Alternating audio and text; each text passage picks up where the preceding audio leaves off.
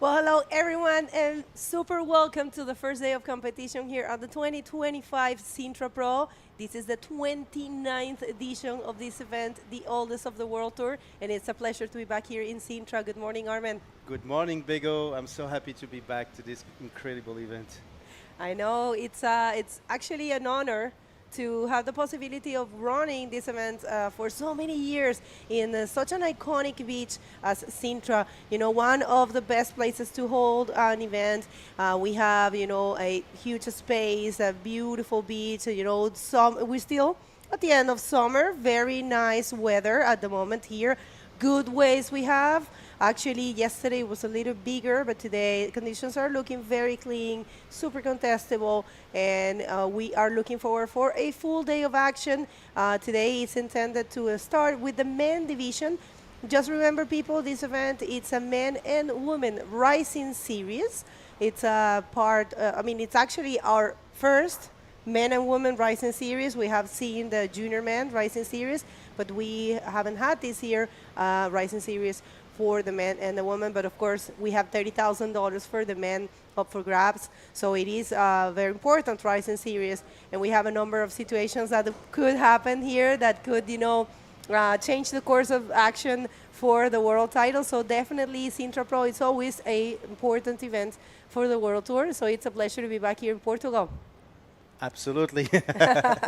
No, I was just listening to you. Yeah, absolutely. It's the first Rising Series. As you know, the rule books has changed a little bit. Rising Series doesn't allow us to have a longer waiting period compared to the Prime Series, which is why Sintra became a Rising Series instead of a Prime Series. But this is not going to change the action at all.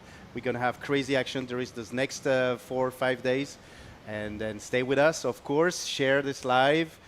Don't forget to activate the little bell on the YouTube channel, of course, and then tell everybody, tell all your friends all around the world that we are live and back at the Sintra Pro. That's right. Support these events and support bodyboarding because we count on you. So let's check the water. Let's check the conditions. We are looking forward to start at 9:30 local time, and we want to show you how things are going there. So the director, please, whenever you can, take us to the water so we can see the conditions. As you see, it's not small at all. There's some waves, and we have, I think the riders have already entered the water, and yeah, it will be, the first heat actually was a 2-man heat, so we are in heat number 2 of round number 1 of the men division, because, you know, when you have a 2-man heat, you advance, those 2 riders advance directly to the next round. So yeah, we are right now about to start the heat number 2 of the round number 1 of the men division. It's pretty cool to be here in Europe again. You know, this is the first event that we have in Europe this year. I mean, we of course had closer to Europe, which is Morocco, the Takasud Bay Morocco Pro at the beginning of the year. But in this event, we are in European soil, so it's great to see so lots of we have Italians, we have lots of Spanish, Spanish. Yeah. lots of French, lots of Portuguese, of course. So it is very important to have events in different places in the world. So always a pleasure to come back to Portugal.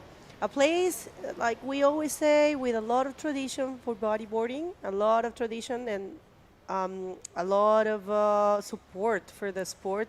A lot of people practice this sport.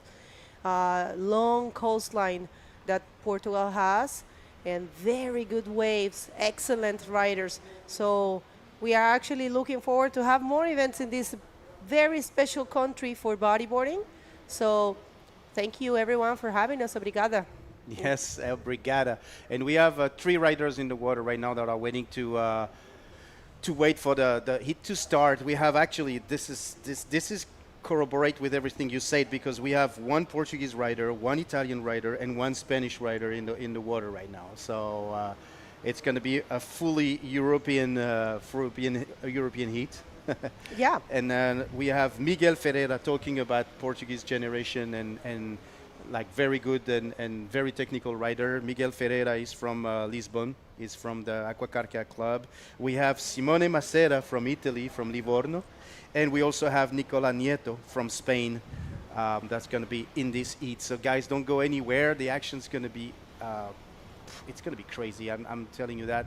We're going to have some crazy days ahead, and you know, it's going to be a very great action to watch, and it's going to be once again a beautiful edition of the Sintra Pro Fest, 29th edition. 1996 was Amazing. the first one.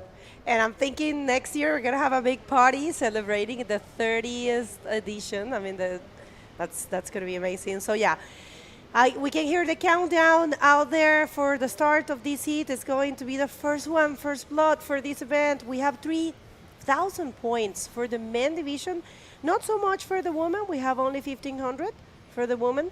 And before to start, we would like to thank all of the sponsors and partners that we have for this event. Remember, this wouldn't be possible without the support of the Cámara Municipal de Sintra.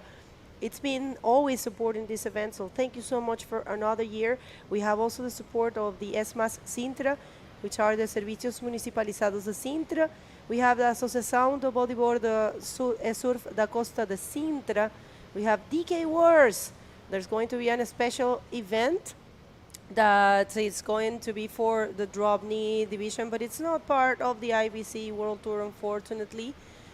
This year, for a number of reasons, we didn't have any. We still don't have any dropknee event, but we will see DK Wars here. So thank you for that. We have Prime School. We have Junta de Freguesia de Colares, Federação Portuguesa de Surf, Mio Beach Camp as well, and who else? We also have Vert Magazine, of course, Radio Mega Hits, Up Bola, Up Surfboard, Spotty Car, Arriba Sintra's Hotel, Exaboard, which is a new partner on this event, Bodyboard Vintage Portugal, of course, ADP Publicidad, Boogie Chicks, and also have like a lot of tourism associations that are part of the sponsor here, like Palacio Nacional da Peña, Castelo dos Muros, Quinta da Regalia, Palacio da Monserrate, Palacio de Setais, Cabo da Roca, y Asunas do Mar. I invite you to visit all these places. They are beautiful. That's right. That's right. Well, we're waiting for this to start. It's haven't started. So if you're just joining, do us a favor and do Bodyboarding a favor and subscribe to this YouTube channel. It's a super easy thing to do. Follow the IBC World Tour. We do have, it's important to count with your support. And thank you so much, everyone, for supporting this event. And especially thank you so much. All right, so this is the first blood, first wave. Here comes the rider in red, Miguel Ferreira with the roll, projected 1. So good way to start. Just, to kind of like lose things. And this is the first of Nicolas Nieto. Nicolas from Spain, also with the roll. A little bit more difficult to complete. And I think that's probably not going to deem as a complete move. You think so? All right. Let's see. Simone in the back, maybe looking at this wave. The waves are pretty good. We are in the mid tide right now, so we're expecting to be high tide at 12:30 here in Portugal. Um, so we should have like a very good conditions today. And let's see if Simone is going to take this wave. Probably not. But we have a great entrance by Miguel Ferreira, who has been multiple time national champ and also European champs, if I'm not. And let's watch this replay from the Spanish rider, Nicolas Nieto. Yes, let's see this roll. And yes, you're absolutely right, Bego. It's going to be an incomplete wave. And another replay, probably from the wave of Miguel Ferreira, eventually. So mid-tide is quite of a good tide here in Portugal, because especially for Sintra, because the current is not as strong and the waves are becoming cleaner during the mid-tide. So we're going to see, we're watching this replay again from Nicolas Nieto from Spain, but we're gonna see a lot of very good conditions and very tough conditions. So just so you know, it's going to be a crazy days ahead of us. But right now we're still in the heat number 2 or this very first round of the men division. Today we're supposed to have men and women. So for the people that want to stay with us alongside this day, you are welcome. That's right, that's right. And yeah, it's a pleasure to be back here. I'm telling you, I love Portugal. What a place. What a, it's full of history, full of culture, and the support for bodyboarding, it's amazing, and people is super nice. Food is great. So yeah, it's definitely a huge pleasure to be back here. Scores are coming up, people. Sorry for that. It's getting fixed. It's normal. First day, things are it's starting, they're still setting a couple things. So yeah, we are aware that we're waiting for the scores, and we do have the replay of last wave of red. So yeah, let's check that out. So as you can see, keeping busy Miguel Ferreira with this one. Nice roll. He's got a very good style. I always like to remark the Portuguese style is usually super clean and super radical, I say. Yes. I mean, we have Joel Rodriguez, who has been doing the World Tour since he was a junior. It's been a pleasure watching him, advancing and competing amazingly. But he's not present in this event, unfortunately, due to his studies. Yes. He has a couple things to do. We're going to be missing him, but it's okay. We have one more event coming up after this for the men division, and I'm going to talk to you about it after this wave. One more for Miguel Ferreira, but actually not able to do any maneuver on that one. But yeah, after this event, we are going straight to the ArcelorMittal Wahine Bodyboard Pro, an only women event, and we're going to have the pleasure of crowning all the women champions in that event. This is the first time that happens there. The ArcelorMittal Wahine Bodyboard Pro usually crowns the master world champion, but this year it's going to be crowning the junior woman and the woman world champion. So yeah, that's happening right after this one. We are all traveling there, all the ladies, and that's going to be a huge deal. I know Neymar Carvalho, the main promoter, it's organizing a lot of surprises. She told me, even in the athlete kit, there's going to be very cool things, she said. So yeah, we are waiting for that event, but looking forward. Right now, we are in this amazing edition of the Sintra Pro, loving it. Yes, guys. 1996 was the very first Sintra Pro. Oh, sorry, I'll get back to that. Up and riding, Nicolas Nieto from Spain, doing a nice 2 spins on this wave. Once again, the judge, they like to see how you milk a wave here in Sintra. So 2 spins in a roll. That's definitely going to help his journey here on the second wave, and nice second wave actually for Nicolas. And we're gonna see. I think Simone took a wave as well. Probably went on the on the left side, maybe. Let's see what he has done. If we can get the replay of these waves, of course.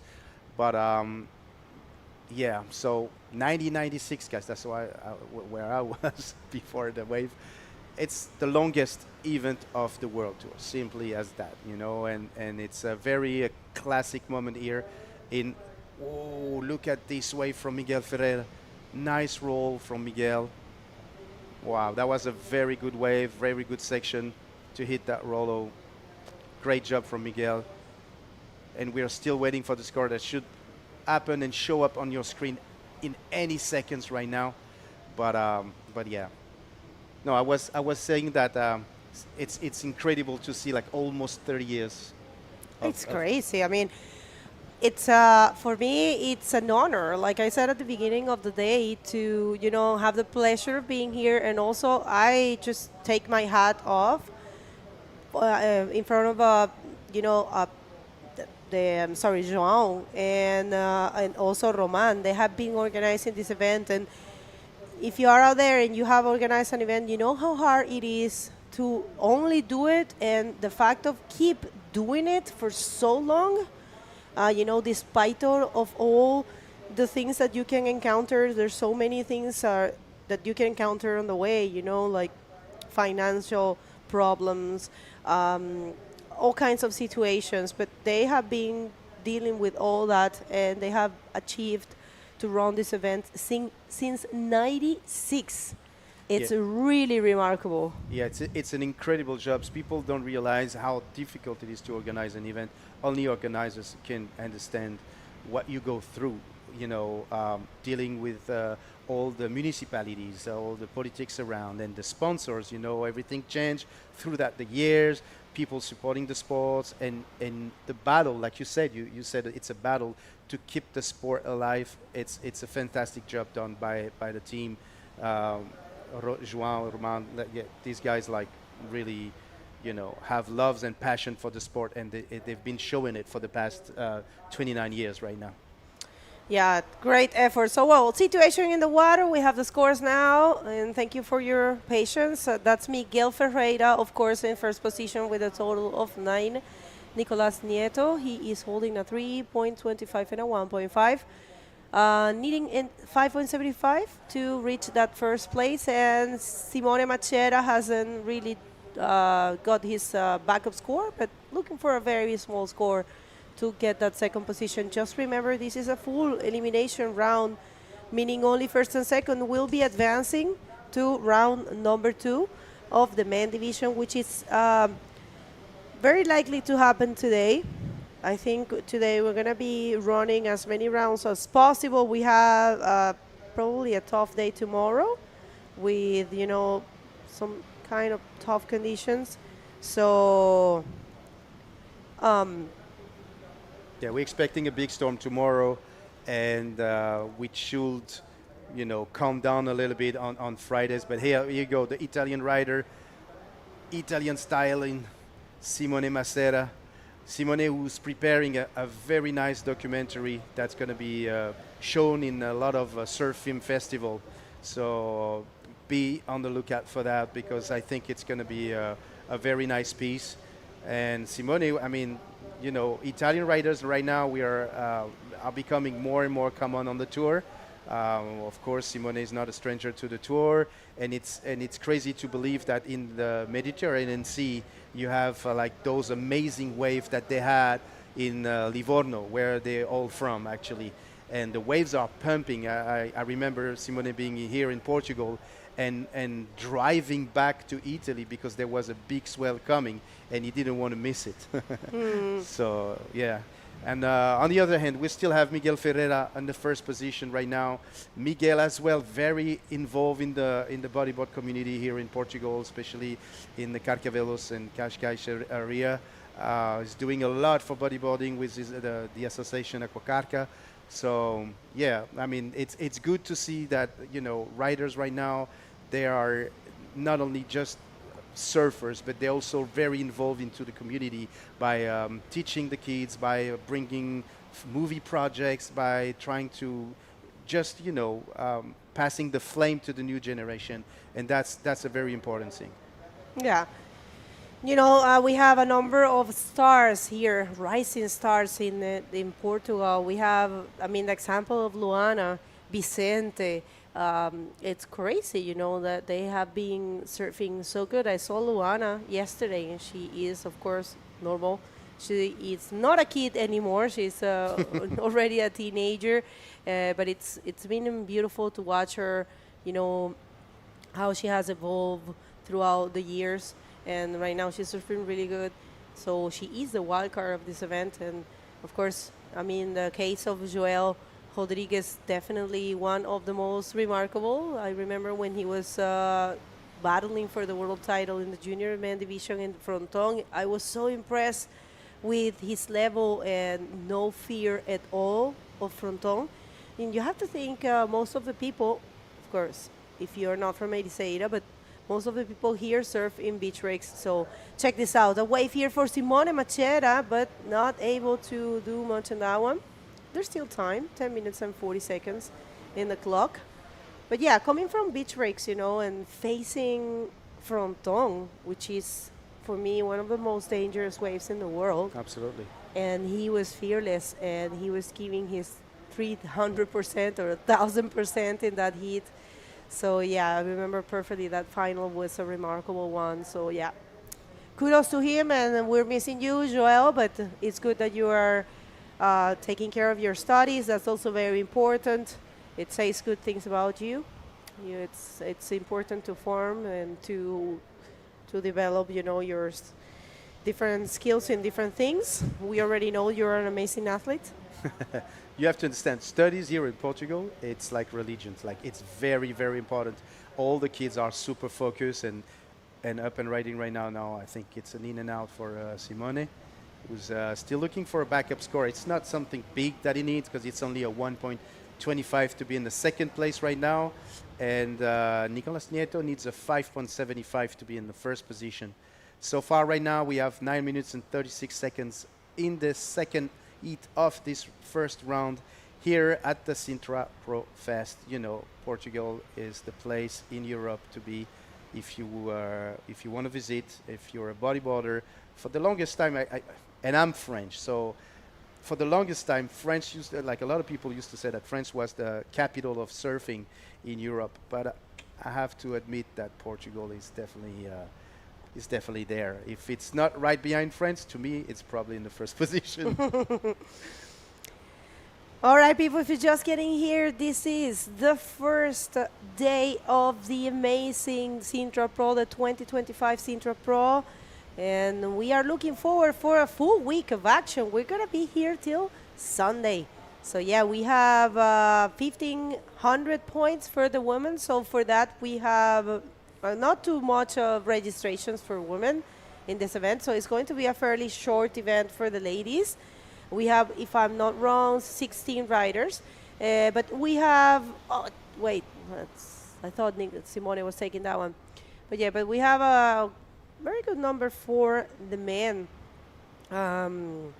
So, yeah, it's going to be a great, I believe, a great event. Oh, Simone up and riding right now. Yes, that's another in and out. I think the left is definitely not it's not an easy side to go right now at the mid tide. Until we get the high tide, it's going to be tough to surf the left. But as you can see, actually, still holding the first priority is Miguel Ferreira, who's I wouldn't say in comfortable position, but he's leading with the 9 points. And Nicolas Nieto in second position right now, right behind him. So the first, as you know, there is no repêchage in the rising series. So that means that only the first two riders will advance through the competition. All right, people, just a quick reminder, this is Rising Series, all right? So there's a different format for this event. It's remember, we have the Prime Series and the Rising Series, which are different events for the IBC World Tour. So this is a different format. It's important that you keep that in mind. And look at this bomb for Nicolas Nieto. Let's see if he can hit it. Oh, man, if he would have gone for the roll there. he would get a big score. But yeah, you gotta be out there, Armen. It's very. You have to understand, Sintra, Praia Grande, it's a very particular beach break, and where it seems to be super easy and easy to hit. Like that wave was the perfect example. There's some holes there's some flat parts in the bottom that could be somehow dangerous. So landing a maneuver on certain part of the beach, especially when you hit the middle of the beach, could be somehow very risky. So I think that's what Nicolas didn't hit that leap. But even though I kind of agree with you, Begonia, I think that would have been a great opportunity here for him to get those 5.75, because the wave was very good and it was a very big wave. Well, it's still some time. It's 6 minutes is still on the clock, so we'll see. They could, definitely change situations. The scores are not too big, so it's a doable thing. Right now, a total of 9. It's what Miguel is holding. Miguel was really smart, I have to say, because he, started early the heat and couple of maneuvers, and here he comes. Let's see, looking very nice. Probably he finds a section critical roll right there. Tough landing, but still he managed to continue. So very good wave there. And I tell you what, this wave is going to make a difference. So with this wave, definitely Miguel is going to put some distance for the rest of the riders. And with 5 minutes on the clock, probably it's all going to be about the second position. We'll see. Absolutely, and you see what I just told you about the difference in the sandbank here in Sintra, where Miguel landed could have been even more dangerous. Oh, roll from Simone. Okay, so it's definitely going to change that 1.25, which is going to be good for him, because he probably going to advance into the second position right now. Even though the wave was kind of small, but the maneuver was completed. So it's definitely going to change that 1 point. Yeah, like I told you before, the way Miguel landed that rollo was on a very critical part, and he could have had not complete the maneuver. Yep. You have to hold the board, like you have to hold the board at that specific area of the wave. Also because you have a lot of current and a lot of everything is mixed up in the front in the beginning of in the entrance of the beach. Yeah, I agree with that too. So yeah, we're looking for those scores. So still waiting for Miguel's and Simone. Well, actually Simone's score dropped and he is holding the second position right now. Simone Machera with a total of 625, and here comes the answer of Nicolas. Only looking for a 3.01, and that was a pocket roll actually. And he continues.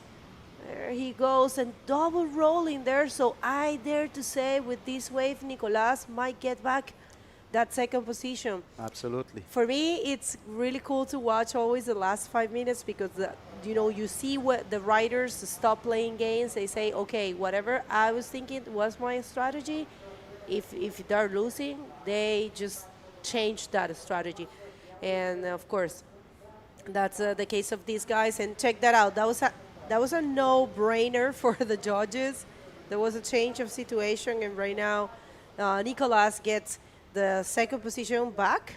He got a 385 for his last wave, and Simone is looking for a 361, which is also a very doable score for Simone.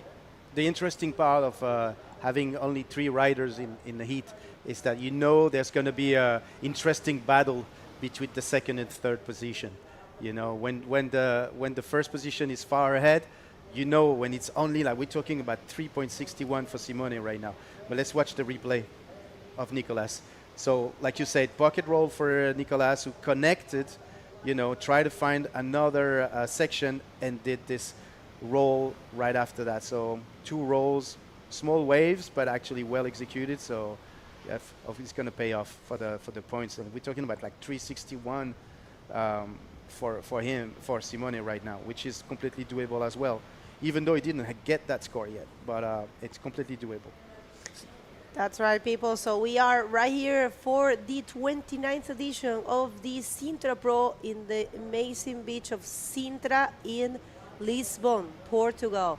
This is a place with a lot of culture, history. There are palaces and a castle and beautiful area surrounded by trees and green, beautiful beaches and nice restaurants and everything all together in this perfect place of Sintra. And I'm watching the waves right now and I'm thinking that even though last wave of Nicolas, it wasn't that big, it was a clean wave. You know, it was for me a gem to find in these conditions now because, you know, it's a little closing out. Of course, there are some very good waves, but right now it's a bit closing out. So finding those waves is very important. Only 1 minute left in the clock. Let's see if the Italian, the only Italian that we have in this event, could change the situation and get that 361 and get a spot in round number 2 of the men division. This is men division rising series right here for the 2025 Sintra Pro. Yeah, Simone is holding the second priority right now. I don't think is so much of a threat for Miguel Ferreira. But look, there's a lot of current in the water right now.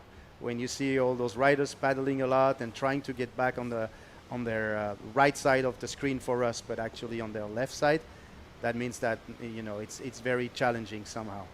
And look at this, nice wave for Simone. Let's see what he's going to be doing. Hitting. Ooh, that wasn't. No. Oh, that was so unfortunate. It was such a good effort. Ah, Simone. Oh, I don't know if he's going to have time. There's only 6 seconds in the clock. Yeah, I think this is it for him. Yeah, that was a very good attempt. Very good attempt, and there was a very good wave. He would have hold on that roll. I think he could eventually have changed the situation, but yeah. So we're going to have to say goodbye to our friend Simone Maceda.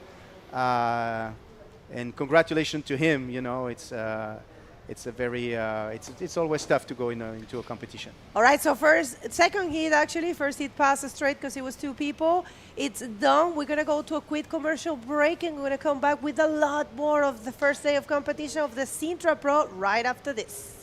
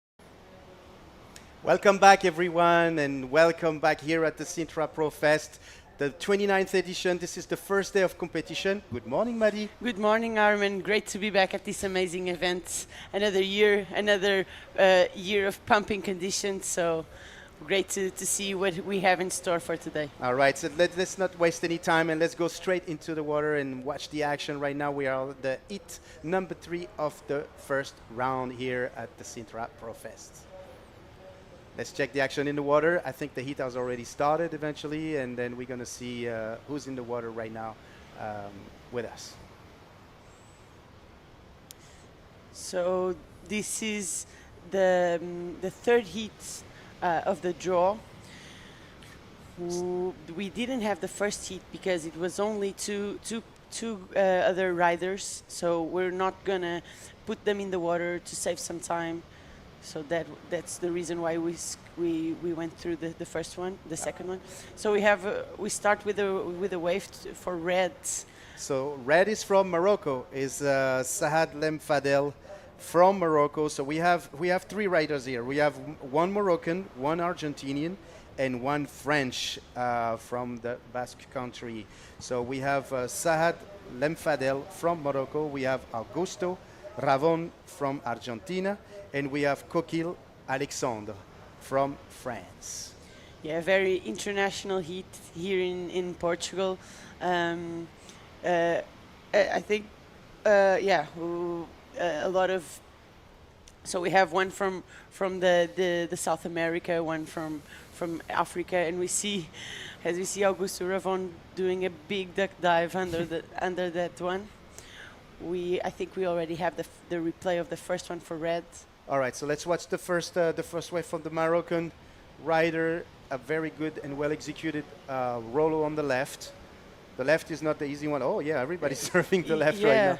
And then in white we have the Argentinian Augusto Raon. Yeah, Augusto, unfortunately, he attacked the lip a little bit late. So I think he tried to do a roll there, but the wave didn't really allow him to. And I think a yellow also caught a wave, maybe during that replay. There's a 4-point ride there, keeping him in second place. Absolutely, but he still got a 4-point. It's not like nothing bad at all, you know. But yeah, so it's very small scores right now. Like I said earlier, during the second heat, there's a lot of current in the water right now. You can tell when the riders are keep paddling and trying to find position. It's not an easy situation, of course, because you need to know this beach a little bit better, which I think Miguel Ferreira knew. That's why he placed wave selections. In general, wave selections is very crucial in free surfing and surfing in general. But here in Praia Grande, it's particularly important. E dar aqui as boas-vindas aos telespectadores da Bola TV. Estamos aqui em direto para a Bola TV, aqui o Sintra Pro 2025, a 29ª edição deste campeonato que se realiza em Portugal. É o campeonato mais antigo da história do circuito mundial de bodyboard, por isso é um privilégio termos aqui os telespectadores da Bola TV e também os nossos telespectadores internacionais. Estamos no primeiro dia de campeonato aqui no Sintra Pro. Estamos na terceira bateria do dia. Infelizmente a primeira não foi realizada porque tínhamos apenas 2 competidores que passaram automaticamente para a ronda seguinte. Já tivemos um português na água, o Miguel Ferreira, que em breve também poderemos falar com ele durante a sua entrevista. E é isso, estamos aqui no primeiro dia do Sintra. As previsões estão favoráveis aqui para a prática do nosso desporto, ondas pesadas nos primeiros dias, mas que para o fim de semana depois melhora e fica ainda melhor aqui para o nosso desporto. Aproveitar também para dar um agradecimento a todos os nossos parceiros e patrocinadores, começando pela Câmara Municipal de Sintra, o SAMS de Sintra, os serviços municipalizados de Sintra, a Associação de Bodyboard e Surf da Costa de Sintra, as DK Wars, a Prime School, a Junta de Freguesia de Colares, a Federação Portuguesa de Surf, a MEL Beach Cam, a Vert Magazine, a Rádio Mega Hits, a Bola, onde estamos a transmitir diretamente, a Up Surfboards, a Spoticar, a Ribas Sintra Hotel, a Exaboards, a Bodyboard Vintage Portugal, a ADP Publicidade e as Boogie Chicks. Thank you very much, Maddie. That's something that I wouldn't have been able to do yet. Getting there in your with your Portuguese. I'm just shy, come on. All right, so we have white up and riding right now. Augusto Ravon, ooh, nice, very projected roll, and it's a complete maneuver. That was a very good one. Very good roll from Augusto. Very good one. Yeah, it's good for him to get this one good wave. I think. Let's see what the judges think, but it's a good way for him to start building his confidence and get back out there. And fortunately for him, that wave did not take him all the way to the inside, so he can manage to get back out there pretty quickly. So it's gonna be a very interesting heat. Everyone has already a nice, at least a scoring wave to even the playing field. So No, absolutely. No, absolutely, absolutely. Por la gente que está hablando español aquí, estamos el primer día de competición aquí en Sintra Pro Fest, la competición la más antigua del tour ahora. Y tenemos 3 riders. Ahora estamos en la ronda 3, la ronda 1, el hit number 3 con un argentino, Augusto Ravon, que está en la primera posición con un 7.25. Entonces, bienvenido aquí en IBC World Tour. Por toda la gente, por favor, muy importante de compartir disculpa, se me olvidó la palabra, estoy mezclando con el portugués, pero es muy importante de compartir el link, el YouTube channel, ir a visitar los YouTube channel y compartir todos los links, de decir a toda la gente aquí en Sudamérica, América del Sur, en Gran Canaria, en España, toda la gente que está hablando español, de mirar a este evento que es el Sintra Pro Fest. Yeah, so we already got some scores here. Augusto Ravon from Argentina, he got a 6-point ride on his first scoring wave. Let's say, put it this way, and Sahad, he also caught his second wave, so that puts him in the first place. And Augusto Ravon only needs a 1.75, so this heat is still up for grabs. Even Coquille, he still only has 1 wave, so we're gonna see a lot of action still in this heat. Yes, and the Moroccan, they kind of love those conditions because we saw it when we were in Tagazout Bay, which was the very first event of the season. The waves were not that easy either. You know, sometimes we're very big and everything. So you can see how the Moroccans can handle those type of situations very well. And so that's why I think we have the Moroccan in the first position right now. But this guy doesn't say his last word yet. Another massive roll right now from the Argentinian, Augusto Ravon. And he only need a 1.75 to be in the first position. So I guess this is about to change right now. Yeah, this wave will probably take him to the first position, and I think we can take it to the interview with Miguel, our first Portuguese rider taking the win on that one. Take it away, Bigo.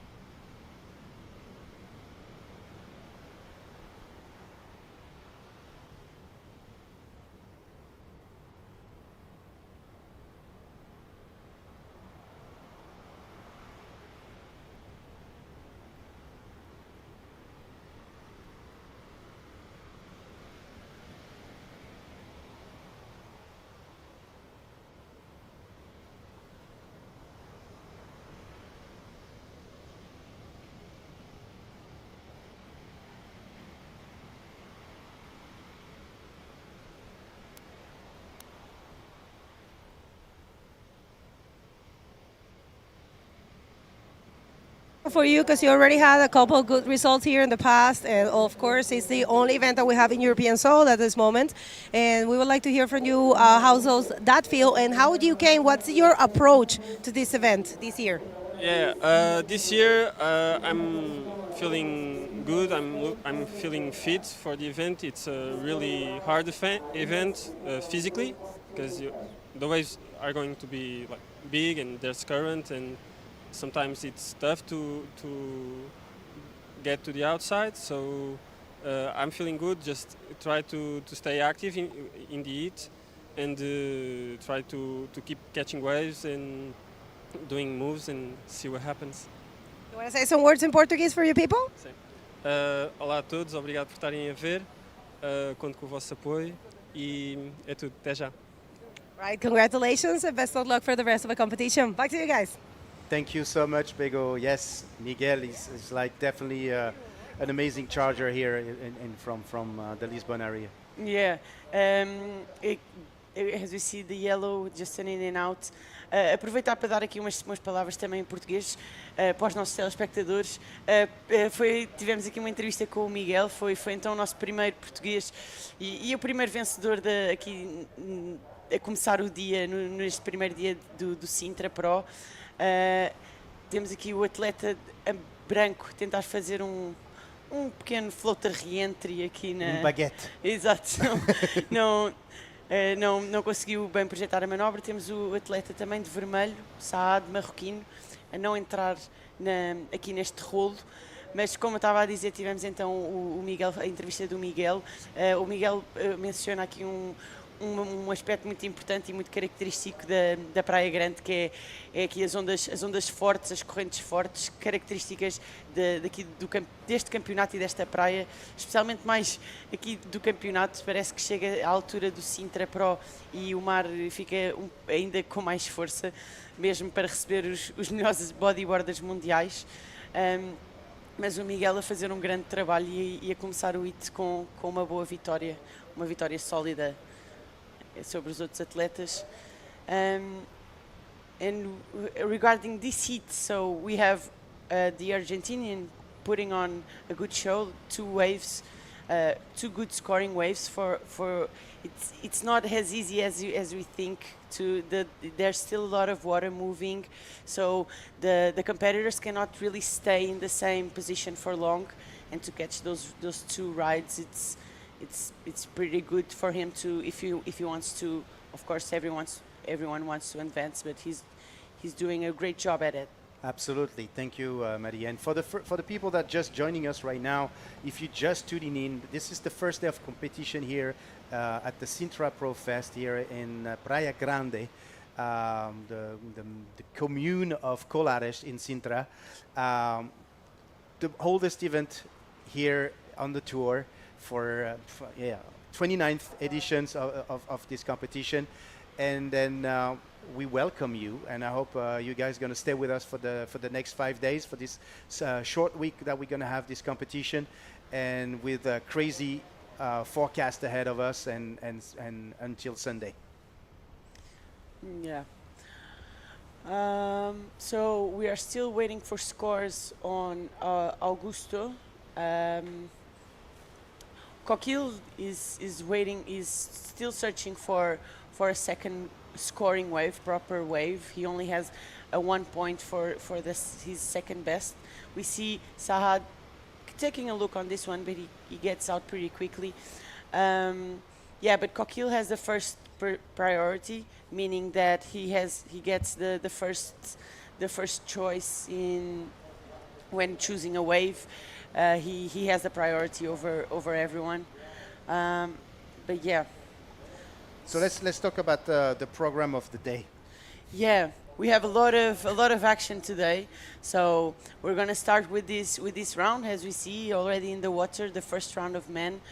Then we go to the first round of the women's division, where there's only 2 heats of 25 minutes, and then we get back to the men's round 2 with another 8 heats of 25 minutes. Absolutely, with the 10 minutes paddle. Yeah. Because as we explained earlier, there's a little bit of current in this Praia Grande for sure break, and sometimes you need quite a long time to be on the outside and on the lineup. Yeah, I would say that only if it was high tide with some nicer conditions would we get a 5-minute paddle out. I think it's better to give them 10 minutes and make sure that everyone gets outside when the heat starts than than to already start the heat a little bit crippled because you took a little bit too long to get back. You're out of breath. Yeah, yeah, for sure. Here in Sintra, you have to have your cardio on, in day. Let's say, be prepared physically to what Sintra will offer. Everyone that comes here knows that at least 1 or 2 days they're gonna get some sets on their heads. Absolutely. And this is the hit number 3 of the round 1 of the men rising series here in Sintra. 7 minutes and 28 seconds left in this third heat, with another very eclectic heat in the water. The Moroccan here is doing a nice spin here. Sahad Lemfadel from Morocco, and that's going to be hit for him. Yeah, Sahad trying to build the score there, trying to surf the wave as best as he could, trying to fit the best maneuvers regarding the sections he was in. But yeah, the wave didn't really offer him much. It was a little bit smaller than the other ones. There's a lot of strategies you can take here, like trying to catch the medium ones, but honestly, the biggest ones will always offer you The a first better section, score. Yeah, absolutely. Even though the judge, they love to watch, especially here in Sintra, or it's the case in Wayne Pro as well, when the wave offer multiple sections, and for you to be able to what we call milk the wave as much as you can, it's exactly what the judge wants to see. So it's a lot of strategy, like you said, it's a lot of strategies here at Praia Grande. exactly. There's we cannot say there's a better strategy. Yeah, a better strategy or a perfect one. Sometimes it's better to wait for a good one. Sometimes it's better to keep busy. You know, it's up for the riders to know what's best for them and what the waves are doing at that moment. Meanwhile, the French rider Alexandre Coquille did a nice roll, so he might get back into the situation right now because the roll was pretty decent, and then he only needs a 3.76 to gain the second position. So what the judge will have to say about that is what we're gonna discover in few seconds. Yeah, this heat is still up for grabs. You know, even Sahad, which has been keeping busy, doesn't really have the heat controlled in the way that, and we see that the second wave for Coquille just came in a 4.4, so that takes him to second place. And Sahad, unfortunately, now he caught a lot of waves, but still looking for a 3.9. We have the replay of the second wave for yellow Coquille. He's looking for the section to throw in this roll, nice projected roll, clean landing, and it was what he needed to get back into that advancing position. Alexandre is from the French Basque Country, so he's from Anglet and Biarritz, both actually. Very like the two cities touch each other, so he's a very good new and upcoming rider right now. I wanted to say one thing that I wanted to ask you. What do you think about the election of the left side here today? The selection of the like the election of surfing yeah, left. Yeah, yeah. I think Oops. when you see Sahad there trying to squeeze in a roll, it looked like he was going for the tube ride, but then at the last second maybe he thought that he couldn't get out of that, and maybe tried to put in a roll, but that was a little bit too late for him. I think there's a lot of good lefts out there. We already saw pretty a lot of them, actually, a few of them today. The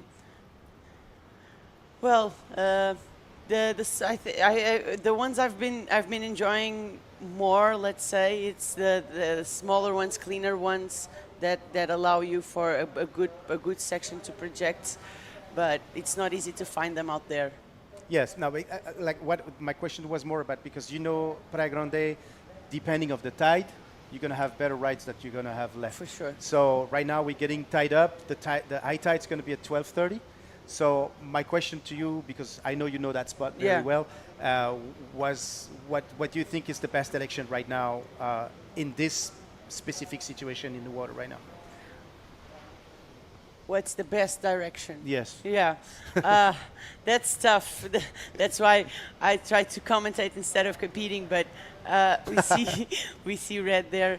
He didn't really manage to throw a maneuver in the first section, but in the last section he gets that roll in. Let's see if it's enough for the 3.9 he needs. But yeah, waiting for scores now. The judges will decide if that's enough with 2 minutes remaining. Let's see if he can get back outside. 2 minutes might be just a little bit too short for him. And in the meantime, I think the French got another wave. So we're going to see what it is. Oh, and in the back, white, Augusto Ravon, who is leading this heat right now. Oh, nice section. And another attempt of invert, another baguette. Yeah, he got there to the lip, and he didn't really manage to find that projection he needed. But nevertheless, he a little floater re-entry or a little baguette, as you say. It's the way Portuguese call it. We call it in Portuguese, baguette.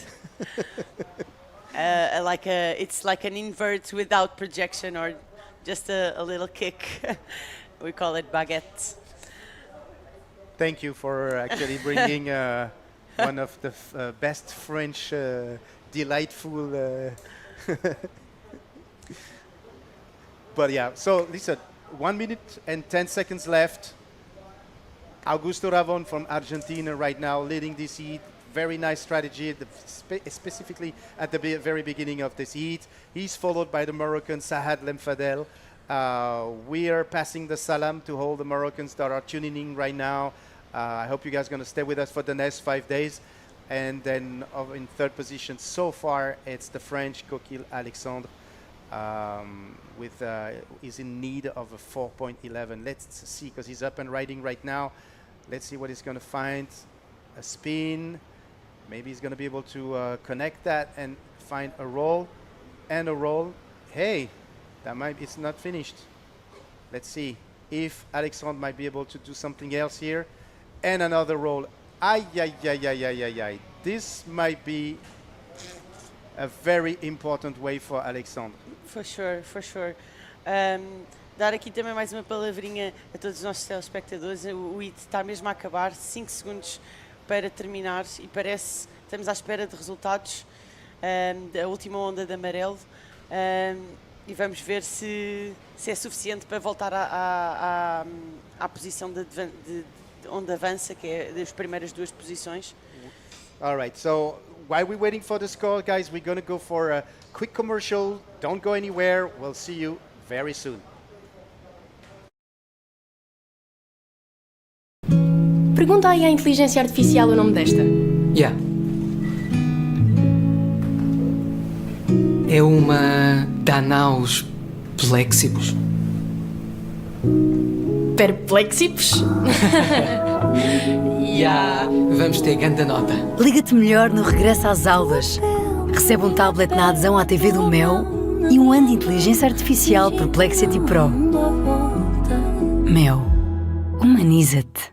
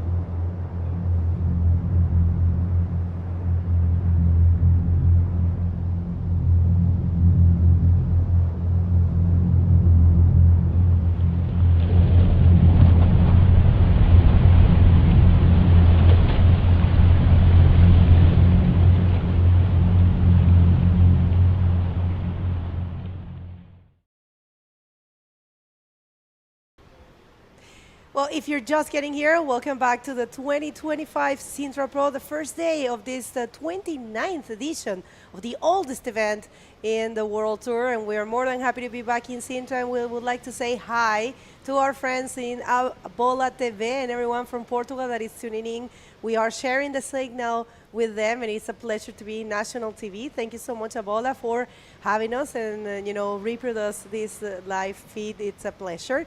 And we are right now in the men division. This is Rising Series men division, round number 1. Heat number 4 is about to start, so let's hit the water and we'll introduce to you those riders. How are you, Mari? It's a pleasure to have you. Hi, Bego. Thank you for having me. It's always a pleasure to be back at Sintra, this heavy wave, where everyone that comes here already knows what's in store for them. At least 1 or 2 days of heavy conditions, and we get an amazing heat in the water to start this round, this heat number 6. Gabriel Mendonça in red, Thibaut Berger in yellow, and Angelo Freda in white. And Gabriel already put a score on the scoreboard with a 3-point ride, and Thibaut with a 1.5. Hopefully, Thibaut will not keep that 1.5 till the end of this heat. He will try to, of course, make better that and change the scores, of course. And so Angelo now has the priority because he's the only rider that hasn't caught a wave yet. So let's see what he will do for his first wave to open up his campaign at this event. Very multinational heat right there. We have Gabriel, he's from the Canary Islands, of course, holding the Spanish flag. And Thibaut, he is from France. And Angelo Freda, although he lives in Gran Canaria, he is from Venezuela. So pretty cool heat we have in our hands. And if you don't know how bodyboarding works and Bodyboarding World Tour, because this is the World Tour for our sport, I'm going to tell you a little bit about it, but this is the second wave of Gabriel Mendoza with the pocket roll. Very good one, actually. This is what you need to do, try to make as clean as possible, as clean as possible maneuvers. And a nice looking wave here also for Angelo Freda. Let's see, actually a beautiful ride with another pocket roll combined with the spin. So a very good way to start things for Angelo Freda. What do you think? Yeah, it's a good looking wave, clean with a good section to hit that first maneuver.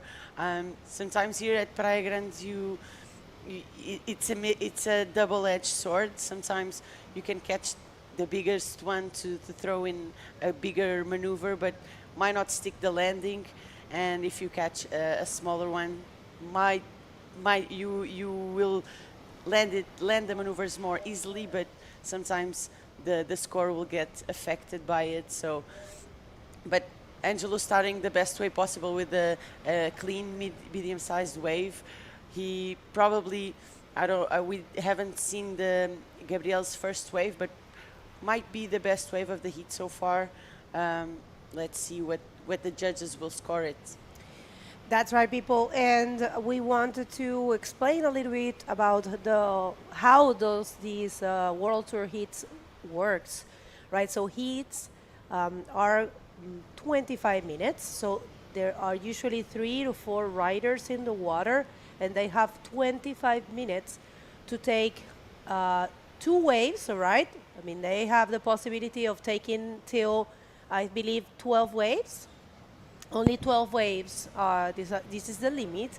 And from those 12 waves, the 2 best are going to count. So this is how it works. And in this case, we have 3 riders, and there's always only 2 spots to advance. I mean, only if we have 3 or 4 riders, but if we have 2 riders, it's only 1 spot. So this is how it works. Right now, we have Gabriel Mendoza in first and Angelo Freda in second, and we'll see if there's a wave coming up. I think there's a set approaching. This is a classical thing in Sintra. You saw it breaking out there, and then it approaches. So we'll see if there's a taker. We know we have Armin ready for the interview, but 1 second, we're gonna wait to see if someone's gonna take one of these waves. Probably not, because probably it's not the best choice. So I think it's safe to send it to Armin and the winner of the last heat for the interview. So take it away whenever you can.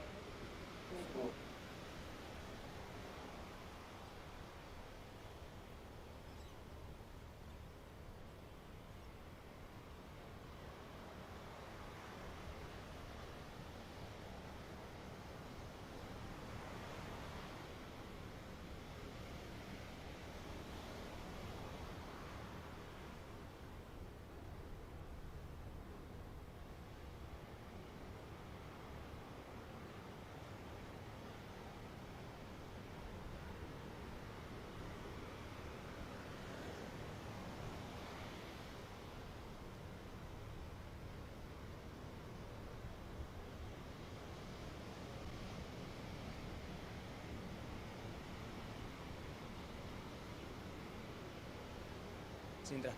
Bueno, la verdad que elijo Sintra porque más que nada por vivir aquí en Canarias, estoy trabajando y bueno, y el trabajo no me deja ir al resto del tour, pero bueno, Sintra es un lugar magnífico y a veces trato de llegar a algún evento en Gran Canarias o en Marruecos quizá, pero bueno, todavía no he tenido la oportunidad, pero estoy muy contento de estar aquí y bueno, y seguir intentando llegar a otro evento. All right, so he says that because of his work, he has no possibility for him to follow the tour the way he would love to do it. But since he lives in Europe, Sintra ended up being the election of the election, and he says he loved it over here. He loved the place. So, do you have any words that you would like to send to your family, either in Argentina or Canarias? Bueno, estoy muy agradecido la verdad de estar aquí y de estar acompañado de amigos de Argentina que también viven conmigo en Canarias y bueno, quiero mandar un saludo grande a todos los argentinos y que sigan también este deporte y que sigan compitiendo y bueno, un saludo para los chicos de Necochea también, para la ESCO y toda mi familia que está en Buenos Aires, que bueno, que siempre me acompaña y me apoya mucho. All right, muchísimas gracias y suerte. All right, thank you so much, guys. Yeah, great interview there. As he said, the Argentinian guys, keep watching the sports, keep tuning in. Great heat from him. Like he said, making the most out of the clean conditions. Sometimes it looks pretty wild out there, but for those who watch the Sintra Pro year after year know that these conditions are pretty clean, pretty good. It's just a matter of finding the perfect one out there. E dar aqui uma palavrinha também aos telespectadores da Bola TV. Estamos aqui no terceiro hit do dia, tecnicamente no sexto hit que se está a realizar. Os outros hits não foram para dentro d'água porque apenas tinham dois atletas. Para aqueles que nos estão a ver pela primeira vez, explicar aqui um bocadinho como é que é feita. Como é que desenrola aqui um campeonato de bodyboard? Basicamente temos os atletas podem apanhar 12 ondas. As duas melhores são pontuadas e são guardadas para construir então o score dos atletas. Temos o replay das ondas passadas. While we were on having the interview with Armin, a lot of waves were caught. We saw a wave for yellow, a wave for white as well. Let's see if we can have that replay. Angelo did a pretty big IRS, which got him that 6.25. We see it here with a nice section, projected IRS. That's classic Angelo Freda. And we have one more here. This was also a row. Completed one for rider in yellow, but yeah, that was an exchange that happened while we were in the interview, and he actually kept going and went for one more maneuver there at the very end of the wave. So, this is what the judges want to see. We know how complicated it is here, so the judges know that it's important to try to put as many maneuvers as possible and try to actually, more than the maneuvers, try to read properly the wave, knowing what to do in every section.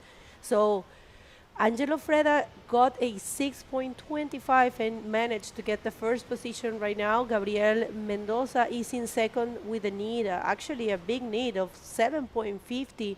And Thibaut, he is looking for a 3.51. And yeah, his last wave was a 3.5. If you compare Angelo's wave with Thibaut's, you will see the difference, bigger wave. Angelo's maneuver was the first ARS that we see, and definitely, he got the score. So this is why Angelo is first.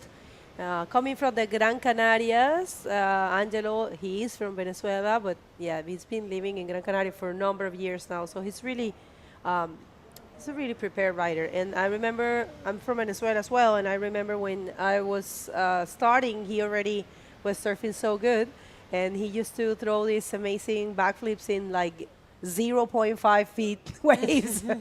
And it was amazing to watch him. So yeah, definitely great to have Angelo back in competition here. Yeah, Angelo, like you said, he's not from the he's not from the Canary Islands. Comes from Venezuela, but he lives there most of the time, and he travels a lot with the other Canaries.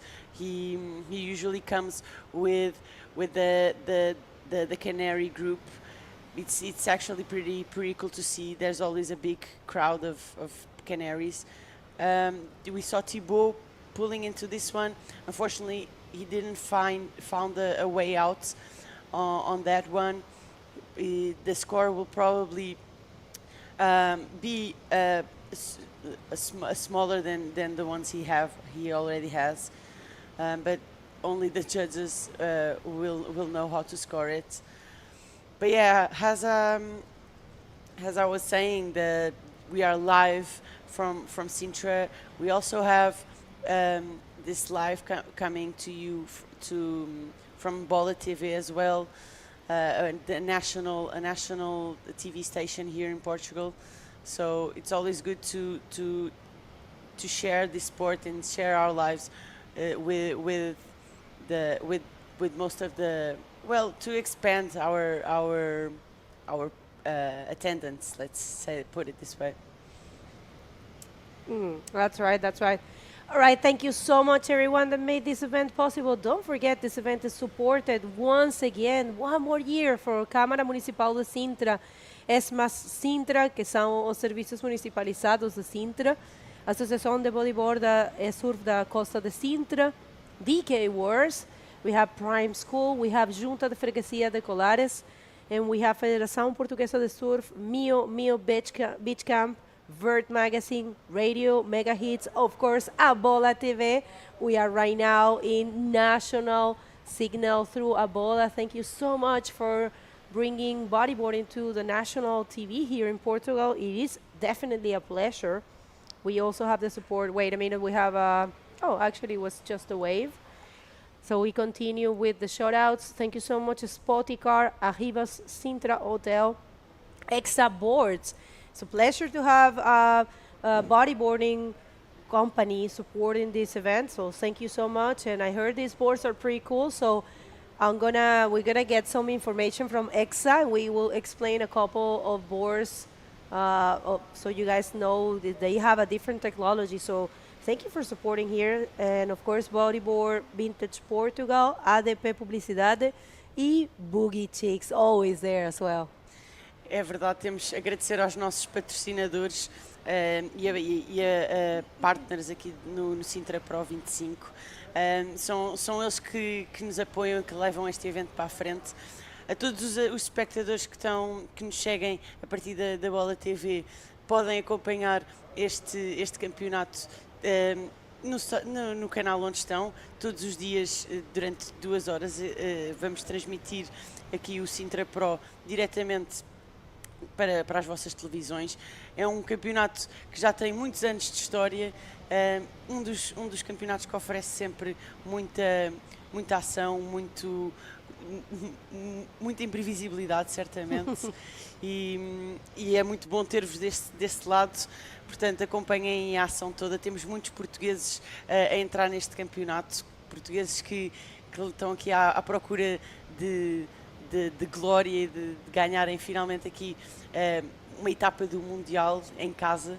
Por isso, não percam que vai valer muito a pena. That's right. I agree with you. Don't miss a thing. And if you want to link with us, we have a pretty cool QR code right there.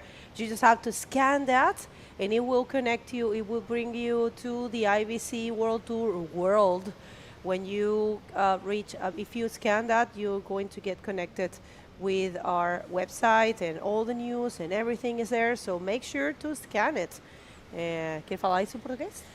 Sim, pronto, como a Begonha estava aqui a dizer, nós temos este QR Code que podem ver na vossa imagem, escaneiem com a câmera do telemóvel e têm acesso a todas as informações do nosso site, portanto, os rankings, outros eventos, o replay de outros eventos que o circuito mundial acaba por passar um pouco por todos os continentes.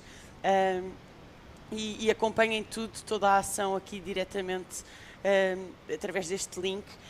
E sim, como já foi dito, há aqui muitas condicionantes, muita coisa a acontecer e esta etapa vai então interferir aqui muito com os rankings. É importante para solidificar posições no ranking, mas também para entrar nas contas do título mundial para alguns dos atletas. Com uma vitória aqui no Sintra Pro podem então entrar em discussão no título mundial que se irá realizar em Fronton, nas Canárias, no próximo mês. E sim, é sempre um privilégio estar aqui em Sintra, porque, como temos aqui, é uma das últimas etapas do ano, uma etapa que, como podemos, se prestarmos atenção, é uma etapa das Rising Series, o que significa que tem uma premiação mais baixa que as outras, como por exemplo as Prime Series, que logo a primeira etapa de Marrocos, mas não deixa de ser uma etapa icónica que tem sempre muitos atletas profissionais nem pensam duas vezes em vir a este campeonato. That's right. So as Maddie was saying, the Rising Series, why is Rising Series? It's, the IBC World Tour separated the tour in the Prime Series and the Rising Series, trying to, bring more opportunities for different nations and different countries that are new to the tour or has, for different reasons, less resources. So they have the chance to continue doing the event, as is the case of Sintra, and not needing to, let's say, accomplish too many requirements, because there's a couple of huge difference between the Rising Series and the Prime Series. You can see it right there. We're going to show this widescreen. As you can see, the goal is different, showcase the highest level of world bodyboarding in optimal conditions, and the Rising Series try to develop the sport from the ground up, supporting local promoters and fostering regional talent. The division for Prime Series are only men and women, and in the case of the Rising, it could be any of the divisions. Also, production level is more accessible for the Rising Series, and it's more, it has a high standard for the Prime Series, and there's base points difference, there's minimum prize money for the Prime, there's different benefits for the athletes and different role for the IBC World Tour. So coming back to the action, we have right here Gabriel Mendoza. We'll see Gabriel with a projected roll, trying to get back that first position. I don't know if that's going to be a 7.5, but he will definitely, I think he might be changing the 3, and it looks like Angelo was taking something there. We'll see if we have that replay. But Maddie, I'm looking very beautiful conditions right now. It's getting super glassy. So we see this is a replay of Gabriel. Yeah, Gabriel trying to get back to that first position, setting up his line to maintain his speed and project that roll. Let's see if it's enough for a 7.5 that he needs. I think that even the Angelo's wave, that 6.25 was a little better. So it's not up to us to decide, but based on the previous scores, probably it won't be enough to get back to that first position. Angelo as well, he caught another wave. Probably won't affect his score, his total score. He had to change a 5.25. We see that red signal. That means that we are still waiting for scores. But yeah, this heat has flew by, and we see that scores are coming in. We're still waiting for Gabriel's Mendoza last wave. That comes in as a 4.5, meaning that he briefly went to third place and got back to his second place. 3 minutes to go. We have to wait and see if there's more waves coming in order to help Thibaut get back to that advancing position. Angelo has been controlling this heat so far. He did change his waves. His worst wave, actually. He had a 5.25 and now he has a 5.65, amplifying his lead over Gabriel and Thibaut. But amazing effort for Angelo. He also is pretty known for his drop knee skills as well, right? If I'm not mistaken, he does a lot of DK as well, so he will probably enter the DK wars for Sintra as well. But yeah, a nice scoring total for Angelo. Not, of course, not full of 9s and 8s, but here in Sintra to find these good ones, clean ones, it's always a gem. As we see him going for another one, he maintained his speed, attacked the lip well. Not a heavy roll, not the heaviest one, but still a pretty good roll to finish out his heat. He will take this one in to get back into the sand and finish his campaign for this heat. Let's see if Gabriel or Thibaut can steal the win from him. If not, we're gonna have him on the flash interview in a few moments. Gabriel, we see him paddling, checking this wave, opting not to go. Just took a look. But Thibaut will take it. Going right on this one, the wave gets a little bit white, so he opts to get out of there. With 1 minute remaining, that's probably it for Thibaut, but we're here in Portugal, we say that hope is the last one to die. No, I mean, that's a saying in all languages, Yeah. so yeah. All right, so situation very good for Angelo Freda at this point. Gabriel Mendoza looking for something here. Gabriel Mendoza on a nice, beautiful ride, going for the Rolo. And I don't know if that's going to be the 7.40, but I see him advancing. We'll see if Thibaut can do something for in this last 30 seconds. We'll see. Yeah, I think Gabriel there just tried to solidify his second place. Thibaut only needs a 4.9, which sometimes can be hard enough. He opts to go on this one, tries his last ditch effort to find a score. Trying to catch this one as well, still in the time allowed for him. He does a roll, but the wave doesn't really allow him to get that 4.9. He fought until the end. Unfortunately for Thibaut, that's all for him for this event. But yeah, we'll take a quick commercial break and get back to you guys with the next heat. Stay tuned.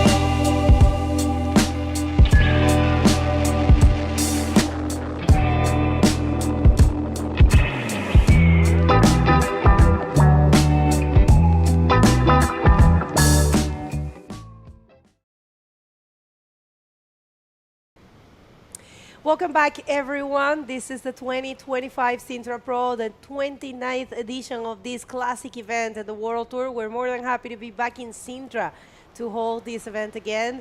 And this is the first day. We are right now in the round number 1 of the men division. Let's hit the water, and we will introduce this next heat. And it's been great. Conditions are looking super good. So straight to the water to see what's happening there. Please, director, let's go to the water. Right there. Okay. So heat number 7. Right, people? Why heat number 7? Because we have 2 heats of 2 people. Heat number 4 and heat number 5. It's only 2 riders, so they are advancing directly. So right now we are in heat number 7, and heat number 8 is going to be also 2 people. So they are back advancing. So right now, it's only this one for the men division. And what it's Natalie, what's happening today, it's that we are having the round number 1 of the men division, and then we are going to see the round number 1 of the women division. So after this heat, we are jumping to the round number 1 of women division, which is only 2 heats, and then we will continue with round number 2 of the men division.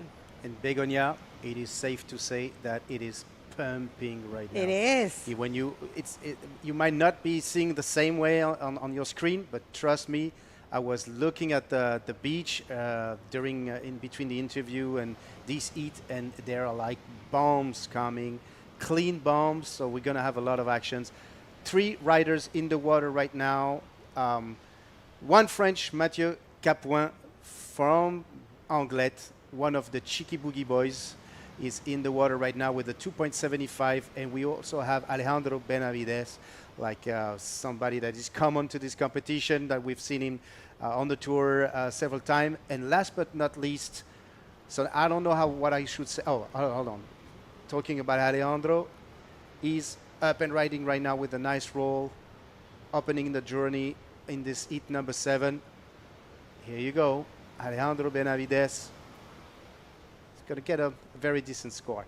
And I was saying, like, the third rider here, I don't know if I should say he's French or he's Mexican, but he's a French living in Mexico, charging Puerto Escondido. It's kind of the secret weapon of the Ocean Roots Club. His name is Ilan Chouard. Pour tous les Français qui nous regardaient maintenant, parce que forcément il y en a, même si c'est la rentrée des classes, on a 2 Français à l'eau maintenant. On a Mathieu Capoin d'Anglette, un des riders de la Cheeky Boogie. On passe un grand bonjour à Chicken. Et un autre rider qui est un petit peu une arme secrète de la Team Ocean Roots, qui est Ilan Chouard, un Français qui commence à être bien connu, qui est en train de rider là. Regardez-moi ce rôle d'Ilan. Et malheureusement, c'est une manœuvre non complétée pour Ilan, mais Ilan est très jeune, il a 14 ans. Ah et ouais? Et il vit au Mexique, à Puerto Escondido, et il a gagné pas mal de compétitions là-bas, en régional. Et il vient de se placer 4e sur une des étapes du Tour de France là, le week-end dernier. All right, so now you have to say that in English. I mean, I could say it, but yeah, no, actually. Come on, you can say it. Yeah. Ilan, it's actually he's from Mexico, but he's got parents from France, and Exactly. he spends the summer here. Absolutely. So he's with the Ocean Roots crew. So of course, Nico Padua, he's got his hands there. So yeah, we don't have Nico in this event because he's bringing Emmy, his daughter, who is a rising star as well. She's doing amazing. So they're going to Wajine, to ArcelorMittal Wajine Bodyboard Pro. But we're going to get back to that idea after this interview, because we have Maddie ready with the winner of the last heat, and we really want to hear from them. So take it away, Maddie. Yeah, guys, I'm here with Angelo. Angelo, a heat pretty well managed, super calmed. What was your strategy? How do you feel? What you felt outside? How are the conditions? Bueno, antes que nada, darle las gracias aquí a la organización de Sintra una vez más, un año más aquí. Uno de los campeonatos, de los primeros campeonatos que hacen en el circuito mundial. Siguen todavía apostando por el bodyboard. Las condiciones de hoy están bastante excelentes para el primer día de campeonato. Tuve una buena selección de olas, Esperé las olas buenas, las olas más abiertas. Y bueno, nada, decir que el campeonato está bien organizado, lo veo bien organizado. Las olas el primer día están increíbles. Y nada, agradecer a toda esa gente que me está apoyando desde la isla, desde Gran Canaria, el Bululú, a Independent Bodyboard, a mis patrocinantes, como también al Sillón del Pana, que estoy haciendo unos programas nuevos. Y bueno, nada, que sigan la gente mirándonos y viendo y anímense a venir aquí a Sintra, que necesitamos a toda esa gente que venga a ver el espectáculo. Estos días vamos a tener buenas olas y los espero por aquí, a toda esa gente ahí que nos esté viendo. Saludo a toda esa gente y bueno, gracias a ti también. Like Angelo was saying, he always likes to come here to Praia Grande. It's one of the oldest events. Great to have him here. He already knows what the waves, the provision, the forecast for the waves, looking pretty good. He also suggested that more people come to Sintra. A lot of good riders here, but still we need more. And with for the next few rounds, what's the plan? ¿Cuál es la estrategia del siguiente plan? Pues seguir haciendo lo mismo, mantener la calma, no estar muy nervioso, enfocarme siempre, ver las olas antes de entrar y esa es la estrategia. Y bueno, nada, quería mandarle un saludo a toda esa gente en Canarias. Gracias a Renato Pasos, que está haciendo también el Deca World, importante, como Deca Rider, que la gente se anima a hacer el Deca World. Gracias al Deca World por hacer esto, Renato, a toda esta gente de aquí y que me están apoyando y nada, a seguir. Muchas gracias. Great interview with Angelo. Like he said, he also big shout out to the Decade Wars. But yeah, great to see you. Great heat to start, and keep an eye on him. Thank you, Maddie. Thank you so much. Great interview with Angelo. And we had another wave ridden during the interview that was amazing from Alejandro Benavides. It was like so good to watch. A nice, very projected roll, was very good.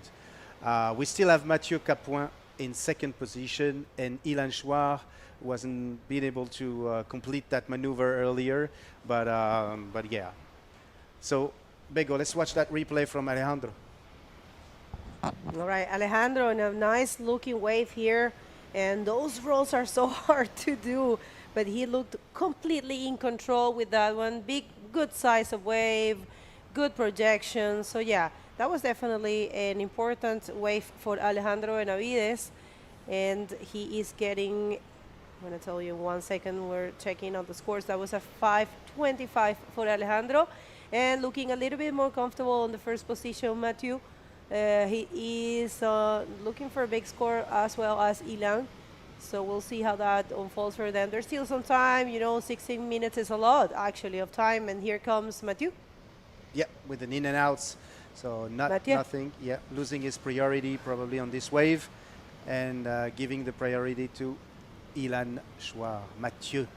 Oui, Mathieu, c'est difficile parfois. Parce qu'il y a beaucoup de choses dans ma tête. Le français, le portugais, l'espagnol. Même son nom de famille, oh, regardez, un petit barrel de Ilan et suivi d'un roll. Yeah, that was not too much of a smooth ride, but still something, Yeah, still something. A little cover up and then linked with a little roll just to get away with that 1.50.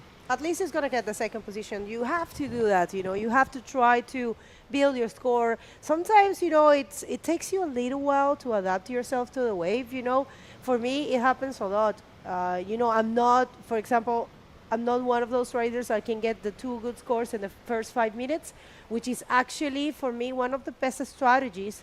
And this is something that the Brazilians always apply, to try to get your 2 good waves or medium range scores in the first 5 minutes. But some people takes a while to adapt. And that's, for example, my case and many riders' case. It takes you a little while to get to, understand the wave. And no matter how many times you have reserve, this is a big trick, and big tricks are capricious. You never know what they're going to do. You never know what they're going to offer you. So it's hard to read them. And sometimes you need a couple minutes to adapt and, start the engines. So Ilan, he got the second position with a 3.25, still looking for a big score for that first position, but if he continues building his path, there's a possibility. But of course, he needs to change the 1.5 and try to get a higher score. Otherwise, Mathieu is going to get the 2 points, which is, we all know, fairly nothing. And to add a little bit of something into what you just said, let's not forget that during competition, you can be the best surfer in the planet. Competition brings a lot of stress or eventually pressure or anxiety for some, and it's not necessarily portraying your best riding, especially when you're very young, because it's the beginning of your competition career and everything. So and there's another big element. It's the sea. We don't control the sea. It's not like we're surfing a skate park. So it's very. It's a lot of strategy to be applied, and that's why many of the pro riders have mental coaches as well. All right, so no, I tell you, for me, the mental game, it's super important. It's I don't know. I might say in competition, because if you are in the World Tour, it means you know how to surf. Of course. So for me, the mental preparation, it's I don't know. I dare to say 70%. I agree. Of the success. And check this beautiful wave here for Mathieu. Pocket roll, but not able to complete. It's a shame because he knows it. That's a shame, Where's Mathieu from? He's from France. I think he's from Anglet. He's from the one of the chicken guys as well. Oh, chicken. Oh, he's not here. He is. He just had a baby, right? All right, so away for Alejandro Benavides. Not able to do much. But yeah, Chicken, if you're listening, congratulations, félicitations. Salut, petit poulet. Yeah, Chicken has a school, the Chiqui. And he does an amazing job. We might see something happening in the future there. I'm not going to say much, but Chicken is trying to put something, a surprise for you, probably next year. Hopefully, because, France deserves more events there. I mean, the community of bodyboarding, I dare to say, is as big as in Portugal. For me, right now in Europe, the biggest communities that we have is, of course, Canary Islands are always there. They have always been huge in bodyboarding. But in European soil, for me, the biggest communities are from Portugal and France. Yes. Spain has a good number as well, but definitely Spain and France are, the leaders in terms of bodyboarding.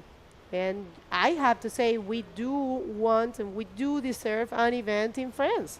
But I'm going to be frankly honest with you, there hasn't been any one. No, I mean, only the junior event that we did in Arcachon. La Salle Pro. La Salle Pro, which was an amazing opportunity. It was a pleasure to be in Arcachon, and thank you, Ocean Roots and Nicolas Padua, for bringing that one. Because, actually that event, it was hard for them to pull. There were a lot of challenges, but either way, it was so good for the junior division. We saw so many riders surfing so good in La Salle. And check this out, scooping into a barrel. That's Alejandro Benavides, but not able to do much more on that one. Yeah, that's not going to do any difference on the scores right now, but yeah. Let's do it, people. I know there have been a couple of attempts. I know very well Nicolas Capdeville has also been working hard to try to bring an event. So I think in the near future. And up and riding right now from Mexico. Look at this ARS from Ilan Chouard. Combined with the spin, it's not finished. He's going to milk this wave to the very end, and I think he's going to go for a nice roll. Wow, that was a crazy wave, guys, from Ilan Chouard. This is going to change the entire situation here. A beautiful ARS combined with a spin and this rollo. Amazing. And meanwhile, Alejandro is giving the answer with a backflip attempt. Is he going to... It's completed. He completed the backflip. Nice exchange here between Ilan and Alejandro. Yeah, Ilan felt like it was his time right now. 9 minutes and 30 seconds left in this heat number 7. for the people that are watching us right now, this is going to be the last heat of the round number 1. The reason why we kept on jumping from heats 3 to 6 to 7 is because there was a lot of heat with only 2 riders. So those 2 riders are advancing into the competition, but the heat with 3 riders right now, they had to be in the water, which is the reason why we're in number 7 and we won't see the heat number 8. Check out Alejandro, you know how fit you have to be, be surfing those conditions and running and entering from the pool. That's a wise decision, because it's really tiring to battle against those closeouts. If you are in the middle of the beach here in Sintra, it's a bit hard to actually paddle back. So it's a good choice that if you feel you're not going anywhere, just turn around and get out of the water and paddle through the beach, because through the right corner of the beach, and that will get you there. And there is a change of situation. What just happened? 7.25 for Ilan. That wave was amazing. Yeah, that wave was really good. We're going to see the replay. No, but Ilan, he actually met quite of the points of the judging criteria of the IBC World Tour, maximum degree of difficulty, of course, and commitment. That was really difficult to pull, and he was fully committed. Radical control maneuver, speed, power, and flow, critical section, variety of repertoire, aerial maneuver with a high degree of difficulty, and cleanly executed and completed. So yeah, he did meet that. We're gonna get to see it again, but yeah, good job there for the young Mex-French or French-Mex. French chicken. French burrito. Right there, loving it, but that's not bad. No, that's true. I mean, he's such a nice guy. I was having a conversation with him, and come on, people, he lives in Puerto Escondido, one of the best beaches in the world. Yes. And super powerful. I myself, I've been there 4 times, and Puerto Escondido never stopped to amaze me, and actually I'm a bit afraid of it. I'm more afraid of Puerto Escondido than Fronton. Ah, ouais? Yeah, because I think you can drown there easily.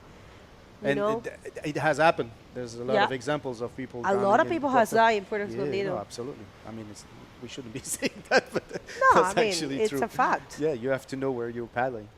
But yeah, Puerto Escondido, we've seen like amazing images and pumping. Like there's so many footage. The people that don't know Puerto Escondido, just tap in and you're gonna see some amazing footage from the spot. And yeah, it's very frightening though, especially when it's huge.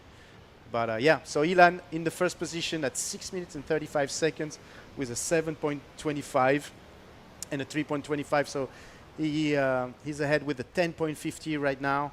Amazing, amazing journey for him. We are looking to see him advancing in the competition. And second position right now is Alejandro Benavides, and third position Mathieu.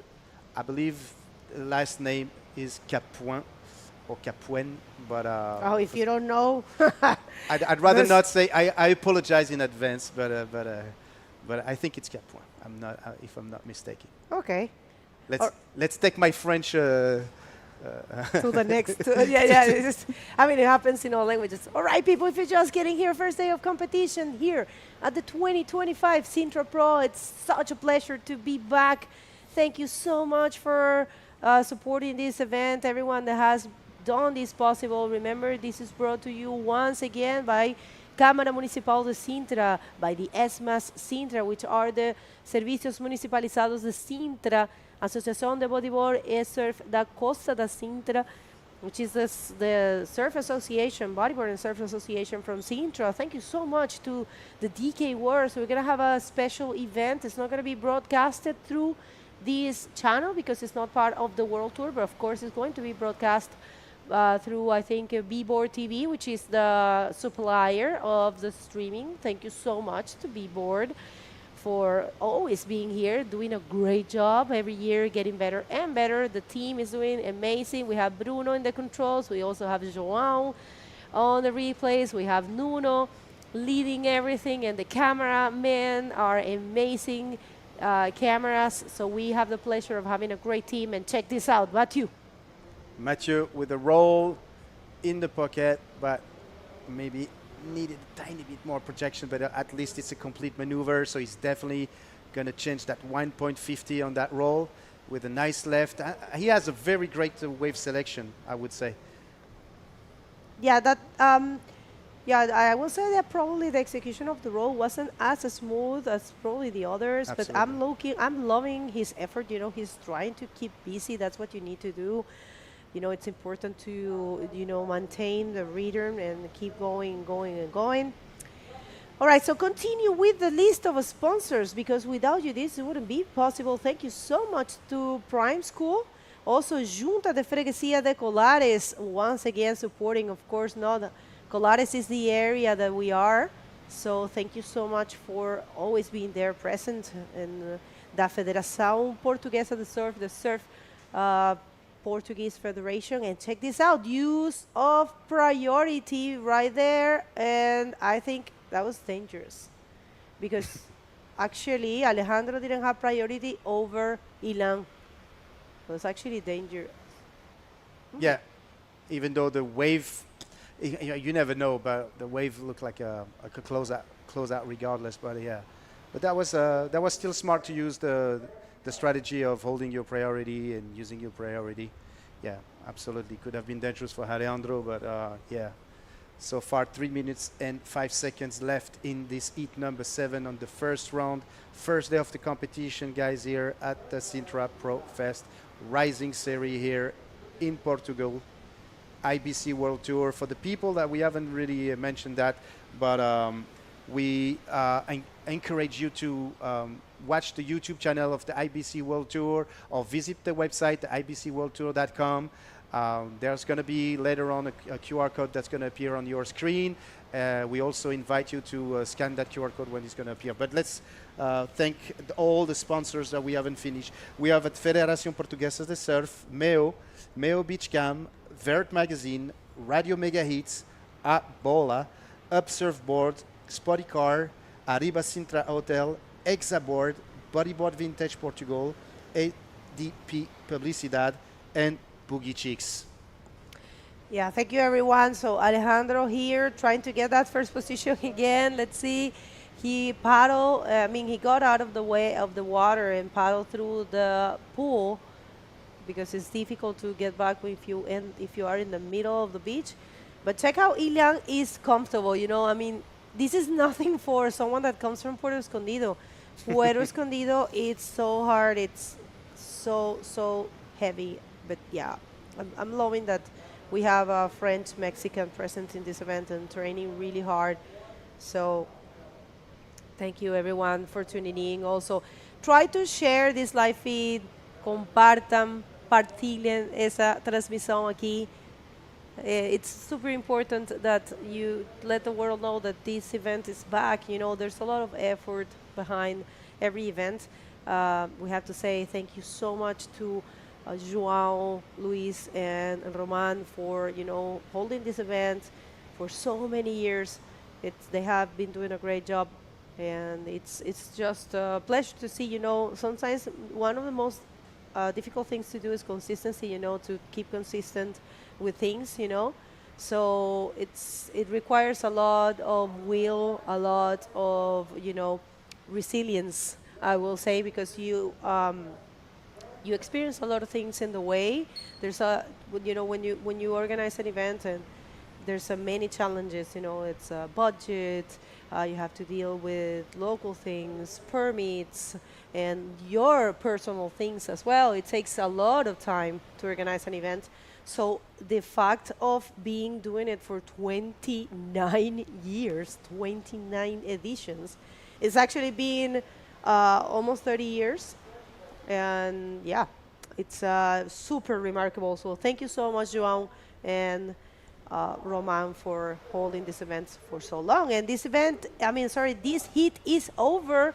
People, we are going to be jumping to the first round of the women division, and official results is that Ilan is advancing in first and Alejandro Benavides in second. So we will continue with more of this event right after this commercial break. That wave is not counting. See you in a bit. 24 quilómetros de linha de costa, 70.000 hectares de ar puro, 13 mil metros quadrados de história, 200 anos de inspiração, 130 milhas de descoberta, 2 horas de magia, 20 igrejas, 9 praias, 8 museus, 6 palácios, um castelo. Sintra, Reserva Nacional.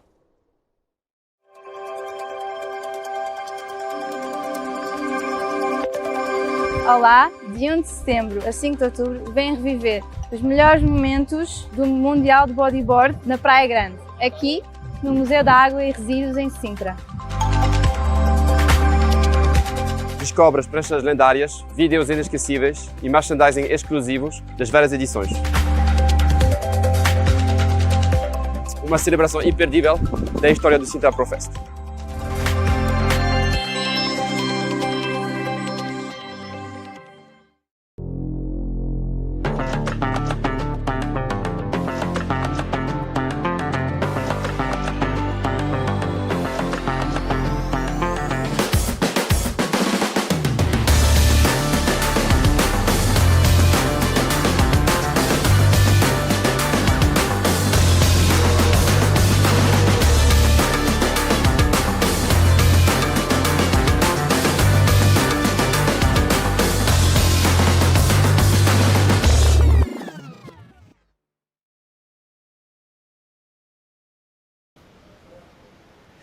Good morning, everyone, and welcome back for the one who just joining in. This is the first day of competition here at the Sintra Pro Fest, and we're about to see the first heat of the women division. Maddie.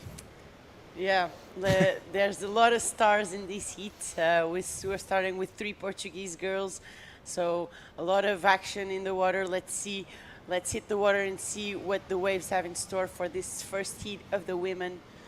Let's see if, yeah, we're already waiting for scores there. Carolina Ferro Dias already caught 1 wave. And the waves are getting more and more, they are Cleaner. better, yeah, and cleaner. Absolutely, for that's sure. and pumping. And who do we have in the water right now? We have a Moroccan Soukaina that we saw in Morocco. She was like absolutely charging those Moroccan wave. Soukaina, Aguali. And we also have 3 Portuguese, Maddie. Yeah, we have Carolina Ferro Dias, Luana Dourado, and Mariana Silva. Carolina Ferro Dias and Luana Dourado are from up north. They live in Póvoa, after a little bit above Porto. Yeah, and Mariana Silva, she's from the Figueira da Foz. As we see, the white rider Luana catching her first wave in this Sintra Pro edition. She did pretty well last year, and she's not afraid of big waves and powerful waves, so keep an eye on her. Yeah, no, I think it is definitely safe to say that Luana has a bright career in front of her. She's probably going to become, most likely, I'm not saying anything foolish, but she's going to become definitely the best woman bodyboarder in the near future. And I can definitely say that she, even though might become one of the best women bodyboarder on this tour at least.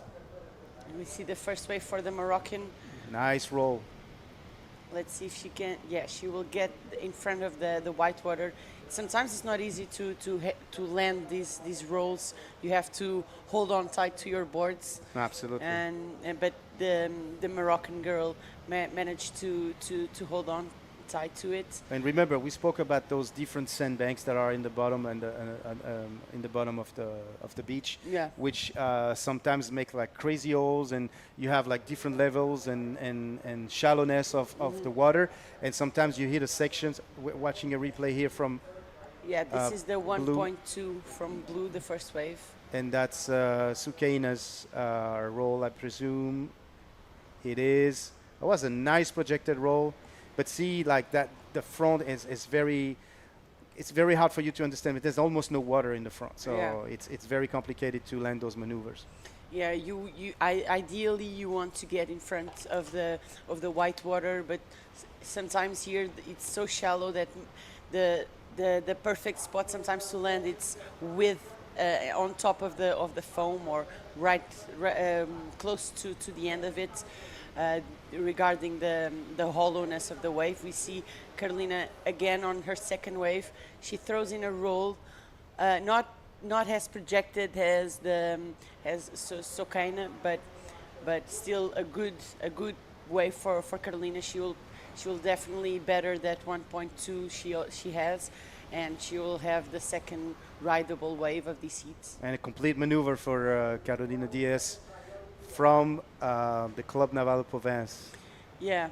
Porto is definitely something, yeah? Yeah, that's I was gonna say that the people that come from the north, they are always fighters. They will keep busy in their heats. They will try to catch a lot of waves, a wave that suits their style. If it's a more cleaner wave, they will search for it. If they want a powerful wave, they will also search for it. So here in Portugal, the people from up north are, you can never count them out.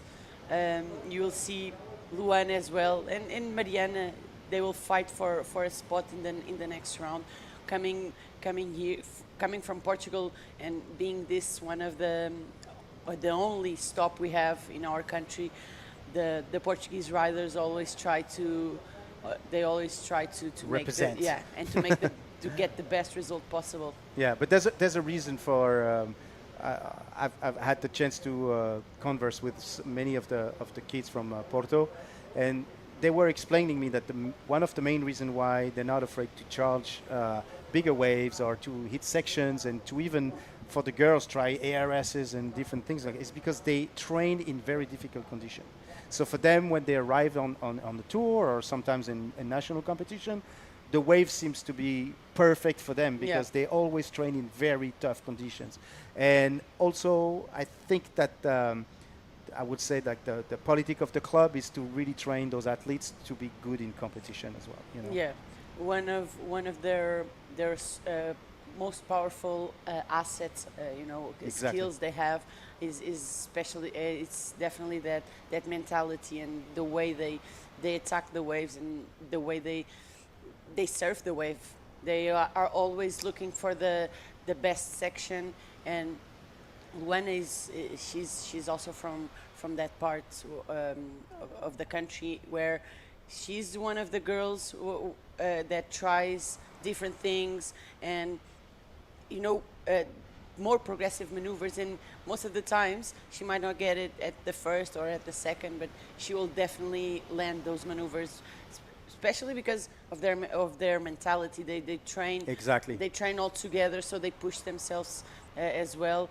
And we see Luana going for this left, setting up a bottom turn, throws in a roll. I believe she will also, throw in a spin there, trying to search for another section. Like you said before, trying to milk this wave the best way possible. And she does find another section for a roll. She managed to hang on, and based on the amount of maneuvers, this probably will be the best wave of the heat so far. I don't know if you saw, but the backwash is coming right now. Yeah. It's going to be another tricky part to deal with in the water. But I mean, this wave was another great example of Luana's. And I don't know if you noticed, but lately Luana's been working a lot on her style as well. Yeah. And execution of her maneuvers. And it pays off, you know. Look at this, a 7 point. Yeah. She knows what to give and what the judges want to see. How wave selection is pretty good. So I think we're going to make the most out of this lull in the action and get back with Bego for the interview with the winner of the previous heat. Take it away, Bego. Thank you so much, guys. All right, so only 14 years of age. You have to remember this name, Milan. How does that feel? I mean, to be back in Sintra and winning that heat. Tell us a little bit about the conditions. Pues estaba muy complicado, la verdad. Las olas tardaban mucho en llegar. Me tocó la buena, tuve suerte que me tocara una buena ola. Pude hacer un backflip y un 361 rollo, una buena nota. Y pues las olas estaban complicadas, la verdad. He feels actually the wave is a little bit complicated at the moment. It took him a while to find a good wave, but he was able to, do the IRS and then get the 7.5 and then combine with another maneuver. So yeah, he says he's now feeling good, but he was complicated. So viniendo de México, que tienes una de las olas más fuertes y trabajando también, surfeando full con Ocean Roots, ¿cómo te sientes compitiendo otra vez en el Tour Mundial? Pues la verdad está muy buena, me gusta mucho competir aquí en los Tour Mundiales, está bien, las olas están buenas, los hits están bien, pues con Ocean Roots me gusta mucho, es un buen equipo la verdad. Well, he says he's enjoying a lot being here, and of course he loves to surf with the Ocean Roots crew. He says it's a very good team, and everyone is supporting him here as well. We have Maxime representing the Ocean Roots here, so yeah, definitely it's a pleasure to be back in the World Tour and competing here. You want to say anything to anyone? ¿Quieres saludar a alguien o mandar algún saludito? Puedes hablar en francés, en español, lo que quieras. Pues mandar un saludo a mi familia, a mis amigos en México y a mi familia que está en Francia aquí viéndome seguramente en el video, y pues muy contento de estar aquí y muy contento con mi equipo. Bueno, felicitaciones y muchísima suerte para el resto de la competencia. Back to you guys. So much, Begonia. Man, 14 years old. We're talking about a 14 years old that you just saw doing like a backflip, a spin and a roll already. Yeah. So it's a bright future for this young man, Ilan Chouard. Just remember that name. Yeah, it's difficult. Well, the waves are getting better by the moment, but it's nevertheless it's always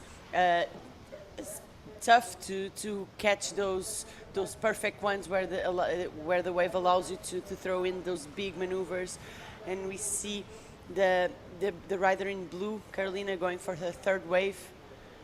She managed to throw a spin there On the left side with another spin, very fast. And she's probably going to connect here. Let's see what she's going to be doing. Is it a complete roll? Wow, Carolina is doing a great performance here in Sintra. Yeah, she really learned. She did what the wave asked in the proper sections, until when the wave was a little bit lied down, a little bit more fat. She threw in those spins, and when the wave got a little bit steeper, she did that roll. So let's see what the judges think of that wave. Luana's wave was similar, but the maneuvers were a little bit more with a little bit more flow in it and better execution, and I think the wave was much bigger as well. Yeah. So yeah, it's definitely a total different waves. I would be happy to watch the replay of Luana's first wave. It would be amazing if director we could get the replay, because that was a very good one and high score. So best wave of this heat so far. So yes, it would be amazing to see that. But nonetheless, the Moroccan is in first position. Soukaina is doing great here, and 8.50, followed by Carolina Diaz, who's been very surprisingly good. I mean, on a positive note. Carolina Diaz, also from Porto, with a 7.85. And Luana Durado waiting for a second wave and to have a backup score with a 7.50. And Mariana Silva, that hasn't been able to find her rhythm yet. But don't mistake her, because Mariana is very good as well. Very good. So let's hold on. We have up and riding right now. Soukaina right now with us. Maybe a fourth wave. It's an in and out. So hold on. Somebody's looking at the wave. Okay, we're good. So let's watch this replay if we can, director. Thank you so much. Yeah. So here's a quick replay of the last one of Reds. She did a 360 and a roll. Unfortunately, she didn't got into that one. Here's the third wave of blue. As we said before, she milked this way, and she did it two spins before attacking this last section to throw in another roll. We mentioned before it was similar to Luana's wave, but Luana's maneuvers were carried out with more speed and flow. But you can see that the school, the learning curve, and it's all there. They're the same.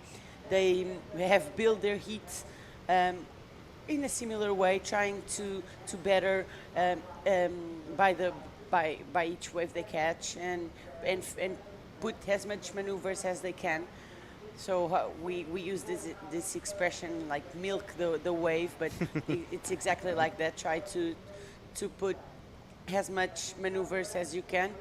So Luana, with that in and out, she didn't do much. We try we'll bring you the replay in just a second. Let's watch that replay of Luana. Look at this. So it's a nice one.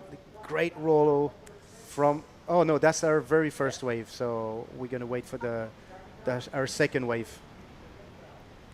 And in the back it was Mariana Rosa with an incomplete spin, unfortunately. Mariana Silva. Yeah, Mariana Silva, who's been training a lot with the cult, the academy cult, with Guga, and it's a funny way of working because they're doing this like on remote. Because Mariana is from Figueira, of course. And so Cult, the academy being based here in Lisbon, they communicate remotely. So it's a very interesting coaching because she has made like incredible progress lately, but not having a proper coach, physically a coach next to you. So it's a very interesting approach, which means that it could work as well. Yeah. Aproveitar para dar aqui umas palavras em português. Temos 3 atletas portuguesas dentro d'água. Como mencionámos no início do IT, a Luana é sempre uma ameaça nestas condições, por isso temos que ter muita atenção a ela. Está neste momento a liderar a bateria com um 7 e com 1.9. Acredito que esse 1.9 não fique até ao final da bateria. A Luana não é uma lutadora, por isso há de querer mudar esse score eventualmente. A Carolina Dias, também da Figueira da Foz, em terceiro lugar, e estávamos a ver a Luana a verificar aqui esta onda para ver se lhe oferecer alguma coisa para substituir aquele 1.9 que optou por não ir. E em quarta posição temos a Mariana Silva, mais uma portuguesa. A Mariana ainda não se encontrou 100% com o mar. A Mariana vem cá muitas vezes, portanto já está habituada aqui a este mar da Praia Grande, mas por muita experiência que às vezes se tem aqui nas praias de Sintra, somos sempre surpreendidos e às vezes não há treino suficiente que nos prepare para estas condições. Vemos a Luana a arrancar nesta esquerda, tentar substituir 1.9, a mandar ali outro rolo. Foi possível reparar que no primeiro. She's holding the balls crazy, like she doesn't want to give up. That's kudos to her because that's a difficult section to hold the balls. And in the back we have blue. Carolina Diaz she hasn't said her last word yet, and she's doing a nice journey for Carolina Diaz. Yeah, it's been a tough feat for Mariana and Carolina fighting her way through those waves, trying to slowly build up those scores. She has been improving on the waves. She has been caught. She has caught. Sorry. Yeah. And so she's been holding on to that advancing position since the beginning of the heat almost. The first 2 positions advanced, and the last 2 are eliminated. So the Portuguese girls competing at home, they are fighting and they will give everything they have until the last seconds. I have to say that I'm very impressed by Carolina Diaz. She's been very active in this heat, and she hasn't been taking a wave when she hasn't been trying to do something. And sometimes we need to give the props to the riders when they do their best and try to do their best and still fighting, because it's not easy. It's not easy. Once again, we said earlier with Begonia that there's a lot of pressure when you start at the early stage of your career, not of course when you're pro, even though we're talking about a women division here, but it's still the early stage of the career of many of those riders, Yeah, and Luana is no stranger to pressure. Besides being here and competing at this level in bodyboarding. Luana is also part of the of the soccer team. Yes, our team is. It's not soccer. It's but football. futsal, Inside football, like exactly. there's a specific terms for that. It's but it's for the American people, it's soccer. But now I think your president is about to change that. But they're going to call it football, like we all do in Europe and the rest of the world. But it's inside football. Our team is national champ. Yeah. And she also do marathon, and she had second place at the marathon in Porto. So. Let's see this up and riding. Sukaina with a roll, a little bit soft, but it's a complete maneuver. Will this be better than her 2.75? Let's see what the judge has to say about it. But yeah, no, Luana's been very, and guess what? I heard that she has straight A's at school.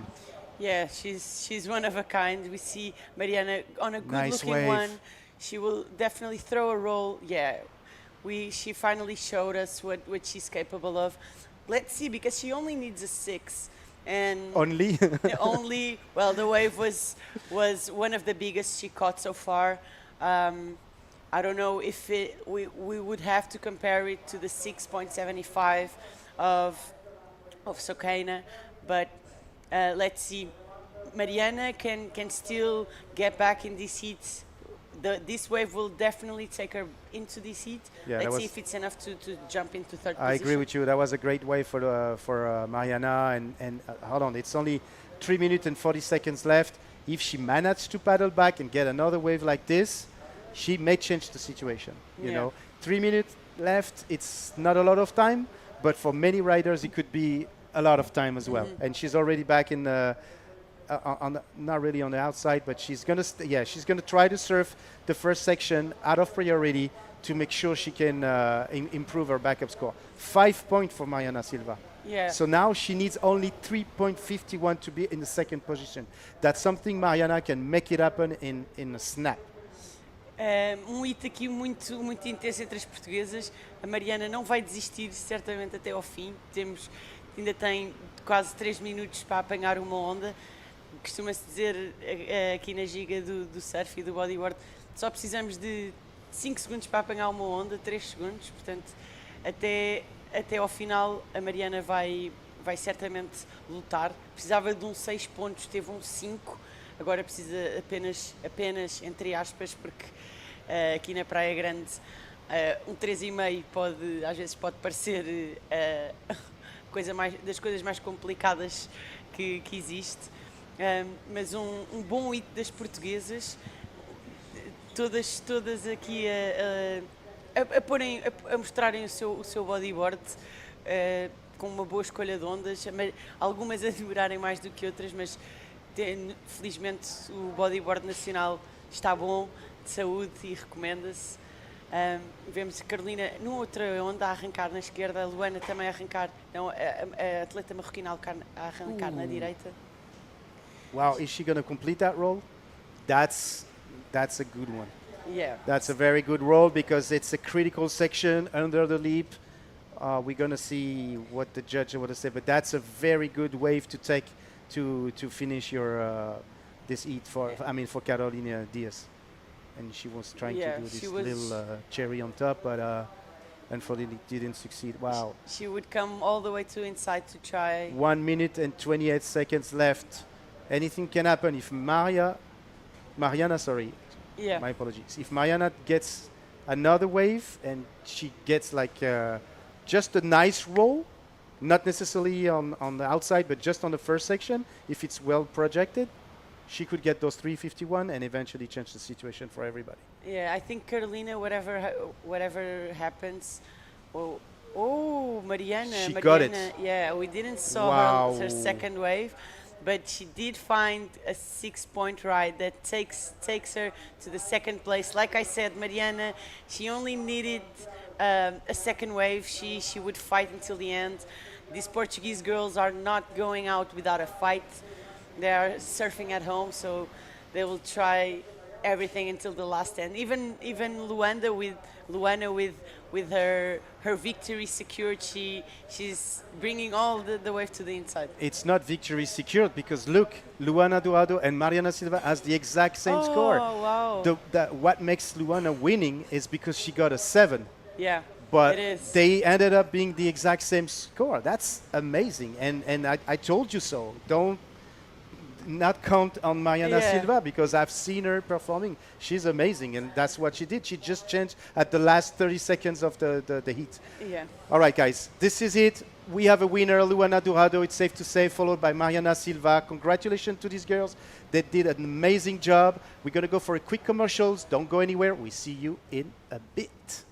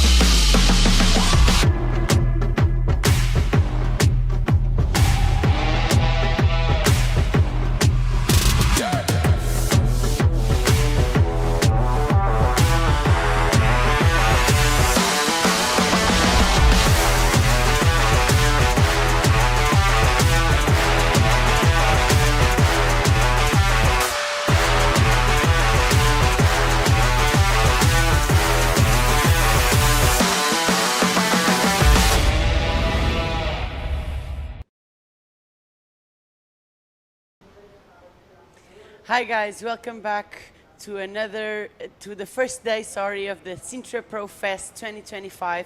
We are in the first round of the women, second heat of the day for them. And Bego, another amazing heat to get things started here for the women. I loved the previous heat, so let's hit the water.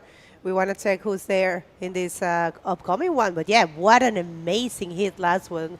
It looked like a final. And check those names. Haruka Yasumi from Japan in red. We have Alice Teotonio, also an amazing rising star from here from Portugal in white. Mariana Rosa. We all know who Mariana Rosa is. And Valesca Carvajal from Venezuela, but representing the Spanish flag. This is also going to be an amazing hit. Yeah, the first one was great. It started off slowly, but ended up being a great hit. We see Alice Teotonio on this one. She tried to get into she tried to attack the lip, but didn't manage to project any maneuver out of it. This is just to get the tames out, so the first one to feel the waves and stuff. So there's still plenty of time to go. Remembering this is the 25-minute heat. We are in the second heat of the first round. The next round we will have already the big names of our sports. So the top 8 will be entering the next round. The next round will not be today. No. The top 8 are entering the third round for the men. Yeah, they are on the third round, but there's a couple of seeded riders on the third round. We have the top 16. No, I was mentioning the women. Oh, you're talking about the women. women. Yeah, but Yeah. the women are not surfing today, so they're coming next is the men. Yeah, sure. Of course, yeah. Next is the men, yeah. All right, so first wave here for Mariana Rosa. We'll see it started with the spin. She knows Sintra very well. And there you have it, almost completed that second maneuver. But yeah, things are only starting. But what I was saying is that the next round that it's coming up is the round number 2 of the men. And yes, in the round number 2 of the women, we will see the seeded riders, the top 8. But that's not happening today. Yeah. So we saw already a wave from Mariana and Alice, so both Portuguese girls, and Valesca as well. She caught one, probably just an in and out. It was 0.65. But yeah, the Portuguese girls already had a national event this last weekend. We see Aruka on this right-hander. All right, Haruka, she almost hit that one. That would have been really good for Haruka. Is a dangerous rider. She's very good. We know very well how good the Japanese ladies are. You know, for me, it's definitely, you know, the Portuguese, the Brazilians, and the Japanese are the nationalities that have been there forever in the World Tour, you know. And Portugal has a long, long story with bodyboarding in the female division. I remember Rita. Rita, she was amazing to watch back in the day. Rita Pires, right? Yeah. And there's so many, of course, Catarina Souza, and so many amazing names. And Catarina, if you're tuning in, happy to see you. Of course, Boogie Chicks is supporting this event.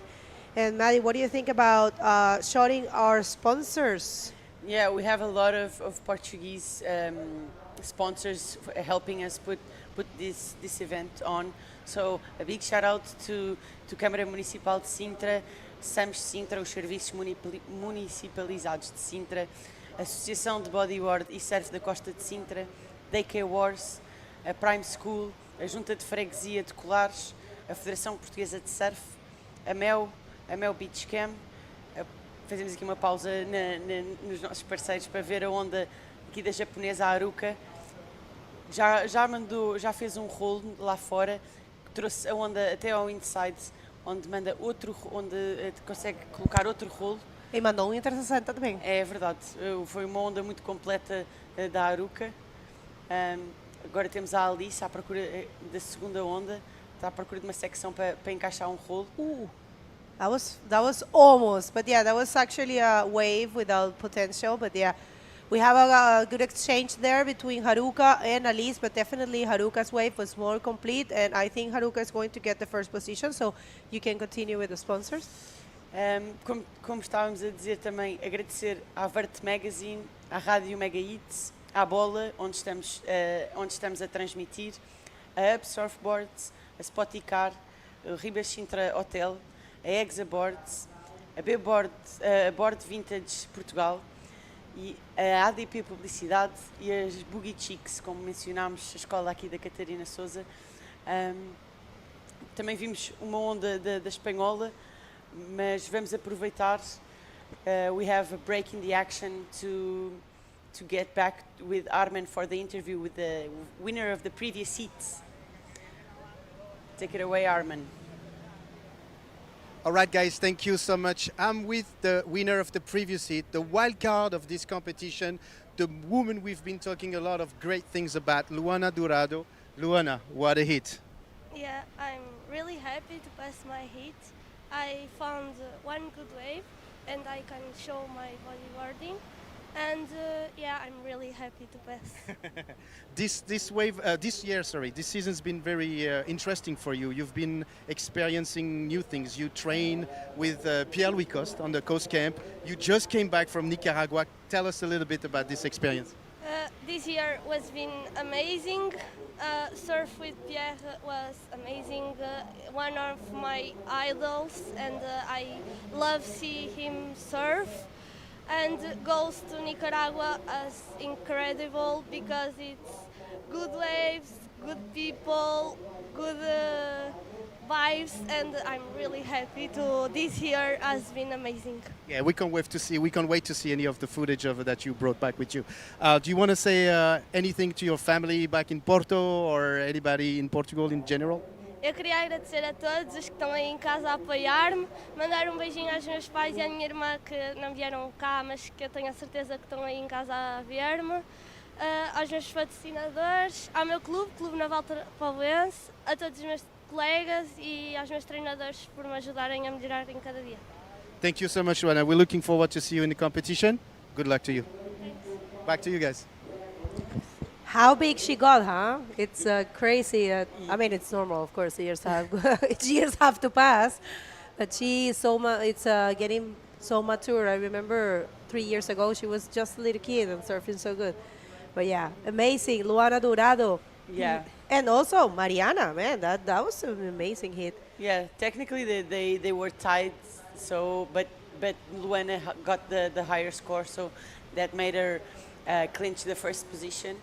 But yeah, Luana is growing up. I remember I remember when she was pretty shy, still well not talking in English, and she already has that factor of wanting to speak in English already at a pretty young age, forcing her to expose herself more and traveling the world always helps you with your English. But yeah, to be this comfortable at 16 or 15, I think she's 15 or 16. I think she might be close to 16 right now. I'm gonna figure that out. I'm a situation in the water. It's all about Haruka Yasumi. She got a 6, and now she, of course, is first. Like we said before, Alice, she is second, and yeah, she will find a way for sure. We know Alice and Valeska as well. I remember Valeska a couple years ago. She actually hurt her shoulder, and check this out. There she comes, Valeska, on a not much of a maneuver there, but she tried. But yeah, do you remember Valeska actually, she got, I think, her shoulder dislocated 2 years ago? Yeah, I remember. That was really bad. She was landing a pretty heavy roll when her shoulder popped out. Yeah, yeah. That year was, well, every year has 1 or 2 days of heavy conditions, and Valeska was landing a big roll when she popped her shoulder out and was out of the event because of that. But saying this, we already proved to you that she's a big rider. She's not scared of throwing those big maneuvers in heavy waves. So let's see, and let's not count her out until the very last minutes. We see Mariana pulling into this left-hander, a clean wave. She does throw a roll there, but didn't really manage to land it. I think a little bit of backwash there didn't really help her. There's a lot of water moving on that part of that section of the wave. But we see this one breaking in front of Mariana. We can see that the conditions are pretty clean, but nevertheless, the wave will always have a lot of power and a lot of water moving. So it's easier than it looks out there. It's not as easy as it looks out there. We see in the flash interviews a lot of riders saying it's perfect, great conditions, but also a lot of the riders saying that it's tough to find the right one or to be in the same position throughout the whole heat. So you have to keep adapting your strategy to what the waves are offering, and especially with the conditions in the heat, meaning that if you're in a 3rd position or a 4th position, you always have to adapt. As we see Valeska building her score, throwing a 360 and searching for a steeper section to throw in a roll. Unfortunately, she doesn't find it. We see Mariana doing the same strategy. She throws a spin, then a reverse spin, searching for a steeper section. Hopefully this wave will help her. She does hang on to that roll this time. She was already in 2nd position, but now she will solidify her advancing position. Right, check this out, and that's Alice there. Maybe Alice is a bit nervous. It's normal, when you're home. Tell me about that, Maddie. How difficult it is to compete when you're home? Like I always say, sometimes it's actually an extra motivation for some people, but for some people it's an extra pressure that works not in their favor. So probably that's the case right now for Alice. There's still time, but it's weird to see her not landing those maneuvers because she's really consistent, you know? Yeah.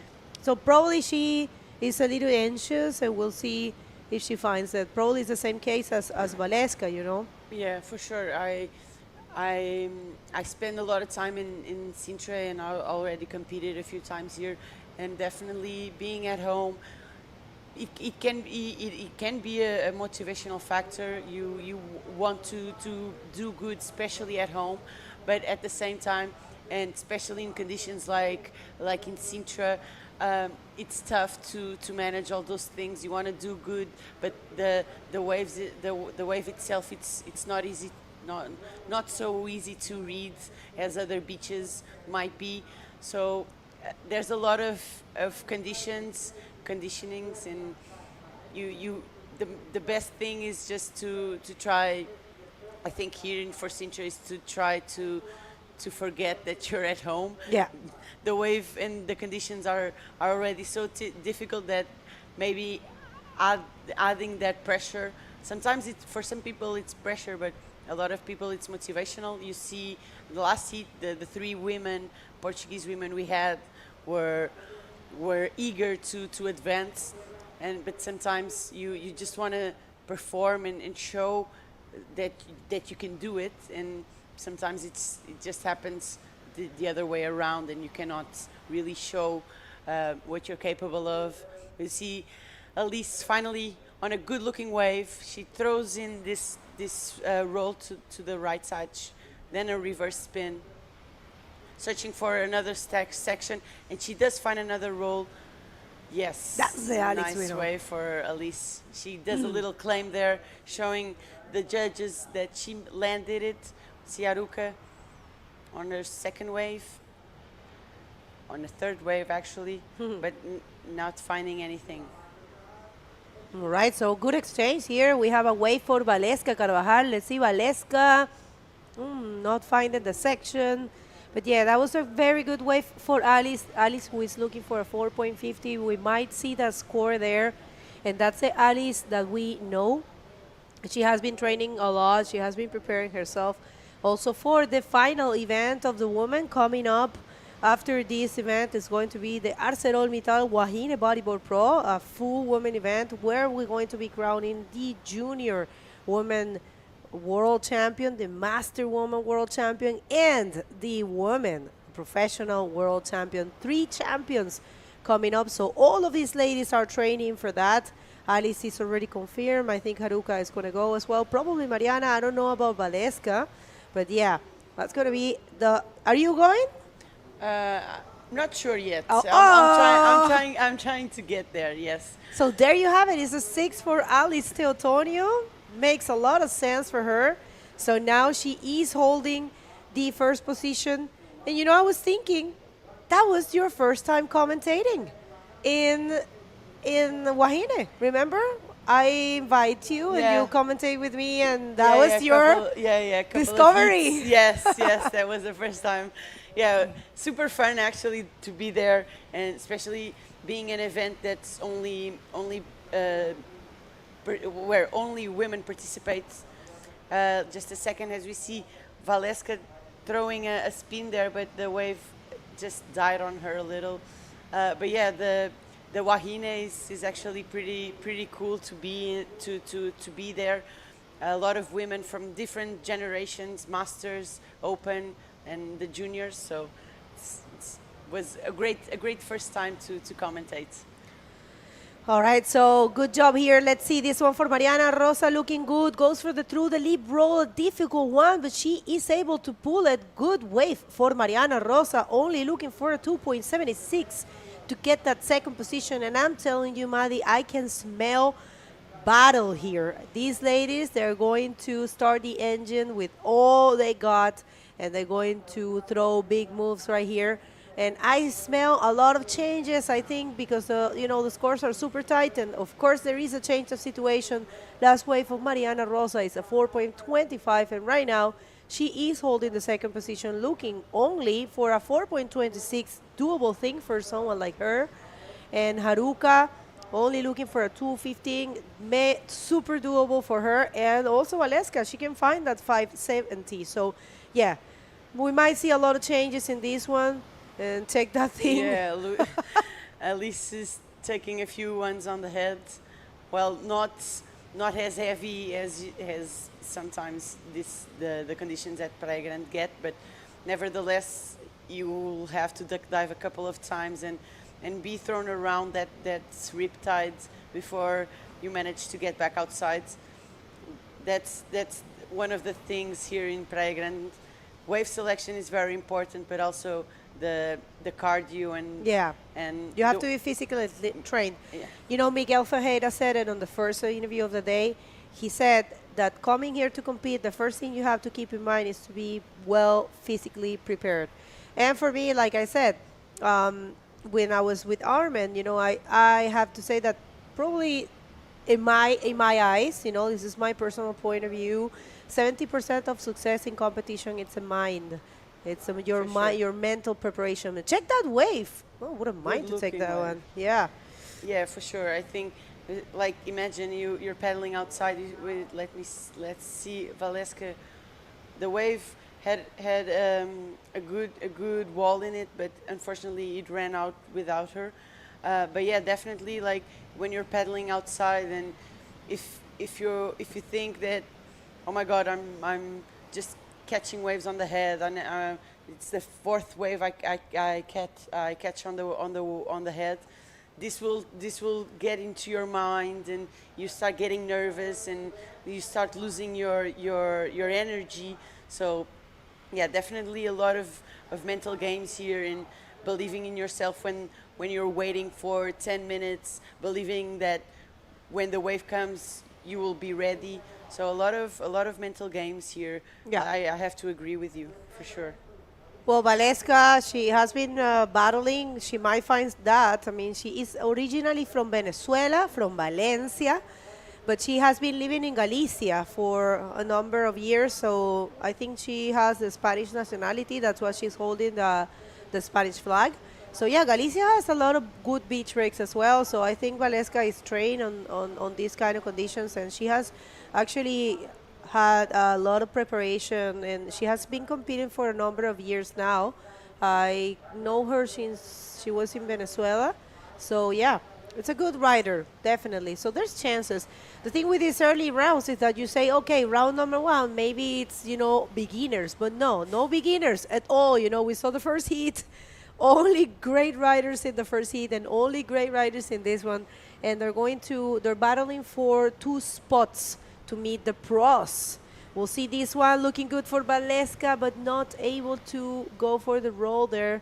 That probably wouldn't be in a good chance for her. She would have get probably that score, but yeah, we have to be out there, you know. Yeah. Miguel said it. All the riders that we have interviewed have said it. You know, we know it. We have surfed here. This is a complicated beach. You need to be on the top of your game. You have to be super prepared physically and mentally. You know, it's difficult to be out there. And it's good to have this kind of beaches and these kind of waves in the World Tour, because it prepares you and it trains you for all kinds of conditions. Because, you know, even Neymara, she was saying it the other day, whoever gets a barrel heel, whoever surfs good here can surf any other type of conditions, because this is super demanding. For sure, for sure. If you can do it here, you can do it almost anywhere. The waves here are so unpredictable. You also have to be bold. You know, you cannot. Yep. You will not win Sintra by catching the friendliest of waves, or you have to go big here, and you cannot expect to catch a smaller one, and even throwing a big maneuver. There's big waves out there, and the judges most of the time want to see you fly on those heavy sections. For sure, and there's possibilities. All right, so coming up after this round number 1 of the women, we're going to see round number 2 of the men. But let's see this wave of Alex Teutonio. She goes for the spin after that little, beautiful actually, bottom turn. And she tries to connect, but that's actually, I don't know if it's going to be more than the 2.50. But you saw with her, you know, that bottom turn, she was aiming to go for the roll, but she chose to go for the 360. And let's see this one for Haruka. 2.15 is what she needs. Start with that reverse spin. And let's see, maybe she finds a section, one more reverse. And is that a 215? That might be. Maybe she's knocking out one of the locals, Mariana Rosa. Yeah, we see Mariana. I think she's checking out this one. She lets it go. But yeah, you know, Mariana and Elise, they came from a stop at the National Tour this weekend, where the conditions were heavy. So they are ready for this type of conditions and getting some waves on the head. But big change, wow. Actually. Haruka got the first position. Sorry for interrupting you, but check this out. I mean, great job from the Japanese. This is the typical Japanese thing, you know, they're so dangerous that you never know what they're going to be changing situations, and Alice is choosing to leave the area. I think it's wise, you know, it's super hard to come back there. Actually, she needs only a 285, but I'm guessing she's okay with that. She has to be careful. Valeska coming up in this one. Is this Valeska's chance? She needs a bit score, but unfortunately, she's leaving the competition area, and it's all about Mariana looking for a 4.26. Is she going to find that and get back that second position? Looks like she is not. Situation is what it says there. Officially, Haruka Yasumi changed the whole thing in the dying minutes of this heat, and she is advancing in first. And congratulations to all the ladies and to this lady Alice for advancing in second. We're going to come back with round number 2 of the men division right after this commercial break. Don't go anywhere.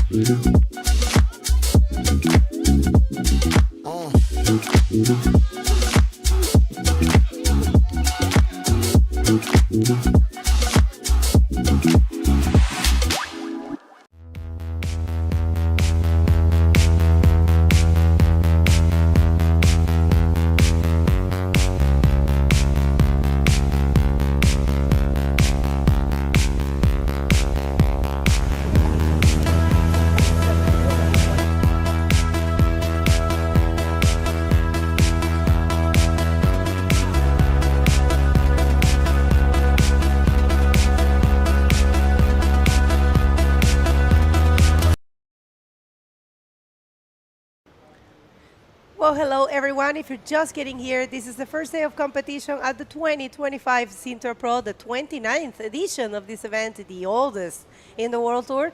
And it's a pleasure to be back in Sintra. We are about to start the round number 2 of the men division with the heat number 1. So let's hit the water and we will introduce you, because there's big names waiting in this round and big names coming from the first one as well. So let's check it, please, director. The water. And we already have a taker there. And this is another super international heat. Like, this is definitely a world tour. We have from the US of A, Gregory. Oh, God. We have our French DK pro rider Xavier Andrieux, and also from Spain, Alex Sebastián and Nicolas Nieto, that came from the round number 1. Yeah, Xavier is also a very good rider. He always comes to this event. And check this out. We already have a score for Joey Gregory. He's the sole American rider that we have in this event. So let's check those replays. Thank you so much, director. And this is the first of Joey Gregory. With this, he is holding the first position, went for a quick spin, and he got a 2.25. And this is the first of Nicolas, the Spanish. Yep, Nicolas Nieto with a little spin there, but you know the wave was hard to connect on this wave. So Nothing crazy in terms of score right now. 225 for Joey and 2.10 for Nicolas, who may have had another wave apparently. All right, people, if you missed it, first day of competition, and check how fit he is. If I do that, I can't paddle back. That's amazing. I'm loving it. I'm joining you on that mission. All right. This is why they are professional athletes, and this is actually Rising Series men and women stop of the World Tour. This is the first Rising Series for these divisions that we had. For these divisions, we have had only the Prime Series events. We had a very good year of competition, and we are as you can see right there, that's our calendar. We have seen already the Morocco, the Tagassut Bay Morocco Pro. We have been in Itacoatiara Pro in Brazil. We have been in Iquique for the Iquique Bodyboard Pro. We did have a couple of junior events, actually 4 in a row. And now we are in, this will be the 3rd event for the women and the 4th for the men. Remember, what it counts for the world title is the half plus 1 of the total events. And in the case of the men, is both is 3 events that are counting. Your 3 best results will be counting in order to be a world champion. And coming up, wait a second, we'll see this wave. We're gonna get back to that calendar. It's an in and out for Alex Sebastian in yellow from Spain. Coming up after this event, we'll see the ArcelorMittal Wahine Bodyboard Pro, but check this out, looking good. Oh, that's a free surfer. All right. Well, yeah, I was like, what rash car is that one? The black. There's There's none. There's no black. All right, so look at this. Joey Gregory from USA, from California, actually, from Los Angeles, with a roll in the pocket, forward spin here, trying to connect again and again, and maybe another roll. Yes. Good wave. Good wave for Gregory. Joey. Yeah. Mhm. Oh, wow. I mean, I have to say congratulations for he recently got married. So if you are, his wife, if you're tuning in, congratulations to you too. Beautiful thing to, find your partner and get married. So yeah, it's great to have Joy here. He loves the World Tour, but he's not able to compete in all of the stops, of the stages. But it's great to have him. I think we're going to have him as a guest at some point. That'd be great, because I know he's preparing something for United States as well, because there's not a lot of events in the US, and I think he's preparing something. He's cooking. Yeah. Check this out, the wave here for Xavier, and super projected roll. Nice roll, yeah. For the drop knee rider, actually, he's very good at drop knee. I like his style, and a great guy. I think he's from the north, right? He's from Lacanau. Lacanau. So next to Bordeaux for the people that are all right. love norther than what we're used to, because it's always like Biarritz and Anglet. Yeah. No, but the northern we go, when we usually go, is Arcachon. When I'm saying we go here in the competition, not where we physically go. But there's a lot of people. Oh no, don't forget, il y a un salon. Bretagne, ah oui. Les Bretons. Attention, les reste, s'il te plaît. J'ai failli me faire tuer là. Ouais.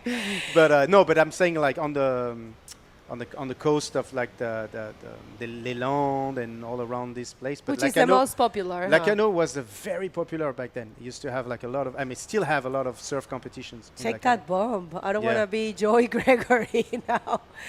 All right, so we're getting ready for that interview with Maddie and the winner of the last heat. And for now, the situation, it's Joy is holding the first position with a 4.50. And we have Haruka and Maddie ready, so let's throw it to them. Yeah, I'm here with Haruka, the winner of the previous heat. Haruka, tough conditions out there. What was your strategy? A lot of waves, not a lot of waves? Yes, I was so nervous because my first hit and the wave was so hard and so strong current, but I could catch some good waves. Yes. It was fun. Yeah. So, and the next round, you're gonna surf against your friends, all Japanese heats. So, any different? What's the best strategy you think it's the best strategy to face them? Yes, I'm really respect for my friends, But I want to win because next hit is I will do my best too. Yes. Yeah. Great to have you here. You want to send some words in Japanese to everyone that's watching? 時差がある中応援してくれる皆さん本当にありがとうございます。なんだろう、すごく緊張してたんですけど明日につなげることができて、まずは安心です。次は多分お友達と一緒なんですけど絶対に勝つので、皆さん応援よろしくお願いします。本当にありがとうございます。That's it, guys. Back to you in the booth. Thank you so much, Maddie. I'm loving it. I'm loving it. Yeah, you can go. No, I appreciate a lot that now, Aruka is making so much effort to speak English, and that's highly appreciated, and we should congratulate her for that. She almost forgot her Japanese then. Yeah, no, she is the one that speaks the most. I mean, Sari speaks really well now. We're missing you, Sari-chan. Oh. No, we're happy that you got married and you're Yes. living a different life, being in tour for so long. But yeah, now we have a huge group of new blood from Japan. It's Haruka, Namika, Kaira. Yuka, she has been in the World Tour for a while. She's not present here, but we're going to see her, of course. I think Yuka, she is in this event. Yeah, Yuka came. Yeah, Yuka is here. She's seated. So yeah, Yuka Nishimura, she's really, really good. And so many good riders from Japan, so it's a pleasure always to see her. Right, so in the moment, it's all about Joy Gregory from the USA, holding the first position with a total of 675. Xavier Andreu, he was second because Alex Sebastian got 435, and now he is second. And Nicolas Nieto got the third position. So Xavier right now is holding the fourth position. 50 minutes in the clock, and this is heat number 1 out of 8 heats that round number 2 has. We're going to finish the round number 2 for today, and I believe that's going to be it. And we will be telling you by the social media and the official channels of the IBC World Tour what's going to happen tomorrow, if we will continue, and what time we're going to have the check-in in case we have it. Because tomorrow is looking a little stormy and a little big as well, and we'll do the math and see what's going to happen. This is not up to us. It's up to the technical team. Absolutely. And they will advise what's going to happen for tomorrow. But this is only starting. Remember, this event has a window till Sunday. We'll be here till Sunday. So it's looking very good for Friday, Saturday, and Sunday. So, particularly for Saturday, Sunday. But yes, Friday should be not as epic and chaotic as it's going to be tomorrow. We'll see. But we never know. It's Mother Nature, and you never know what kind of surprise she can hold for us. That's right. But still 13 minutes, 56 seconds in this number 1 of the round number 2 of the men division here at the Sintra Pro. I think it would be a great time to thank our sponsors, because they've been making... hold on. We might have somebody... Yeah, without them, we wouldn't be here, right? Yes, absolutely. So let's thank the Câmara Municipal de Sintra, SMAS Sintra, Servicio Municipalidades de Sintra, Associação de Bodyboard Surf de Costa de Sintra, DK Wars, Prime School, Junta de Freguesia de Colares, Federação Portuguesa de Surf, Meo Beach Cam, Vert Magazine, Radio Mega Hits, A Bola, Upsurfboard, Spoticard, Arriba Sintra Hotel is the hotel that you can see that has this beautiful pool surrounding Praia Grande, and Exaboard, the Portuguese fresh new brand coming up on the market right now, and Bodyboarding Vintage Portugal, of course, EDP Publicidad, and Boogie Chicks. All right, thank you so much, everyone, and thank you at home for tuning in and for always being present and supporting bodyboarding. Remember to subscribe to this YouTube channel. It's super easy, people. Right there, right now, you're watching this over YouTube. So, cost nothing. Go down there and hit the like button and hit the subscription, which is little bell. You can activate it. and be, you're gonna get the notifications of when we are live, everything that the IBC does. Remember, the IBC World Tour is the sole institution that supports the professional bodyboarding, and there's a lot of work and goodwill behind the scenes. So if you're a bodyboarder or a fan, it hurts nobody to support this kind of efforts. It's difficult. There are a lot of things involved. So thank you so much, all of you, for being here. This is for you. And yeah, we have a pretty cool tour this year. We were introducing the calendar, and check that big row for Xavier. Oh, bien fait, bien joué pour Xavier, hein? Incroyable. Xavier Andrieux, qui nous vient de la Cano. Hold on, Joey Gregory has an answer eventually for him. No, he's not going to do much. But Xavier, les amis, vient de nous faire une super belle performance avec cette gauche incroyable. Très très bonne sélection de vagues. Il a bien attaqué la lèvre et fait un énorme roll bien projeté. Je pense que ça va complètement changer le résultat de ce hit numéro 1 du round numéro 2 de chez les hommes. Et on va attendre tout de suite la note des juges. For the people, just to follow up on what you were just saying just before, for the people who love to travel and that love to go on summertime to visit another country, we highly recommend you to come to Sintra, because there's the sightseeing around here. It's amazing. Sintra, the city, has beautiful palacios, like castles that you can visit. It's amazing. There's a great food around, and then all around our partnerships, like they have a lot of restaurants, like As Unias do Mar, that is part of the list of the people that helping this competition to happen. And it's like a beautiful. He has a natural pool, and it's very unique, and it's a beautiful way when you go over there and you arrive to As Unias do Mar, this small little white village. It's just amazing to see. So I encourage you to come specifically in summertime, because that's when Sintra has the best wave. All right, summertime. Yep, June to September. Noted. All right, so let's see. Right now, Xavier, he's got a 6.50 after his last wave. Great job there for the Frenchman. I mean, he has a lot of experience in the world, in the tour, and a lot of experience competing in the nationals as well in France. As you said, Lacanu, it has a lot of history for bodyboarding. So yeah, no stranger to this, and just love to see those changes of situations, seeing someone jumping from fourth to first. Mm-hmm. Absolutely. Totally agree. And it's funny now because you have like the Spanish Alex Sebastian in second position. He needs a 6.16, which is quite of a good score considering the wave today. Joey Gregory with the third position is in the need of a 3.95, something that he definitely can get. And Nicolas Nieto, also from Spain, representing Spain, that needs a 5.85. Nicolas, who had a very good performance in the first round. So it's still 8 minutes, 49 seconds in this heat number 1 of the round number 2 of the men division rising series.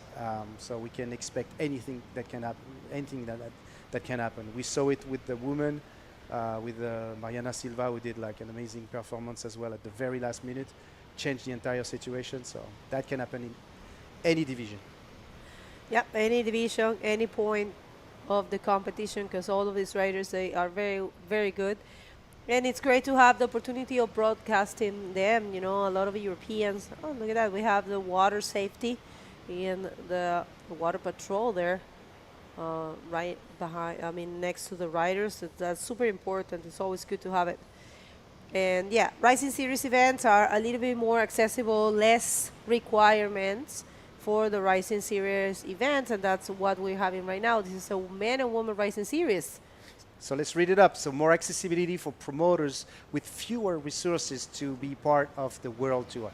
That means that a lot of you that really wants to have a local competitions, but you really want to expose that competition to something a little bit bigger to promote yourself, the Rising Series is definitely a good solution for you. Foster athletic and technical talent across all regions of the world, which paraphrase what I just said, increasing the pool of competitors and enhancing competitive structure, standardized scoring criteria, and the maximum registration cost is only $200 US. Well, that's one of the things, one of the bullet points for the Rising Series. And yeah, check this out. We had a wave there for Joy, and we have a wave here for Nicolas. Nicolas, interesting to see the difference of style, huh? Yes. Because, you know, that's an old school, old-fashioned Brazilian style, and Tamega, I will say, back in the day. And that's pretty cool to see. I think Nicolas Nieto has a long career in bodyboarding. If I'm not wrong, Nicolas is from Galicia. Okay. I think I'm going to double-check that. But the spin that you mentioned, the technique on the spin is like almost having the knee on the tail of the board, and was pretty fast and very the execution. Sorry, my fault. Was very fast. So Xavier Andrieux from France still in first position with a 10.50, not so bad, quite a good score. That's right. So everyone that is supporting, that's tuning in, and thank you for that. I'm sorry we don't usually read the comments. You know, it's a tendency here in the IBC World Tour. We try not to chat too much. We are focused on the action, but I see a lot of, now I jumped out. Dudu Pedra. So that is Dudu. I think Dudu, you're traveling. You are in Indonesia, if I'm not wrong. And I hope you're enjoying and we're missing you in the World Tour. All right, so Alex, Sebastian goes for a good roll. Is he going to hold to that thing? See, this is what happens here in Sintra. You never know. And you saw that beautiful left? Yes, but the backwash is tough here. Yeah. You have to be careful because now the tide is changing again. And actually, we are in high tide, like fully high tide right now. So yeah, it's tough because of course there's a little bit more backwash. You have to be careful. Where you're landing is crucial in Sintra. And up and riding Nicolas Nieto on a nice wave as well. And a nice projected roll. Ooh, super good. That's going to be a good score. He needs a 5.85. Will that be it? I think it's going to be close to that. Because it was a very good wave selection. And funny because we haven't seen him surfing the right so much. So and he did, yeah, actually he is the one rider that I was thinking. He is from Galicia. And yeah, he has been surfing for a long time now. So yeah, I remember I met him on the in this event. I think the first time that I came here, I met him. So yeah, he is a very good rider from Galicia. Galicia has good bodyboarders. You know, north of Spain has good bodyboarders. Of course, there's amazing waves over there. We have a world champion in the junior division, of course, in Cantabria. But there's very good riders in Asturias, in Santander, in the Basque country. Don't get me started. There's a lot of excellent riders from there. Of course, we have a world champion also from there, Unati Aguirre, the only Spanish world champion, if we are not counting Canaries, because we have, you know, of course, Alexandra Rinder and Armide. And I'm talking about the women. Yeah, sorry. And Armide, for sure, the only men. So, yeah, just thinking about the peninsula. Yeah, Munate right there with the title. And, yeah, with great riders in the peninsula, the Spanish peninsula. So it's good to have Nicolas Nieto here. I'm just wishing that they could, you know, go to more events in the World Tour. It will be great to have the opportunity of having them. No, absolutely. Yeah, we need a lot of.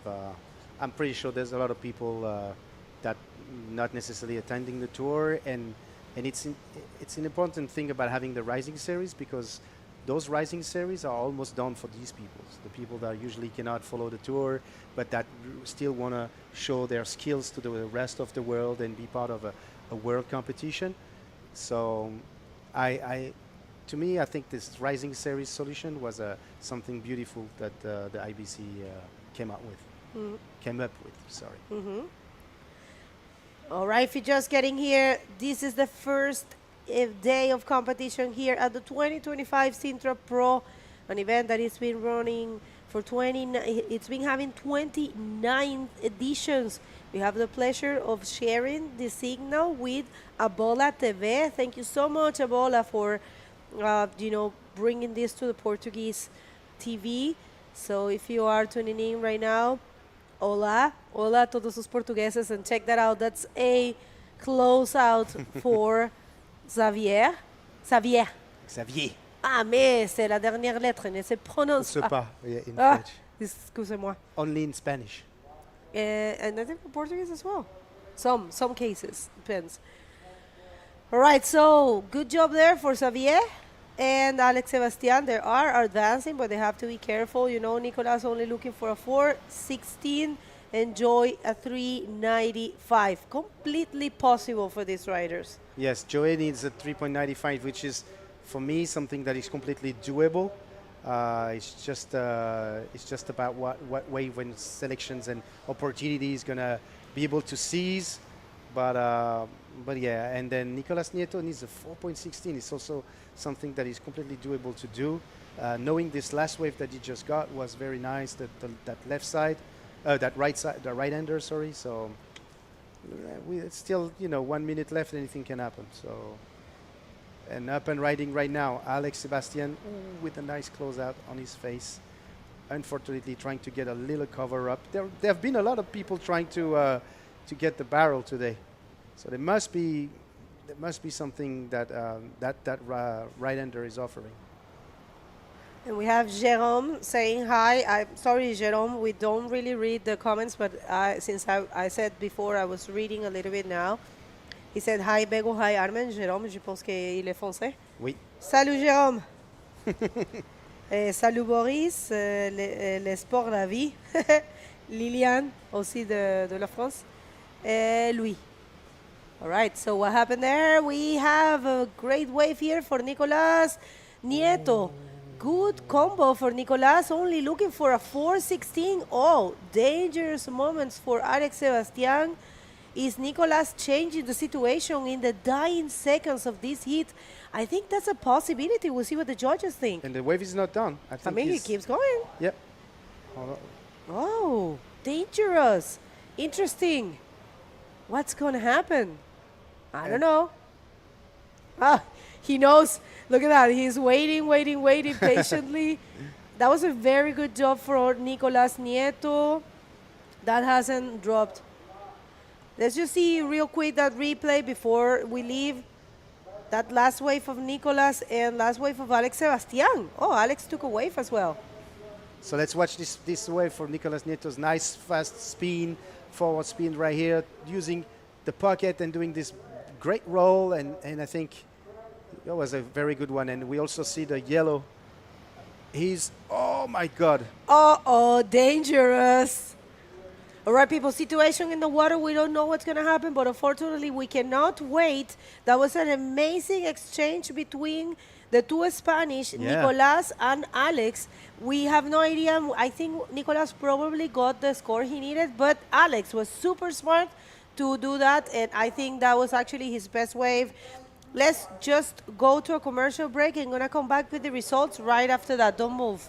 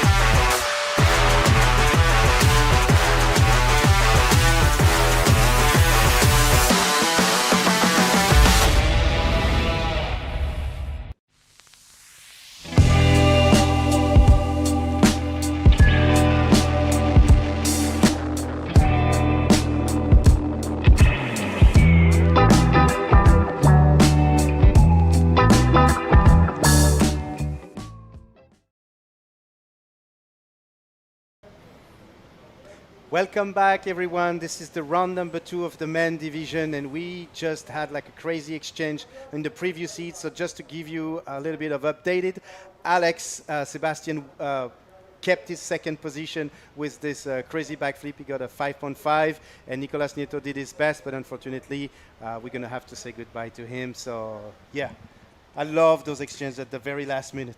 Yeah, here in Sintra, you can always never count anyone out until the buzz sounds. So great way to end the first heat, and we have already the second one already starting. So let's hit the water and see who we have in store for this second heat of the second round. Yes, let's see who we have right now. We're just waiting for the update of the. Yeah, I can tell you by that blonde hair that Louis is probably there. The Frenchman, the young Frenchman, made it through. Is in this second round. He actually didn't make it through because he didn't compete because there were only 2 in his heat in the morning. A mess. This was a wave with mist, white here. Oh. Yeah, we didn't see the ending of that one, but when we see the score, we might get the impression of what he did. Okay, so he landed that roll. It's a Federico Castelo Branco. Yeah, so we definitely have Louis Ferry in the water. That's what we said. Atanaï Blanchard is also in this heat. I'm gonna have to speak a lot of French. So it's Portugal versus France. I don't like. Yeah. That. I don't like that at all. It could be worse matchups, but we see the yellow, the white rider. Sorry, Federico. yeah, Federico. Very good. Yeah, he's from the north. Yes.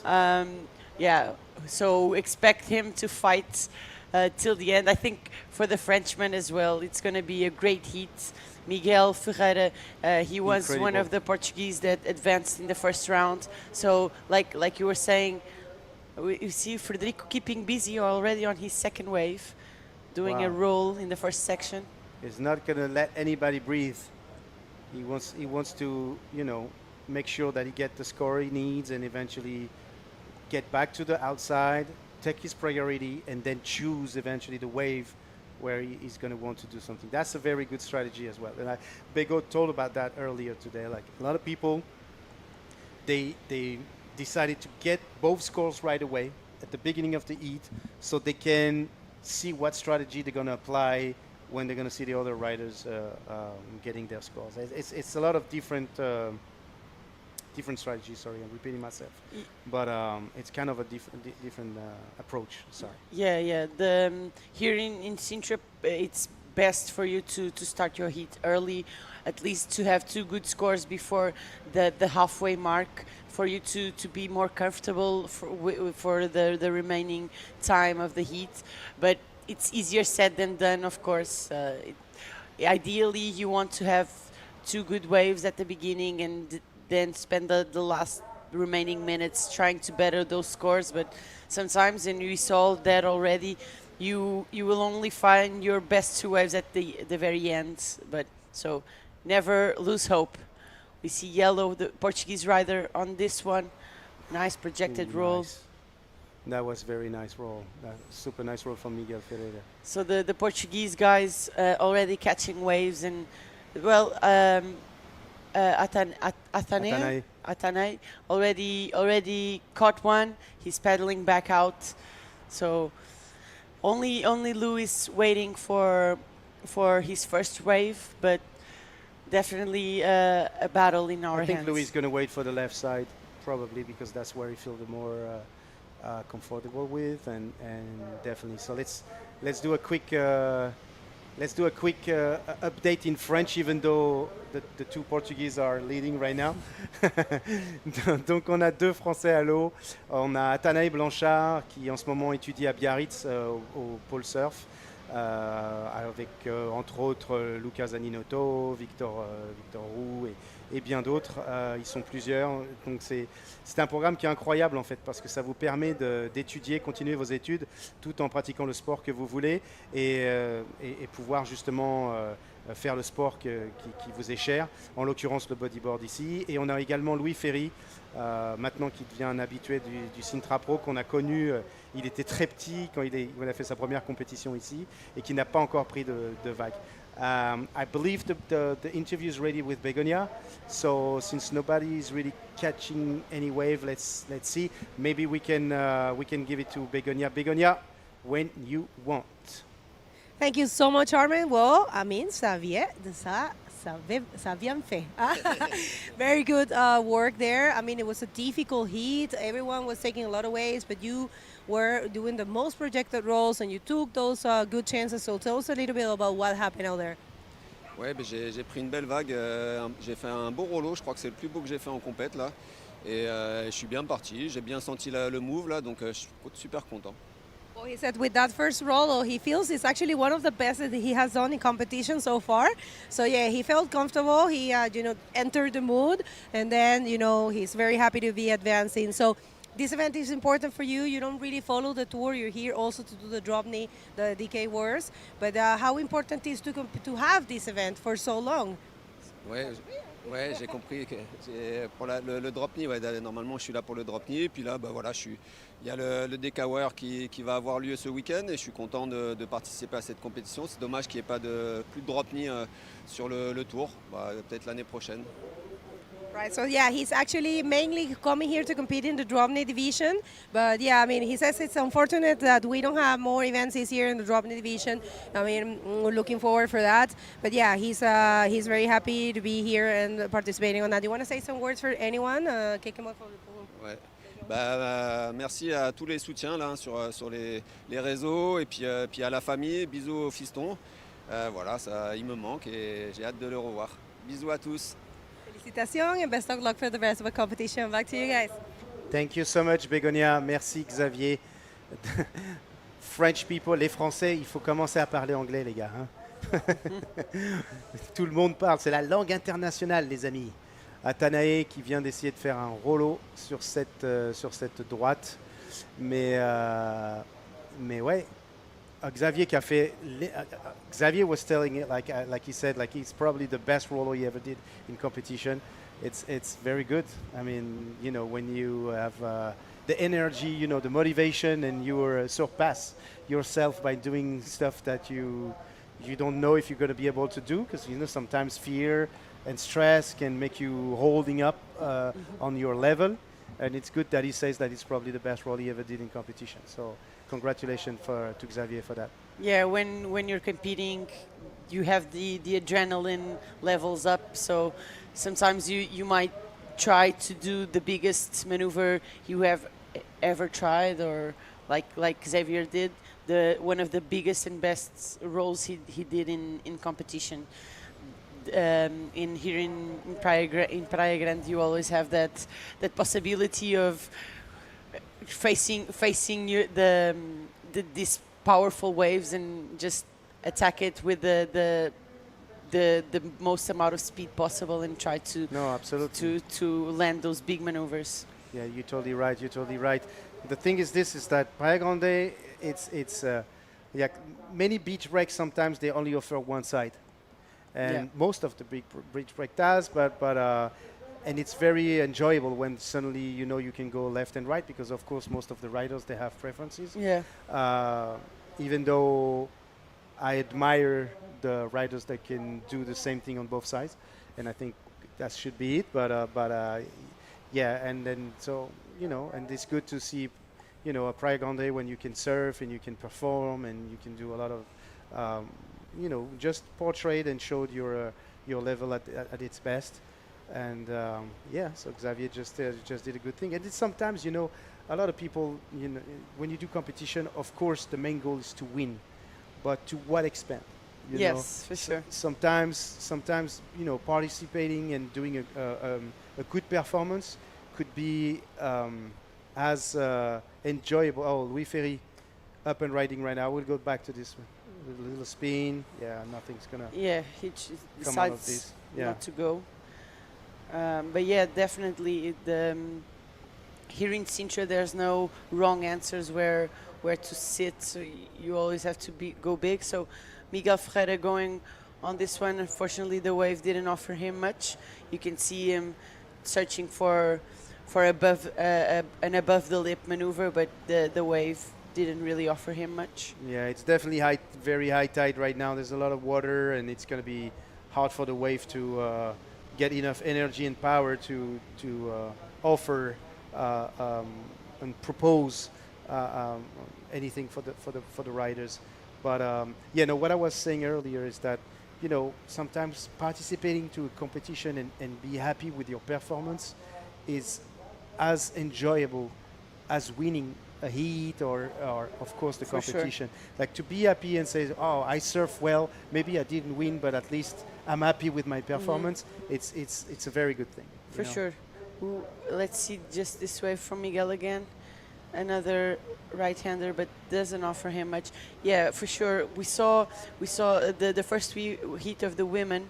Now there's Atane. Nice roll. Projected roll there. Yeah, nice good roll from Atane. So Atane is going to be back in action. Ooh, nice 360 from Federico Branco. But yeah, I was about to say that in the first heat of the women, we saw that Carolina Diaz, she kept busy, and I think it was one of the first times she came to Sintra to compete in the World Tour, I think. Yeah. So, and she caught a lot of waves, and she did improve wave by wave. So I think that's one of those cases that you have to be happy with your performance. And it's a great example. Yeah, I agree with you. It's a great example. Yeah, for exactly. sure. Yeah, because if we are impressed to see somebody that we're not used to see, and then even though that rider, whether it be a man or a woman, doesn't necessarily win, but her performance is you put your mark on, like sure. you pay dues, like we said in for the US. sure. and especially this beach, it's difficult to arrive here and have a great result on your first time coming, because the wave, you can train here a lot, like spend a lot of time, a lot of hours in the water, and when your heat is up, everything's a little bit different, and you still have to readjust during your heat. So here in Sintra, it takes a lot of time and a lot of hours, especially competing here. It's different than just going for a free surf. To compete here is a whole different thing, and to put on a show and to build a score and to prove yourself that you can do it. It's already a pretty good development, and you can always evolve. So it's whatever you do, just being here and competing in Sintra, it's already a pretty important and valuable thing the riders can feel happy about and yes, proud absolutely. of. No, well, proud of is very important. Yes. So let's see. Louis Ferry right now up and riding. Ooh, that's a nice wave. Nice roll from Louis. It's funny because Louis turning 15 soon, I guess, and he's so tiny that when you see him doing those rolls and encourage you to I often say that, and all the riders, they have social media. We are a big community, but at the same time, we're not that big compared to many other sports. So I encourage you to follow all the riders in general, like your favorite riders, and by curiosity, other riders. Like Louis Ferry, for example, he loves to train in pool. And pool, somehow, it's also becoming the future of at least training. Yeah, for sure. And I think that when you're going to see Louis riding the pool, you're going to understand what kind of level he has and what he can do as well in the ocean. There's nothing that's going to replace the ocean. I think competition should still be, I believe competition should still be in the ocean. But meanwhile, we have Federico Castelobranco, who took that right-hander with a nice roll. Let's see if he's going to connect and do something else. And that's another completed roll, I guess, no? Yeah, yes. I think this is the second wave of Federico. Federico. The one where he got that 4.75. So Federico in the lead. We see Atane paddling back to the outside, so we probably have one wave for him. that score came in, so we're gonna try and bring you the replay of that 3.75. Unfortunately for the Frenchman, still searching for the advancing position. We saw a little too bright, Well, hold on, because I think he did a roll before inside the tube. No, right after, and completed it. So that, I mean, Ike's definitely going to change that 1 point, but that was an interesting wave, honestly, and that was a great control from Miguel Ferreira. Yeah, Miguel's a great competitor. He knows he needs to put pressure on the Frenchmen that are looking to advance and preferably jump into the first position. We see white again. Oh, the whitewash.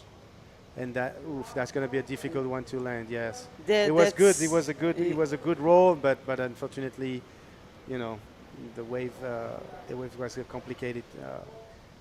Was complicated for him to land that. And we have a change in the situation. Atane, we will try to bring you that replay, but he did a 6.5 jump, putting it would him be in great first to see position. the replay from red, guys, because that wave must have. It's the best wave so far of the heat, and it was a very good for Atanae. Atanae, I've seen Atanae doing a very great performance during the national in France. Is definitely somebody you can count on, and I would love to see the replay of that wave if we can have it, director. It would be great. Thank you. Yeah, I think any of the riders, here's the replay. So look at it, Atanae there. Ooh, was a nice projected roll. Nice wave. Sometimes if you catch one good wave with the section falling, or the section perfectly timed, you can get a great score without too much effort. I would say that looked super clean and super easy.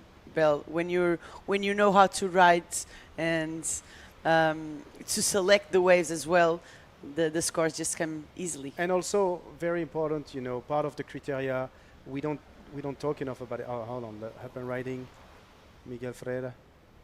Let's see what he's going to be doing. No, that's nothing for him. And in the back. Now's Miguel on the Miguel, right. sorry, yeah, yes. He's aiming for that section. Nice roll. He will definitely put one and another one on the inside. Yeah, Miguel is a very smart competitor. He with this wave he will definitely better that 3-point ride, and with that jump into second place. We will have to wait. Yeah, we have to wait for the scores, but the Portuguese men are not giving up. There's well, you can always change your scores, but for now we have one slot available for the Portuguese men to fight. But and Louis still searching for a better wave. And wow, Miguel posts a 7-point ride, the best wave of the heat so far. Was a little bit smaller than Athanay, but with those two rolls, combined two rolls instead of one, helped. of course. And it's funny because you know, we often say that. So I was talking about the judging criteria. The very last of the criteria is style, and to me, even though, you know, I love style is very important to me, but I like also to recognize the style of each country. Like you can definitely For sure. define the style of the Japanese, for example, which is very specific. The Brazilian have a very specific style, and the French also, because when we saw the rollo of Etanae, it's typical of that French executed roll, you know, where the head is very arched back, when the arm is very straightened, and then there's a big projection when you do the roll. And if you really look at the French when they do their roll, look at their head. It's often very specific to the French style of surfing. And the Portuguese as well, they have like this very, I would say, energetic, like powerful way of doing their maneuvers. Atanahe here, look, that's the perfect example of what I just told you. For sure. You can see it, yeah, you can, once you notice it, or after you mention it, you can see it actually, those details in each. Well, now we saw the Frenchman, but definitely, I agree with you regarding the Portuguese style. I It's think very someti- energetic, very powerful. Yes. They don't waste time in the water. They're gonna hit the lip right away, and that's. I'm talking about men at least. Yeah. Women will be completely different because they will try to add more combos into their For surfing, sure, for sure. more than hitting lips. I mean, it depends of who, but I Yeah, will say most of the yeah. of the women will try to do a combination of spins, rolls, and such. When the men are going to go for it. I mean, I'm thinking about Daniel Fonseca. I'm thinking about Joel Rodriguez. I mean, all Ricardo Rosmaninho as well. Yeah. Those guys gonna go straight to the. Yeah. They don't have time for jokes. I have this image of them just landing those maneuvers with the whiplash of the neck because it's sometimes so heavy the landings. But yeah, for sure. I have so many memories of seeing. We were talking earlier with Bego about Joel Rodriguez, but he's the perfect example. I remember this national competition in Super Tubos where he did this massive roll, and I thought he was going to kill himself. He literally landed on the flat. There was no water where he landed. And that wave, the way that day was big, and the wave he caught, he had a little backwash in it. Yes. So when he did that roll, the backwash hit at the same time, and it was one of the biggest rolls ever in competition.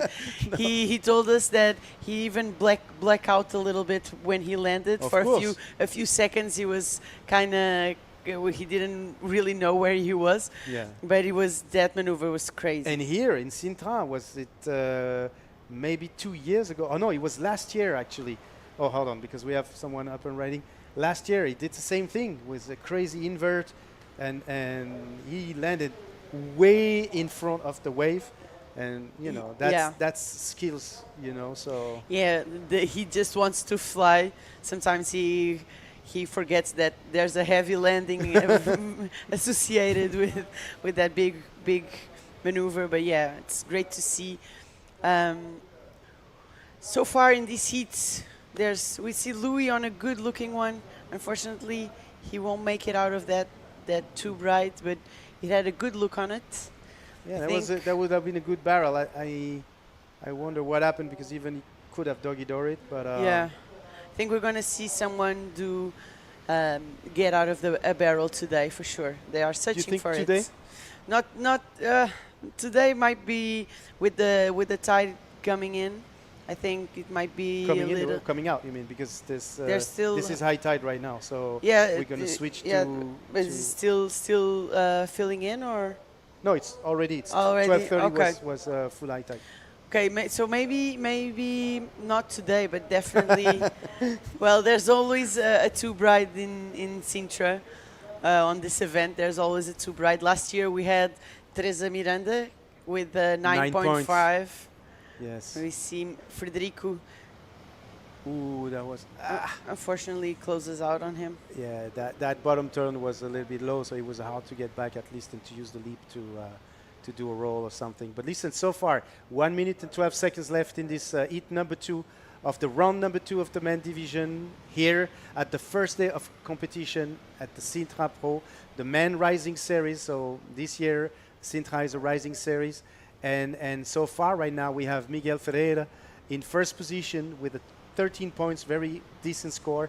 And he's followed by the French Athanaël Blanchard. Yeah, this heat almost is almost coming to an end. We're still waiting for scores for Frederico on his last wave. Unfortunately, I think that wave won't help him. He's still looking for a 7.15, which on a day like today might be a little serious requirement. But these are the best bodyboarders in the world, so never count them out. Louis as well, he's waiting for his last one. Miguel, we saw Miguel paddling on this one, searching to better that 6-point ride. And this wave is counting. Nice demonstration of style here with a nice forward spin and a reverse. And it's not done yet. Let's see what Miguel's going to do on this one. Wow. ARS uncompleted, unfortunately, but that was a great performance from Miguel. And I think this is it, guys. Miguel Ferreira, first position. Atanaï Blanchard, second. We're going to say goodbye to Federico and Louis Ferry. But don't go anywhere. We're going to go for quick commercial. See you soon. 24 quilómetros de linha de costa, 70.000 hectares de ar puro, 13.000 metros quadrados de história, 200 anos de inspiração, 130 milhas de descoberta, 2 horas de magia, 20 igrejas, 9 praias, 8 museus, 6 palácios, um castelo. Sintra, Reserva Nacional.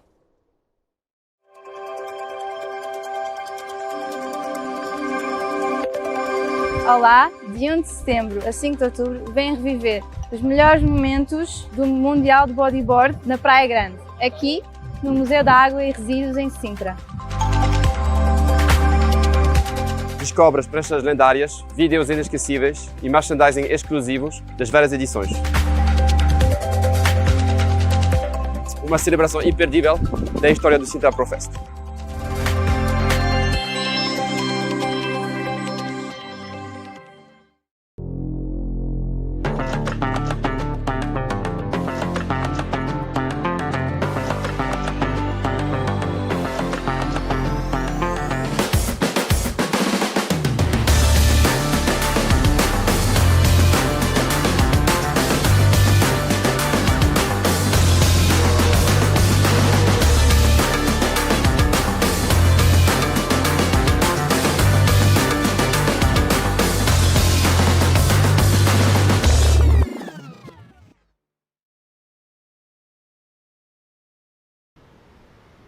Well, hello everyone, and if you're just getting here, this is the first day of competition at the 2025 Sintra Pro. We are more than happy to be back in the beautiful coastline of Sintra here in Praia Grande for the 29th edition of this event. And we are right now in the round number 2 of the men division, and we would like to say hi to everyone on the Portuguese national TV. Thank you so much, Bola TV, for having this signal on your television. It's a pleasure to have bodyboarding in national television. So, Maddie, she can say a couple words in Portuguese. I'm sorry.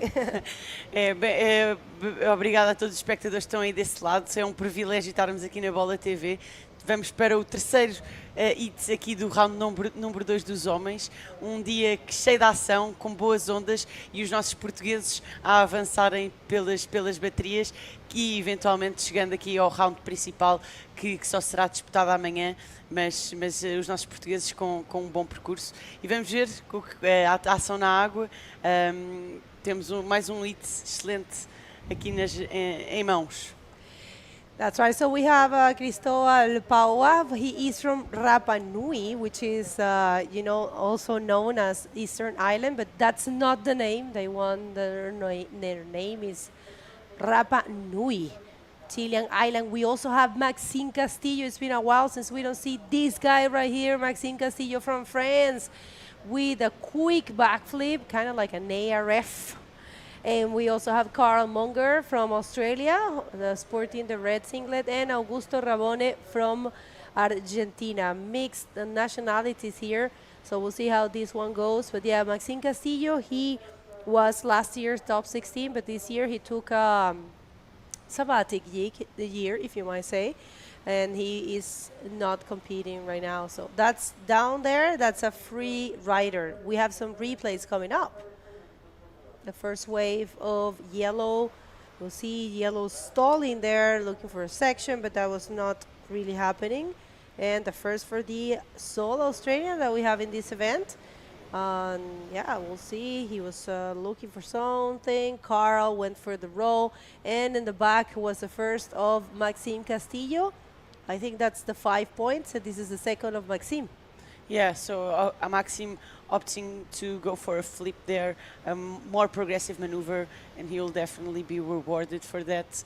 We're still waiting on that second wave of Maxime, but yeah, Maxime, it's almost like a Portuguese rider.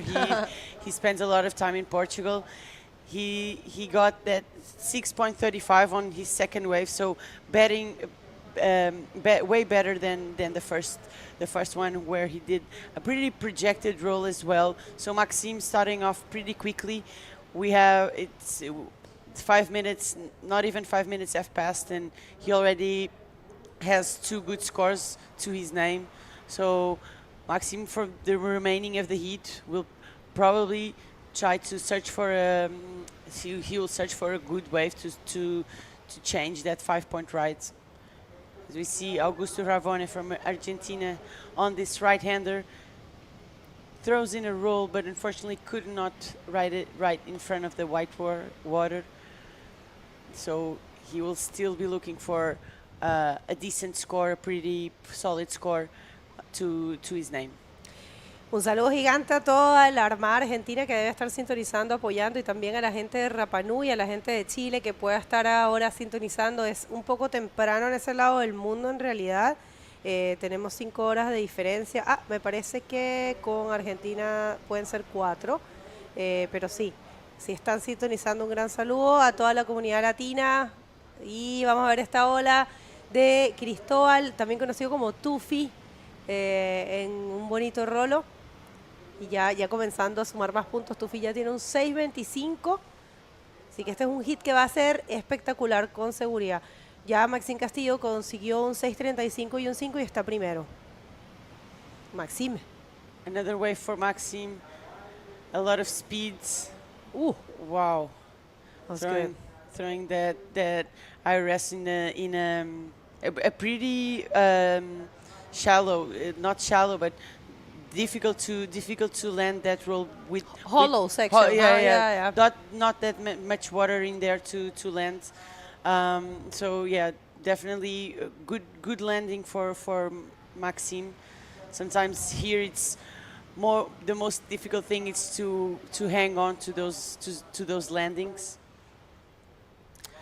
All right, so while we're waiting for those scores to drop, we had very good waves there. We have the winner of the last heat with Armen, and I have to tell you, the waves are looking really good right now.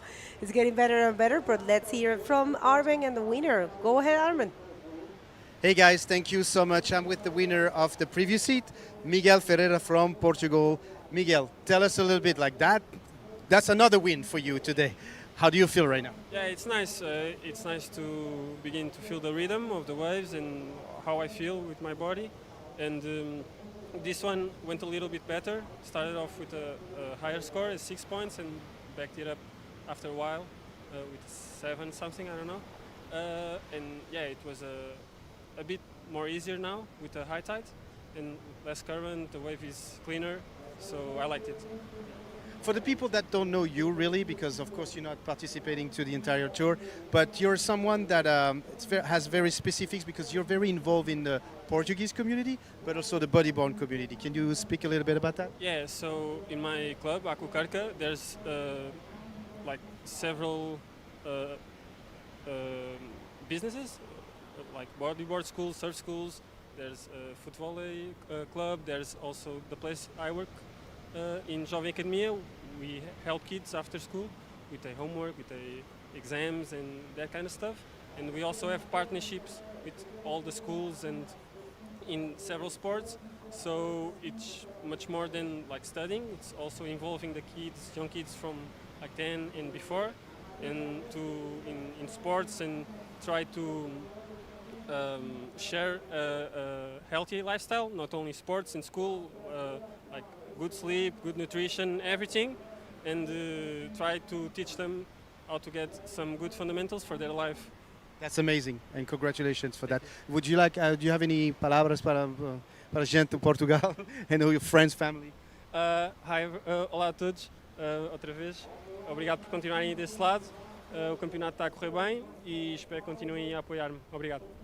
Thank you so much, Miguel, and good luck for the rest of the competition. Back to you guys. Amazing interview there with Miguel.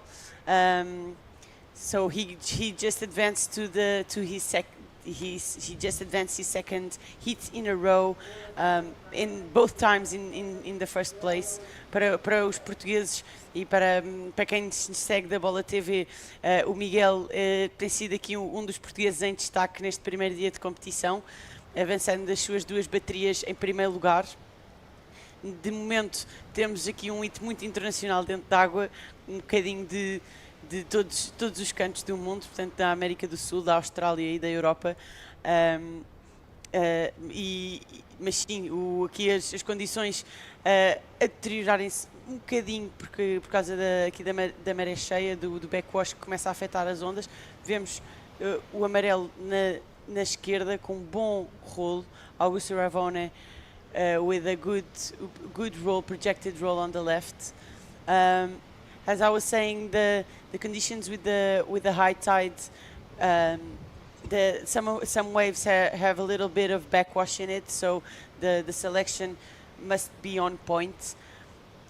But other than that, we can see a lot of good looking waves coming in. Yeah, I think so too. All right, so yeah, I mean, situation in the water, of course, Maxime Castillo, he hasn't competed this year, so he is hungry. Of course, also he has a huge group of kids that he's taking care of. He's taking care of the Ocean Routes team because Nico is not present. He can't be here. He's going to go to Brazil. So, you know, a lot of motivation there for Maxime Castillo doing great. And Cristobal, also, it's a great, it's a name, a big name in bodyboarding in Chile, coming from Rapa Nui. He is either to say the best rider from that island, the island of Rapa Nui, and now he is looking for a big score, but very comfortable in the first position. But I would say, you know, a 5.51 is a possible thing for Augusto, and a 9 for Carl. It's a bit more complicated, but, you know, you never know. Yeah. So, Carl looking for a 9-point ride. The best way to do it would be, and that's the way he's definitely trying to do it, is to divide that 9-point ride into good waves, in order to jump back into this heat. With a 5, sometimes you don't need a big wave or a big scoring wave to be back in the heat and to be able to get back in fight for an advancing position. Remember that only the first two positions, the first two riders advance to the third round, where they'll meet the top seeds. The round number 3 is not hitting the water today, but still it's already a great result for someone who's coming from the previous rounds to end up in the round of the big names, the top seeds, and with the guarantee that they won't be eliminated. So we see Maxime pulling into this one, a smaller right-hander. He's used to pulling tubes out of nowhere. He spends a lot of time in Nazaré, so he's used to those big hollow caves. And here in Praia Grande, it's always good to have that in your repertoire, your skills in order to find those gems out of nowhere. Yeah, I mean, I have to tell you, Maddie, I'm seeing good waves there. Check that out one. I mean, that was a nice left, and it's clean and glassy. You know, usually in Sintra, this time you can get some wind, and I'm actually very impressed with what we're seeing right now. It's looking clean. There's possibilities, a lot of possibilities. Check that out. I mean, that's a nice ride as well. And right now we're only seeing one of the cameras, but there is another camera that can show us more options. So yeah, I think Sintra is delivering today. And yeah, it's a good day of competition. We are right now in the round number 2 of, this is the heat number 3 of the men division. We are not going to continue after this round. We are leaving, I mean, that's what is intended. I'm going to double check with the technical team and that's Carl left the competition area to enter from the side. And check this out, looking good for Augusto, but not much there for him. But yeah, quería, and yeah, I think it's a good day of competition. What do you think? Yeah, for sure. I think the waves are cleaner. One of the most cleaner days we've had since last week, I would say. And so great conditions. We see the replay of yellow, Augusto, the Argentinian. He didn't want to attack that lip, just at that moment at least, but didn't found anything else, unfortunately for him. But always good to keep busy here in Sintra. I would say that the conditions are pretty good, pretty clean. The hardest parts of today, I would say, it's positioning yourself in the right place. I think I mean, yeah, that's always the hardest part, is to be in the right spot at the same time, at the right time. You know, there's a lot of water moving. There's places like that, and if you come to Sintra, you know where you're gonna get. But if you are well trained, well prepared in your mind, I mean, you have to be physically and mentally trained. You're gonna find good waves here. Right, maybe it's a good time to ask you to connect with us, link with us. It's easy. You just have to scan that QR code, and it will take you to all of the socials for the IBC World Tour, an easy task, and it will support the IBC. Just remember to try to, support. If you have to hit the like button, do it. If you have to subscribe, because this is the way you help the events grow and you help the numbers grow, and by big numbers we get more support, because these days everything is measured by numbers, and especially in the social media and YouTube and the streaming and all that, it's important that you guys support. Quer falar isso em português? Sim, como a Begonha estava a dizer, é importante mostrar aqui o apoio ao circuito mundial, que é o nosso desporto, felizmente, até mesmo do lado português, e pronto, o Brasil também tem aqui o idioma do português, mas fazer o nosso desporto crescer através dos números, através das partilhas. Temos aqui o link que podem escanear para acederem às nossas redes sociais. Têm lá o nosso Instagram, o site, podem consultar os rankings, até etapas passadas, ver os replays. Partilhem, repartilhem, comentem. Vale sempre a pena para aumentar aqui o nosso nível o nosso alcance também, e o nosso nível de engagement. Exatamente. Em português não temos assim a palavra mais ideal. Envolvimento? Há quem diga engajamento, mas eu não sei se é a palavra mais correta. É um anglicismo. É. Por isso ainda temos aí o QR Code, por isso aproveitem.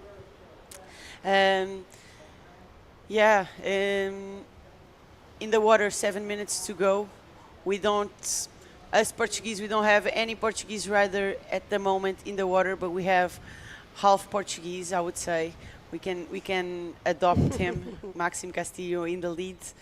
Cristóbal in the second place. Augusto, who came from the first round, he's in third position, searching for a 5.5.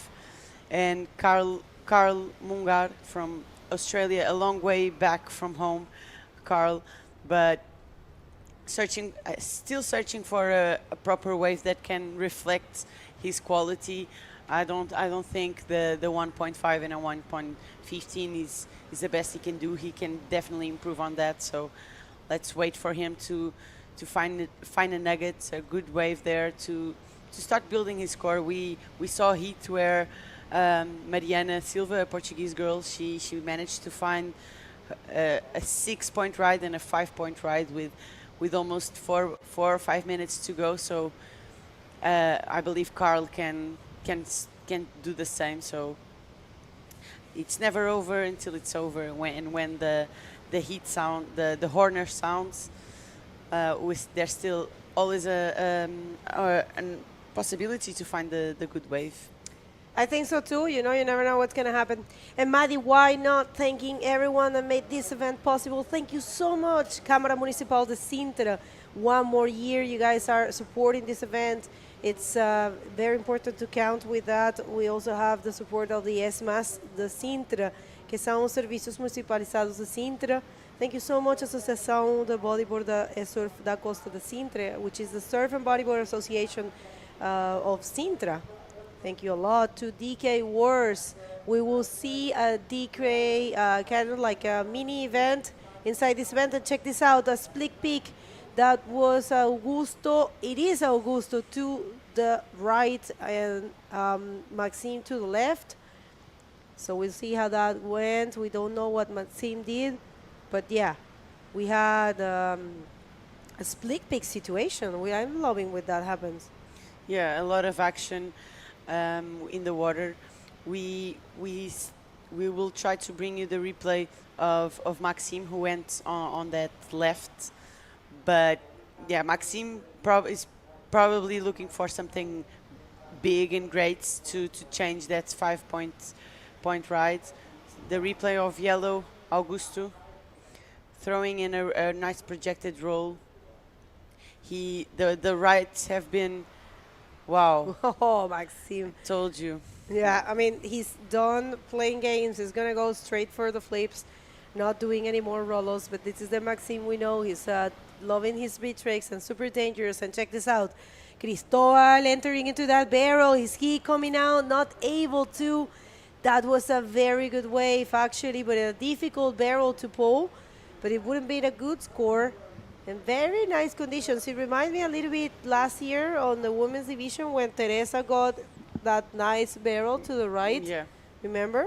Yeah, the waves here today, they provide you. There's some waves out there, some hollow sections, and where you can do it, try to get out of the tube, but sometimes the exit is the tricky part. The waves are looking good, but getting out of those are the tricky part, as I said. Even Cristobal, which is he's a very experienced rider, and getting out of those tube rides, he didn't find that exit. And what happened with Teresa last year, she got a hollow one that opened up all the way up to the insides, and managed to find a 9.5 thanks to that wave. Teresa was one of the big names in the big performers last year. Unfortunately, she's not coming to Sintra this year, but you can bet that someone will do a tube ride just as good. For sure. I mean, it's nice to see again Teresa. Such a great rider, and she has been working really hard. You know, I think for most of the bodyboarders and surfers in Europe, all of you work in the surf schools.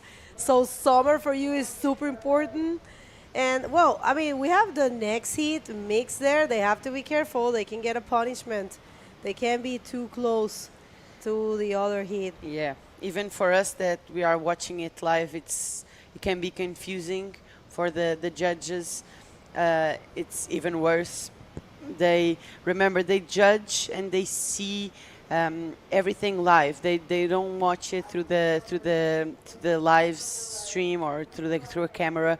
They do it on the naked eye. So that's why it's important for riders to stay apart, to distinguish which ones are in this heat competing and which ones are waiting for this heat to end. But yeah, that's some things you need to take into consideration and pay attention to when you're an athlete. It's not just getting there and surfing. It's a bunch of things regarding priority, regarding positioning in the lineup as well. That's why the guys that are coming in for the next heat, they position themselves there because it's where the best scores are coming through. So yeah, it's a strategy. You have to, but you have to when you compete, you have to take into consideration many things. You know, you have to know the rules.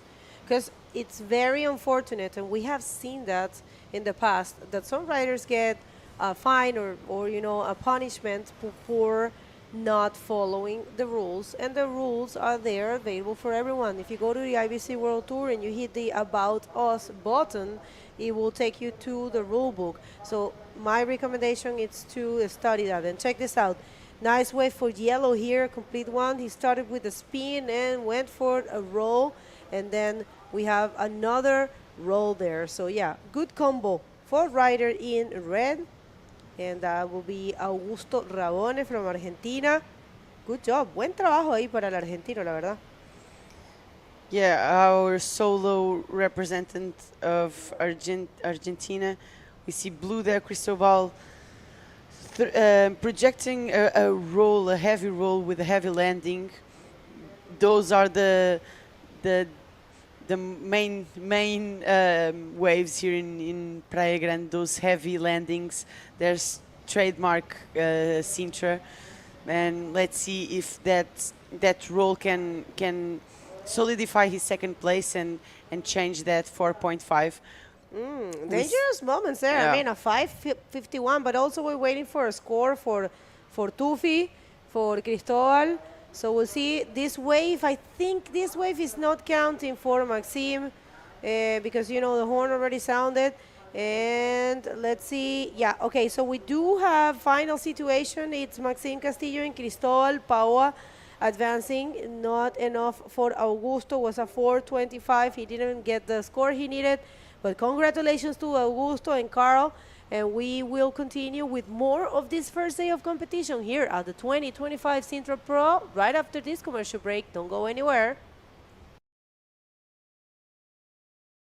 24 quilómetros de linha de costa, 70.000 hectares de ar puro, 13.000 metros quadrados de história, 200 anos de inspiração, 130 milhas de descoberta, 2 horas de magia, 20 igrejas, 9 praias, 8 museus, 6 palácios, um castelo.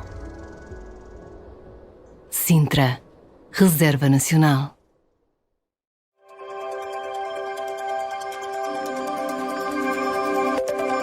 Olá, de 1 de setembro a 5 de outubro vem reviver os melhores momentos do Mundial de Bodyboard na Praia Grande, aqui no Museu da Água e Resíduos em Sintra.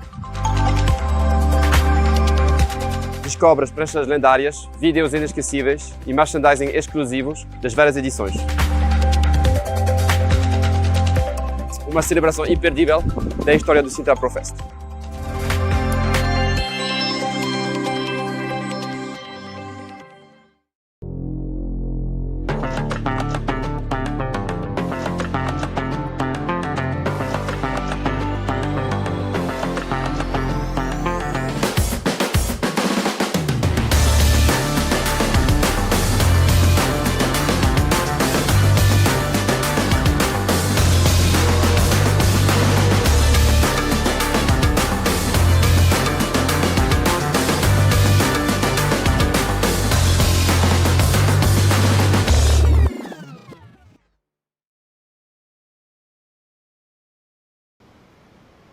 Hello everyone, if you're just getting here, this is the first day of competition at the 2025 Sintra Pro, an event that it's been running for 29th edition, and it's a pleasure to be back in Sintra. And if you are tuning in through the Abola TV signal, thank you for being there. It's a pleasure, and thank you, Abola, for bringing this to all the Portuguese through national television. Let's hit the water. We are in round number 2 of the men division, heat number 4. Welcome back, Armin. Thank you so much, Bego. And another mixed heat, with the 2 French and 2 Spanish. Very good one. Léo Jourdain-Després from Biarritz, actually. Jorge Hernandez, the wild card in this heat. And Hilas Husmu from Spain as well, probably from Canary. And Coquille Alexandre that we saw earlier today in the first round. That's right. We have the first wave second, actually, for Jorge Hernandez. Jorge is the IBC World Tour wild card for this event. And remember, there is sometimes there's there's usually 2 wildcards for the event and 2 wildcards for the IBC World Tour. In this case, we didn't have any women applying for the wildcard in this event. So we don't have an IBC woman wildcard, but we do have a event wildcard, which is Luana Dourado in the women division. And we have the IBC men wildcard, which is Jorge Hernandez, who is actually the person who has taken the junior division here in this event the 2 last years. So, and he is a junior man world champion 2023, I think it was a year. And we also have Ricardo Rosmanino as event wildcard, Sintra Pro wildcard, Yes. Ricardo Riscas. Right? So a wave here for Ilias Osmush with the projected row. And yeah, Ilias is from Morocco, but I think he's representing or probably has the Spanish nationality. So he is representing Spain. Absolutely. And Jorge Hernandez that we haven't seen for a little while, like, because I remember him having like some issues with his shoulders, remember from King, and kind of disappearing a little bit from the tour due to his injury. But I'm so happy to see him back because Jorge is such a charger. He's like so good, and it's very good to see him on a competition again. Jorge is a super strong rider, definitely. So yeah, good riders also we have here. I mean, the 2 French are very good, and Ilias is also very good and well known for his style. You know, Morocco has a lot of good riders, and more now with 2 years in the World Tour. This year we had 2 events there, one for the men and the women, and also junior rising series at the beginning of the year, and then we had the Medea Everyday Medea event there in Medea. So that was a pleasure to have that for the junior men division. And check this out. This is Leo Jourdain from France. Goes for a row there. Continues. We'll see if he can connect with something else. Leo, good rider as well from France. Absolutely. No, Leo's been here. He's been competing in Sintra for the past 4 years at least.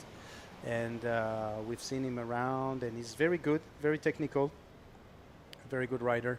And he's opening, I mean, like he already had a 0.5, but he's definitely opening his journey here on this heat number 4 of the round number 2. And we're looking forward to seeing progress in this competition. But yeah, definitely. Yeah, we'll see how that unfolds. And we were trying to thank all of our sponsors in the previous heat, but of course, action, it's always first. And we would like to thank a lot Câmara Municipal de Sintra y ESMAS de Sintra, servicios que são os serviços municipalizados de Sintra, la Associação de Bodyboarders e Surf da Costa de Sintra, which is the Surf Association of Surf and Bodyboard from here from Sintra, DK Wars, Prime School. We also have la Junta de Freguesia de Colares, and we have the Federação Portuguesa de Surf, which is the Surf Portuguese Federation. Thank you so much for being always supporting this event. Meo Beach Camp. And also the classic Vert magazine, Radio Mega Hits, A Bola, Up Surfboard, Spotty Car, Arriba Sintra Hotel, Exa Boards, Bodyboard Vintage Portugal, ADP Publicidade, and Boogie Chicks. That's right. Thank you so much. Obrigada a todo mundo e obrigada e nosso cumprimento para todos os portugueses que vocês estão sintonizando através da señal da Bola TV. Desculpa qualquer coisa, meu português tem uma mistura, né? Porque eu aprendi com professora brasileira. É isso, mas com muito respeito e muito amor, né? Eu estou tentando aqui falar um pouquinho de português para vocês e agradecer todos os nossos patrocinadores, o apoio, né? Também dos locais, todas as pessoas portuguesas que sempre estão apoiando esse evento. Obrigado a todo mundo. Thank you, everyone. A lot of respect. You know, I have a mixed accent there with my Portuguese, but I've been working in my Portuguese to try to bring you respectfully some words. And we have the interview ready with Maddie and the winner of the last heat. So take it away, please, Maddie. Yeah, I'm here with Maxime, the winner of the previous heat. So Maxime, a lot of great scores, going big there. What was your strategy for this heat? Is to go big or go home? Yeah, to be honest, didn't really surf this summer. It's kind of getting back in the rhythm. I didn't compete the whole year, so this is my first event since Panama in January. So yeah, it was just to enjoy the moment, try to get back in my surfing, and just get back in the rhythm, like I say, and enjoy the moment. Yeah, and we've missed you in the World Tour this year. You've been working on different waves, exploring. What have you been up to? Yeah, I was just a bit, kind of boring to do the World Tour. Even if I love it, I love the competition, but I just feel was the moment for me to do other stuff, and was the moment for me to explore a different way of my career. So I'm not in the retreat. I just continue to compete in the event that I want, and I just explore new place, discover new waves, and I'm working on a big project that will be released beginning of the next year. And I'm kind of my second home here in Portugal, so I was like, why not doing the comp, So I'm back in the jersey. Great to see you back in the jersey. You want to say a few words in French or in Portuguese, since you're almost Portuguese? Je vais parler en français pour tous les copains, les Français qui nous regardent, mais merci à tous pour le support. Ça fait plaisir de remettre le lycra, et voilà, on est de retour en mode compétition pour ce Sintra, et voilà, on va tout donner avec les boys. Il y a une belle équipe, et voilà. Yeah, great to see you back. Wish you the best of luck for the rest of the competition. Back to you guys in the booth. Thank you so much, Paddy. Congratulations to Maxime. Always a pleasure to have him, of course. Always a pleasure to have, former competitors. And I completely understand what Maxime was saying. Sometimes you want to do different things. There's nothing wrong with that. It doesn't mean you don't like or you don't love or you don't support the World Tour. It's only that you want to do something different, and it's fine, and he's super young. Although Maxime thinks because he's 30 years old, he's super old. Yeah. And I keep telling him, Maxime, come on, you have so many years ahead of you, and you can do many things and come back to the tour whenever you want. So excellent to have him here. Right, situation in the water is all about another Frenchman, Leo Jordan, who is holding the first position with a total of 840. And Jorge, right now, looking for a 390. Let's see this one looking very good for the Moroccan, holding the Spanish flag, but not able to come out of that barrel. That probably was a nice view for him. That barrel looks, I really thought that he would come out of that barrel. That really looks like perfect. But yeah, unfortunately, he didn't complete that barrel. But it would have been a great way for him, though. Yeah, I think so too. But it's okay, there's still some chances. 40 minutes in the clock, a lot of time. Heat number 4, or round number 2 of the men Rising Series division here at the 2025 Sintra Pro. Remember, we are looking to run this round, and we're going to stop for today, and that's a nice looking, beautiful pocket maneuver for Coquille in 2 rows. Yeah, look, 290, I kind of see that there. Yeah, probably. 290, I mean, it's, an easy task. Yeah, Alexandre Coquille, qui nous vient de la côte basque, si je ne me trompe pas, de Anglette plus précisément, et qui viennent nous faire 2 rolls pas mal du tout, comme on dit en français. And here we're watching a replay right now from Red with a nice roll, super nice executed roll, and look at this white Jorge Hernandez. Very good roll as well for Jorge, completed maneuver, and I think he's in the lead if I'm not mistaken. Yeah, Jorge is always strong. Right now holding mid-range scores. This is probably not what we are also used to by this guy, because he is one of those guys that do 7s and 8s and 9s and even 10s. But yeah, it's okay. It's the first day. It's everything setting, I will say. Us, them, getting used to the wave, getting used to, in the case, for example, of the Canarians, the water there, it has a different temperature. So probably here in Portugal, we know the water is cold. Not so much right now, but still it's 18 degrees, I've been told. I haven't been in the water. Probably today I go surf a little bit. But yeah, I brought the 2-2 only. And I'm seeing a lot of competitors surfing with a short sprint suit. So maybe it means that it's possible only for an hour or so, Which I don't recommend at all. Oh, come on, stop crying. I'm come from Chile. But you know, Portugal is known for having very cold water. That's right. That's especially in the summer. Actually, right now it's when the water is supposed to warm up a little bit. But yeah, no, it's cold. No, definitely. But the good thing, compared to many other countries, you can have 1-4-3 and be able to surf the entire year here. You see what I'm saying? Like sometimes you need to get like a 5-4. Oh, okay. In like Chile, it's the same, yeah. Yeah, like just one, like.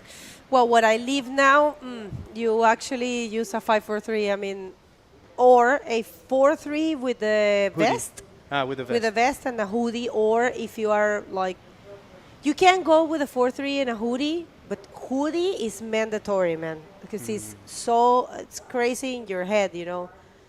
Yeah, you need to understand. For me, I had harsh winter in New York when 6'5" was mandatory, with 5mm gloves, 5mm boots, and there was no other choice if you really wanted to surf during the winter. So for me, wearing just a 4-3 the entire year, it's almost like wearing a shorty. Oh my. All right, so let's see what happens here. This is Leo, who is right now third. He was first. Nice wave. And beautiful, super projected roll. I have to say, I enjoyed that one pretty much. And people, don't get fooled. Sometimes the basic maneuvers are the most beautiful ones. Depends on how they are executed. And I believe that was a very good execution for Leo. And he is looking for a 4:36. And I believe he might get that in order to get the second position and probably even more. I don't know if it's going to be enough to get the first, but I think he's going to get back to qualification zone. No, absolutely. And then, hold on. Meanwhile, up and riding Alexandre Coquille is giving him the chance right now with another nice, very nice roll for Alexandre. It's very good. The French are like showing their skills suddenly. And Leo, you're right. Look, it's a 6 point. So he's leading with that last roll. It was really good, you know. Yeah, it was very good. Good wave selections. It was a great size as well, and hit the sections at the perfect timing. Oh, it's definitely good. Like you said, the roll could be a simple maneuver, but it's also a very enjoyable maneuver to do. I love to do rolls. I mean, why not? It's the mother maneuver, I will say, you know. Yeah. Most of the maneuvers come from the roll. If you think about it, you know, an invert is half of a roll. You know, a backflip. A backflip, an ARS. And, of course, the other mother maneuver will be, you know, the spins. It's if you have a good base spin or a reverse, you know, you can go to a reverse, you can go to reverses, and so on. So, yeah, a good roll is always appreciated. And there you have it. It's a 6 for Leo. Right now, with 9 minutes on the clock, the two French are in the qualification zone. So far. Yeah, so far, of course. And two Spanish flags there waiting to also get those scores. But yeah, check that out. I mean, the results are super tight. Any of them can actually change the situation. No, you're totally right. Like Jorge needs a 4.71, which is completely doable for Jorge, especially if he starts to put the engine on. And Ilias is the same. It's a 4.96. So, and Ilias didn't manage to find a second score yet. But he still have a little bit of time. 8 minutes and 26 seconds. It's still a lot of time to get the proper wave, and you know, it's about wave selection and good timing. So that barrel was almost cleared when he took it. So maybe he will have another opportunity to do another one. Y si están recién llegando, unas palabritas en español para quienes apoyan a Jorge y a Ilias. Replay here. This is actually the 6. Yes, the 6 from Léo Jourdain. Incroyable petit rollo qu'on aime beaucoup, qu'on aime voir. C'est pas petit rollo, mais... mais c'est une façon de s'exprimer, évidemment. Regardez, et le change qui lui a été donné par Alexandre aussi, parce que ça, c'était très important. Un très bon échange entre les deux, sur deux vagues un peu différentes. Une qui lui a valu 5,50, et l'autre, celle de Léo Jourdain, un 6 points. Pas mal du tout, pour des super rollos bien exécutés. Et ce qu'on disait tout à l'heure, c'est que des fois, la manœuvre la plus simple, enfin qui peut paraître la plus simple, si elle est bien exécutée, elle sera récompensée comme il faut. C'est le cas de Léo en l'occurrence. C'est les façons françaises de toujours parler pas mal. Hein? Ouais, pas mal. Alors, all right. So we have Jorge on a beautiful roll right there. Let's see Jorge, not the biggest wave, but and here the answer of Ilias as well. Good combo, and not able to complete. Jorge switching sides. Let's see if he can find something milking this wave till the end. And yeah, that's a roll. And a complete wave, but you know we have to think that the size does matter in terms of these waves, but also it's good that he is taking every opportunity and milking that wave. We'll see how much he gets. He's looking for a 471. It's a possible thing to do. No, absolutely. Specifically with that last wave, I think it's a very nice one. You know, and the judge, they love it. If you take every opportunity on the wave to do something, I think this is what they want to see, and hit the first section, of course. Let's see, and actually change of situation. It's a 4.75. Sorry. Mm-hmm. So he got the second position. Second position, absolutely. Not too comfortable. Here comes Coquille. Let's see Coquille. We didn't see that one, but we'll see. Coquille looking for a 450, doable thing, but I think it was a quick in and out, maybe? I believe so, yeah, but then we never know because it was hard to see what he did. 250 was. All right, so yeah, I think he's surfing a shorty as well, if I'm not mistaken. Yeah, so he's doable. All right, so great day of competition here, the first one, and so far so good. We have had good results, we have had good battles. And if you missed it, you can always scroll back. It's all here in the IBC World Tour channel. And come on, hit that, scan that, and partagez. Tu veux parler ça en français? Oui, absolument. Si vous avez vos téléphones, vos tablettes, quoi que ce soit qui possède une caméra, on vous encourage et on vous invite à scanner le QR code que vous voyez qui apparaît sur le côté gauche de votre écran et qui vous emmènera dans le monde de l'IBC. So, vous avez les liens pour tout ce qui est le site ibcworldtour.com et vous aurez aussi tous les social media. And meanwhile, we have Ilas Ousmoud qui nous a fait un super rollo là sur cette droite qui change de direction. Pas mal, ça c'est vraiment intéressant et ça prouve une très très bonne technique de pouvoir justement changer de direction et avec 2 spins à la fin. That's right, I agree with you. I mean, Arben was saying that it takes technique and good riding in order to switch sides, and Ilias was super fast on that one, so I really enjoyed that wave. The execution of the roll was beautiful as well, so we'll see how much Ilias gets. Things are tight. Coquille, I mean, Ilias is looking for a 501. That might be there. We're waiting for the score, and we'll see how much he gets. Let's see. Yeah, let's see how much the judge is going to reward him, because I really like the fact that when you're aware of everything the wave is offering you. And it's a 5. It's a 5, which is very good. So we have Jorge and Ilas that changed the situation again. Both of them have 10 points. Jorge is in the second position for the 5.25, of course, but both of them got the same amount of the same score, which is very interesting. And Alexandre Coquille is in need of a 4.50. Again, 3 minutes and 22, and he's up and riding right now. Let's see what Alexandre is going to be doing. Ooh, all right, so good battle there, and I kind of see more than a 450 there for Alexandre, for Coquille. C'est Coquille, je pense que Coquille, c'est le prénom, hein? I'm not sure. I think Alexandre is his first name, because usually in French you put the family name first. Si, c'est le nom, oui, c'est vrai.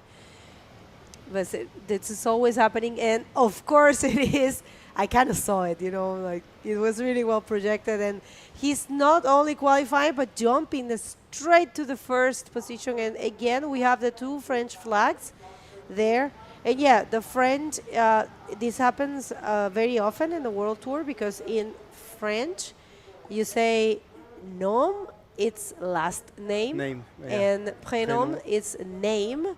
So sometimes they mistake when they see name they think it's the last name, so they always do that. Yeah, I think his name is Alexandre, right? Yes, I think it's Alexandre, but Jorge is doing, would that be an air reverse? Nah. And then up and riding as well. Leo on the right, not doing much as well, but listen, the two French are leading right now. And look at the score, Bego. It's very tight because we're talking about the first position is a 10.85 when the fourth position is a 10. So that means that anything can happen right now. And let's watch the replay from Jorge.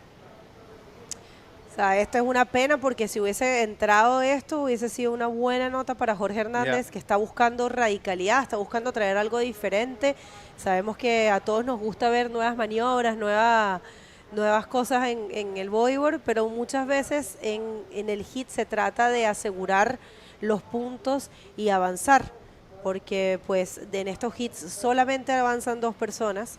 Y claro, es difícil descalificarse. Jorge Hernández es el wildcard, o sí, la entrada seleccionada por la IBC World Tour, que es un beneficio que se aplica para todos los eventos y te da la posibilidad de comenzar en una ronda más privilegiada más adelante, como es el caso de este evento.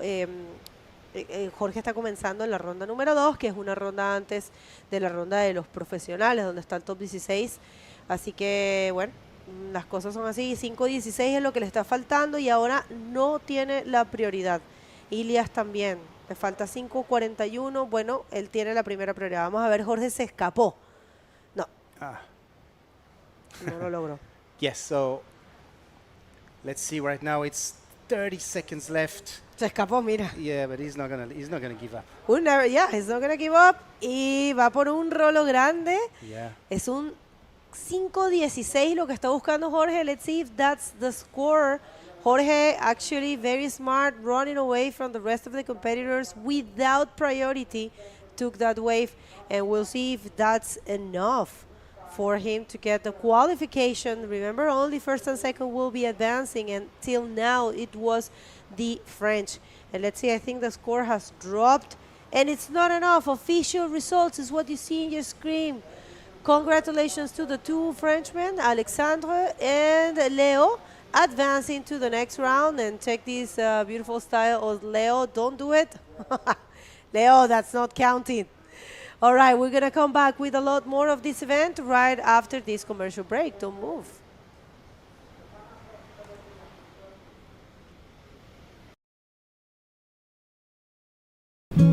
Pergunta aí à inteligência artificial o nome desta. Yeah. É uma Danaus Plexibus. Perplexipos? Yeah. Vamos ter grande nota. Liga-te melhor no regresso às aulas. Recebe um tablet na adesão à TV do Mel e um ano de inteligência artificial Perplexity Pro. Mel, humaniza-te.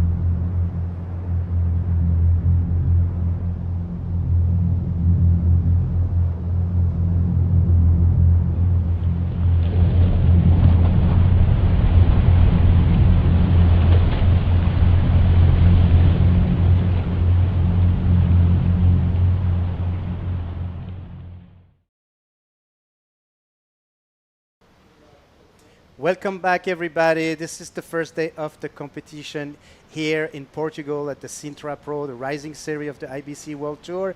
And this is the round number 2, hit number 5. Yeah, we're midway through this round and a lot of good hits on hand. This is another one, so let's hit the water and see who are our riders for this fifth heat of the round number 2. This is a Latin heat, two Spaniards and 2 Portuguese guys. And we see Gabriel Mendoza starting his heat with a nice roll, split peak for the Portuguese rider, and Daniel Paniagua. Also from the Canary Islands, I Absolutely, believe. both of them, Gabriel Mendoza as well. Exactly. Yeah, the Canaries, the riders from the Canary Islands have the Spaniard flag, of course. I think sometimes we use the Canary flags, but not here in the ranking, the scoreboard. But yeah, so I'm not worried, because if any one of them win, he will have the Canary Island flag. For sure, yeah, for sure. The Canary flag is always packed with these riders. They travel a lot together. They know each other. I mean, as you know, Canaries have they have a lot of islands. So Fuerteventura, Gran Canary, and Tenerife, I think, are the well. There's a couple more, but those are the main ones. The main 3 islands, yeah, absolutely. Where most of our riders come from. But also 2 Portuguese riders in this one. Ricardo Rosmaninho, a very known local rider from Portugal. He's from the north. Praia Grande is a little bit more in the center, more down south, actually, centered south.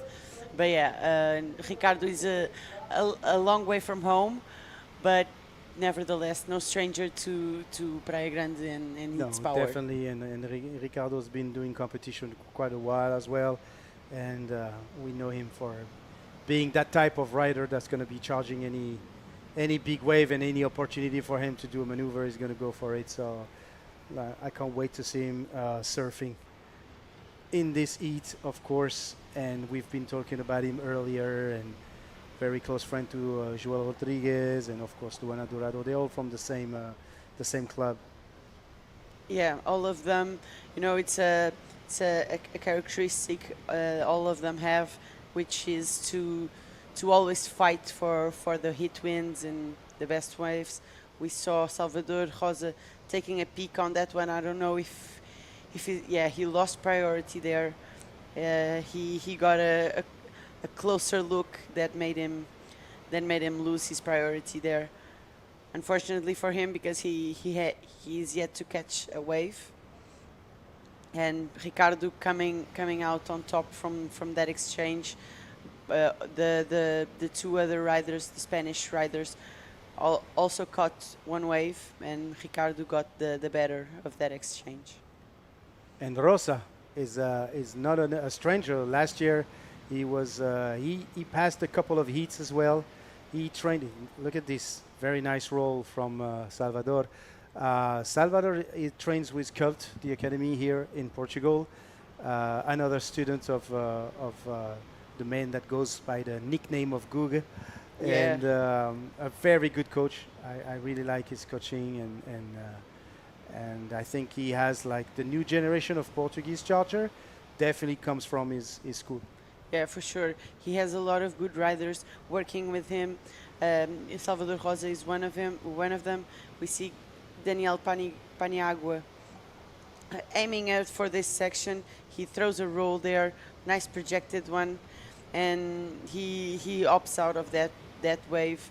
Just a quick roll there. Gabriel Mendoza also joining in the party. Difficult one. The second roll was like almost impossible to land, and he did it. So very good. Very good. He hold on. Determination and not giving it up. Yeah. So we saw a change of situation, meaning that Salvador Rosa got a 3.75 for that first one. Ricardo dropped into second place because Gabriel caught that second wave. He got a 3-point ride for that one. But yeah, a lot of waves and a lot of eager riders to to advance through this round. I think Yeah. this is one of those opportunities, golden opportunities, where they could have a much difficult heat in order to advance for the main rounds and to be with the top seeds. So every one of them is eager to fight and to chase those waves. I think we're going to see a lot of good exchange in this heat because you have like people that are known to competition, such as Gabriel Mendoza or Ricardo Rosmanino, that we've seen a lot. But we've seen a lot of Daniel Paniagua as well, who just got the second position here, and then of course Salvador Rosa, who last year had a very good journey here in the Sintra Pro. In the meantime, I believe that the interview is ready with Begonia and the winner of the previous heat. Take it away, Bego. Thank you so much, guys. Well, this is one of those things that is super cool to have in the World Tours because we have Alexandre Coquille. He is not really competing in the World Tour, and it's been a while. We're going to get to that. But first, I want you to tell us how was the heat, because it was a difficult heat. You guys were changing situations at all times, so how do you feel? Yeah, I feel pretty good to pass my heat. And the conditions were better than the first round. You know, I watched Maxime Castillo get amazing left, and I know I had to stay in the same place. So I got 3 or 4 left, very good, and I'm very happy to be in the main event. Right, so now tell us a little bit about yourself, because you were saying that the last time you competed was, I think, like, what, 15 years or something like that ago in Pipeline, you said? And now you're back in the tour. How do you feel to be here? And tell the world a little bit about you and what do you do? Yeah, I work in treatment water plant, and I compete in 2012 in IBC Hawaii, but I was 20 years old. And now I have a lot of work in France. I do the French tour, but I don't compete in IBC, but I watch all the events. And I had 1 week to vacation, and I had to go to Sintra. It's next to my place, so very happy to be here. Very happy to make the main event and with my boys. So yeah, very happy.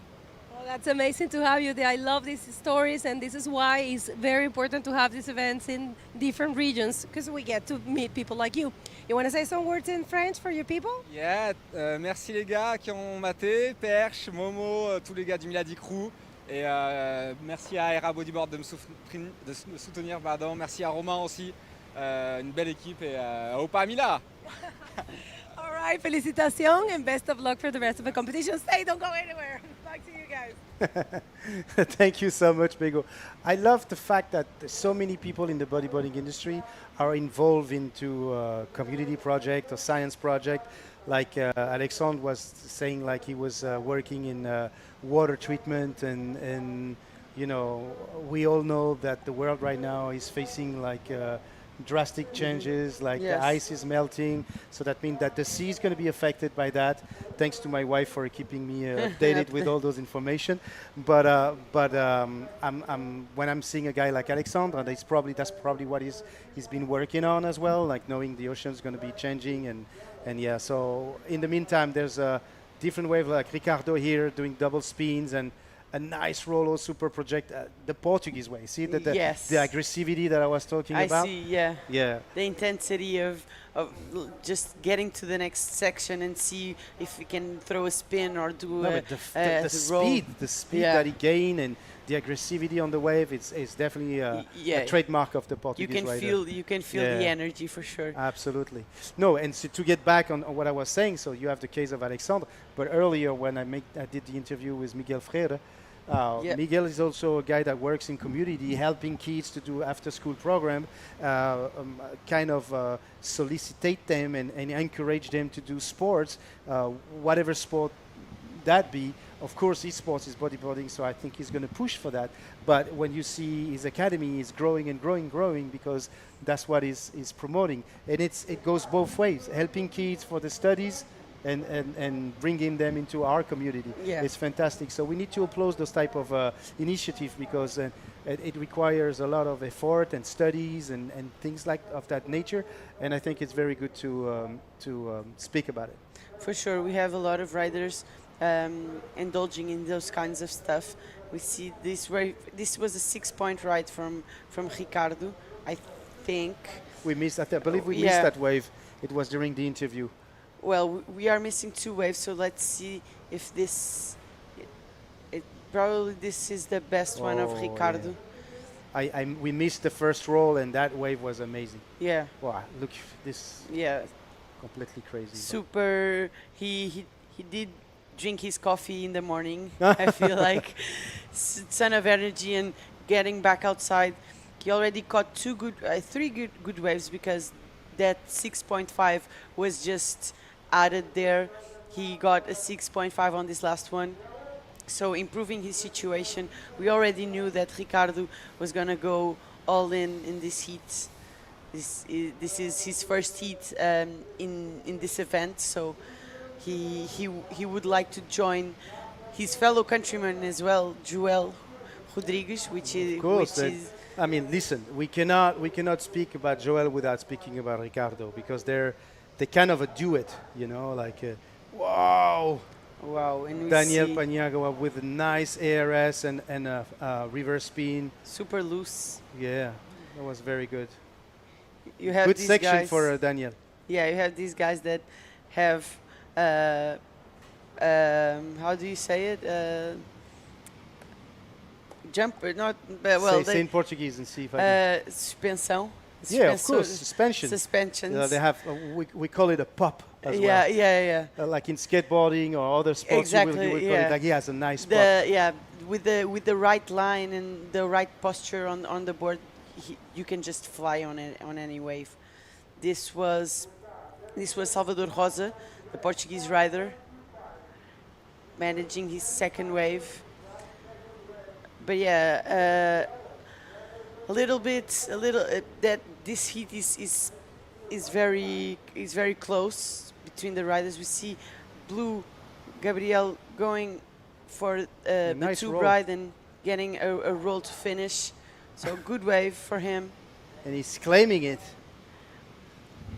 Yeah. Rosita, I mean Salvador Rosa, who is actually studying in Barcelona right now.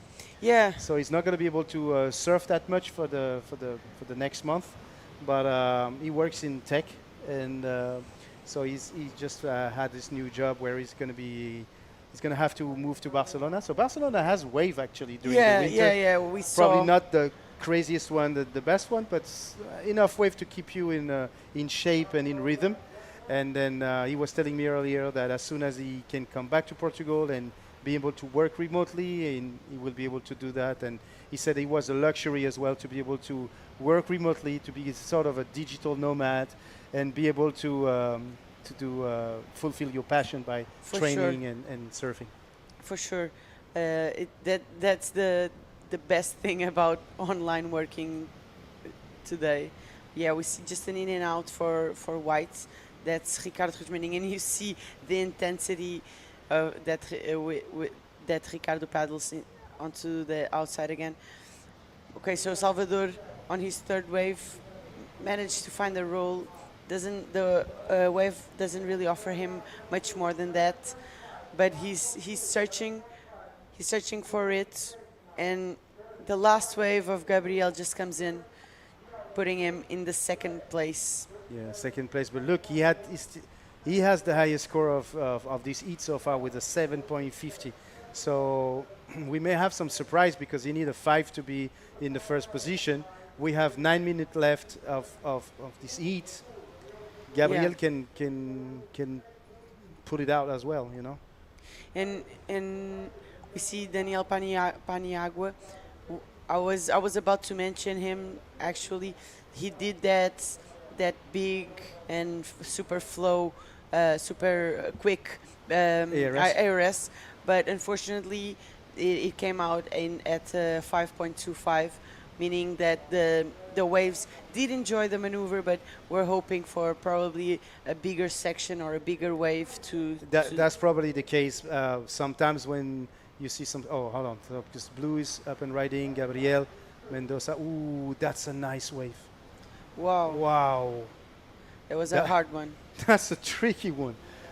I don't know if that's really what he wanted to do at first, but the way, when you do that type of turbo rolls, when you go forward while doing the roll, Yep. he did that, and I don't know if he changed and decided to do a backflip at the same time, but that was Yeah, a I think crazy one. when he was about to attack that section, the section just fell a little bit earlier, so that maybe that changed the maneuver selection. And again, Ricardo just got a wave. We saw him appearing in front of the whitewater, but I didn't really see what he did on that last wave.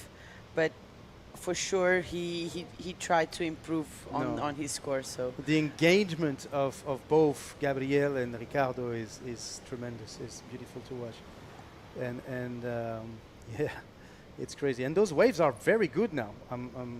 The waves are amazing. yeah, Like, it's and thankfully it's easier for the riders to get back outside. I don't know if we still have the 10 minute paddle Paddle. out, but thankfully the conditions are easier for our riders to get back outside, because for half of them it's the second time they are surfing today. So if the paddle out it's easier, they definitely won't mind and will appreciate if the waves give them a little break. Salvador's still searching for a 5-something wave. You see that all of his competitors have broken that 5 score, that 5-point-something score. So Salvador's still looking for a bigger score to help him. Yeah, I'm pretty sure he's waiting for the good wave. I mean, I think he hasn't been able to really portray what he's able to do, and his first wave was actually very good, though. That first roll was very nice, but I think he's waiting for the wave, And you need to be careful with 6 minutes left. Waiting too long could cost you your spot on the heat in the competition in general. And we will try to have a replay of Ricardo's best wave. He just posted an 8.25, so let's see it now. Oh And my big goodness! What an invert! He's just having fun out there. Wow. Man, that guy's in shape. He is. He's super fired on. That invert was amazing to watch. 8.25 is far away in the lead. Wow, Yeah. what a hit. A ton of speed, a well projected invert, and he landed right in front of the whitewater. No question about that landing. So the judges loved it, and he got rewarded for that. 8.25. I think this is the highest score so far of the competition. Yes, and he's doing a pretty amazing job in general in this heat, because he's been improving on his waves. He got a 6, then he got a 6.5. Now he has a 8.25.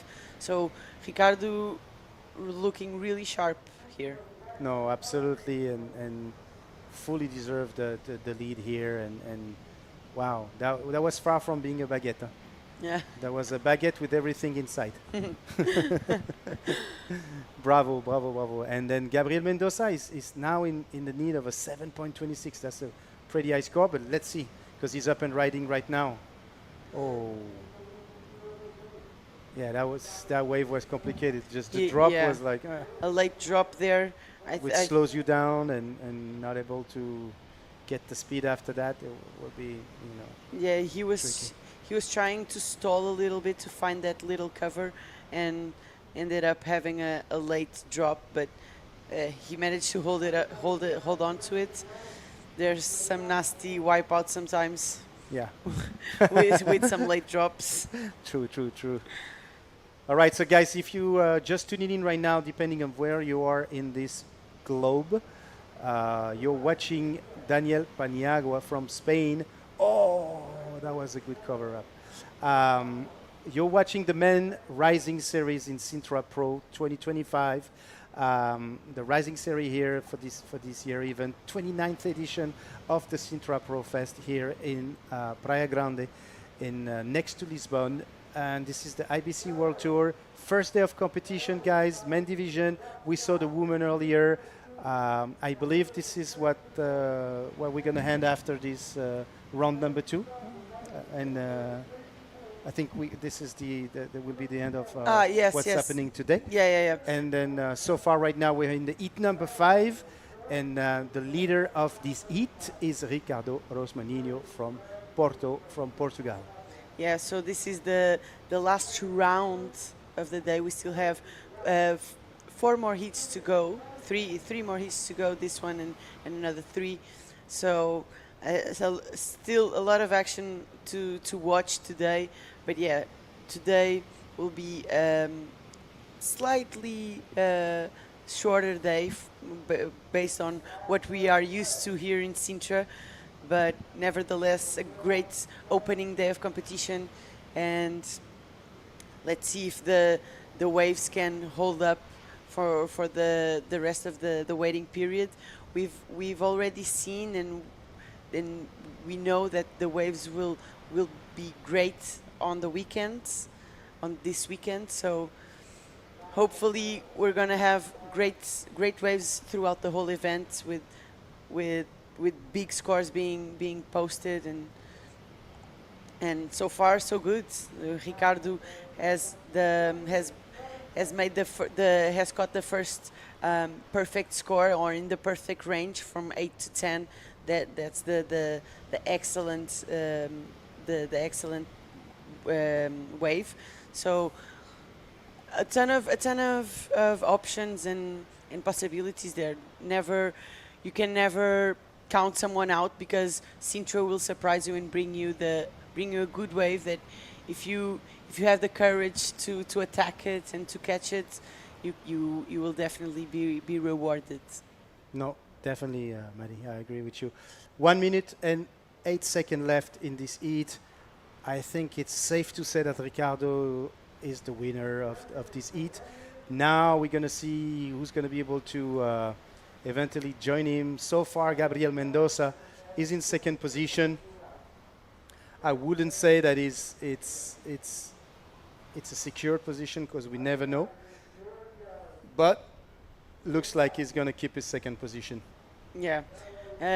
Daniel Paniagua and Salvador need some proper scores today to find a 6.5 or even a 7 and even a 7.75.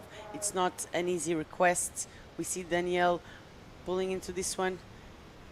He tries to do something a little bit more progressive, but unfortunately he doesn't get the projection he was looking for. He will try to get back outside, but unfortunately he will run out of time. And it looks like it's gonna be Ricardo Rosmaninho and Gabriel Mendoza advancing through. Still another wave for Daniel, an insider, and blue on this one, still counting Gabriel. Nice roll from Gabriel. And that's all we have for these heats. We will do a quick break with some publicity ads, and we'll be right back. Don't go anywhere.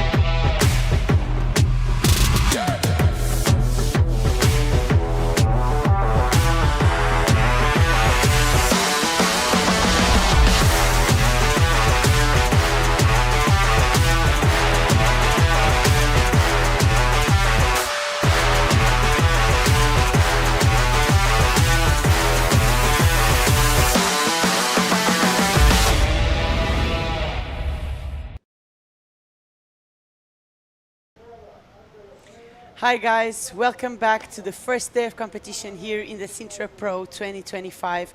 I'm alongside Bego, another exciting heat in the men's division. Tell me all about it.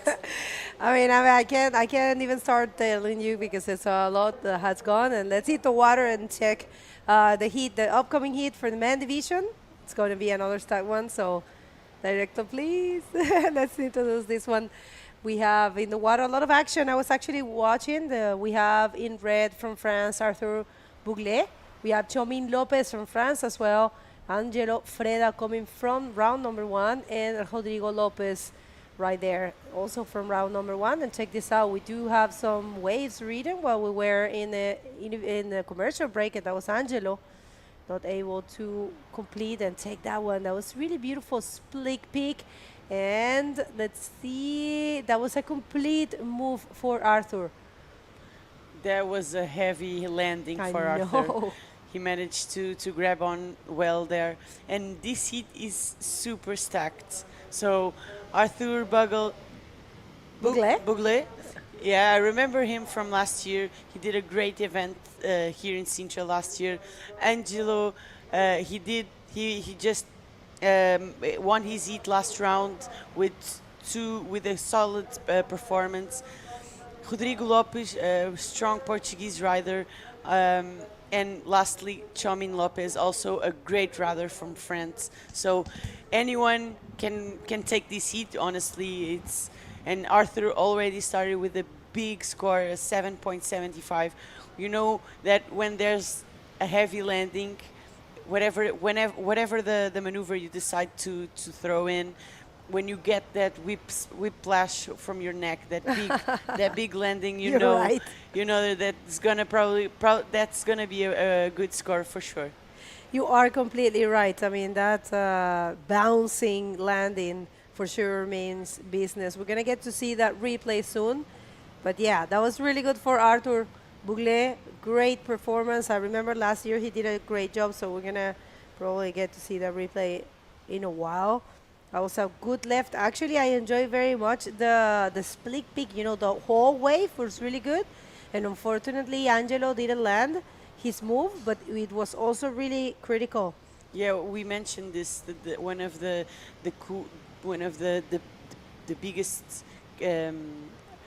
qualities of Praia Grande is that you have a lot of split peak situations where one rider decides to go right and the other left. So a ton of action, a lot of good waves, and this allows our riders to search for whatever suits them best. So if they prefer to go right, they will go right. If they feel more comfortable going to the left, they will do so. So it's a great play field for our riders to match up against one another. I agree with you for sure. But check this out. What a great way to start things, you know, to be in the first position with such a score is something that grants you that kind of ease of mind. But he, of course, cannot be too comfortable. He needs to back up that score.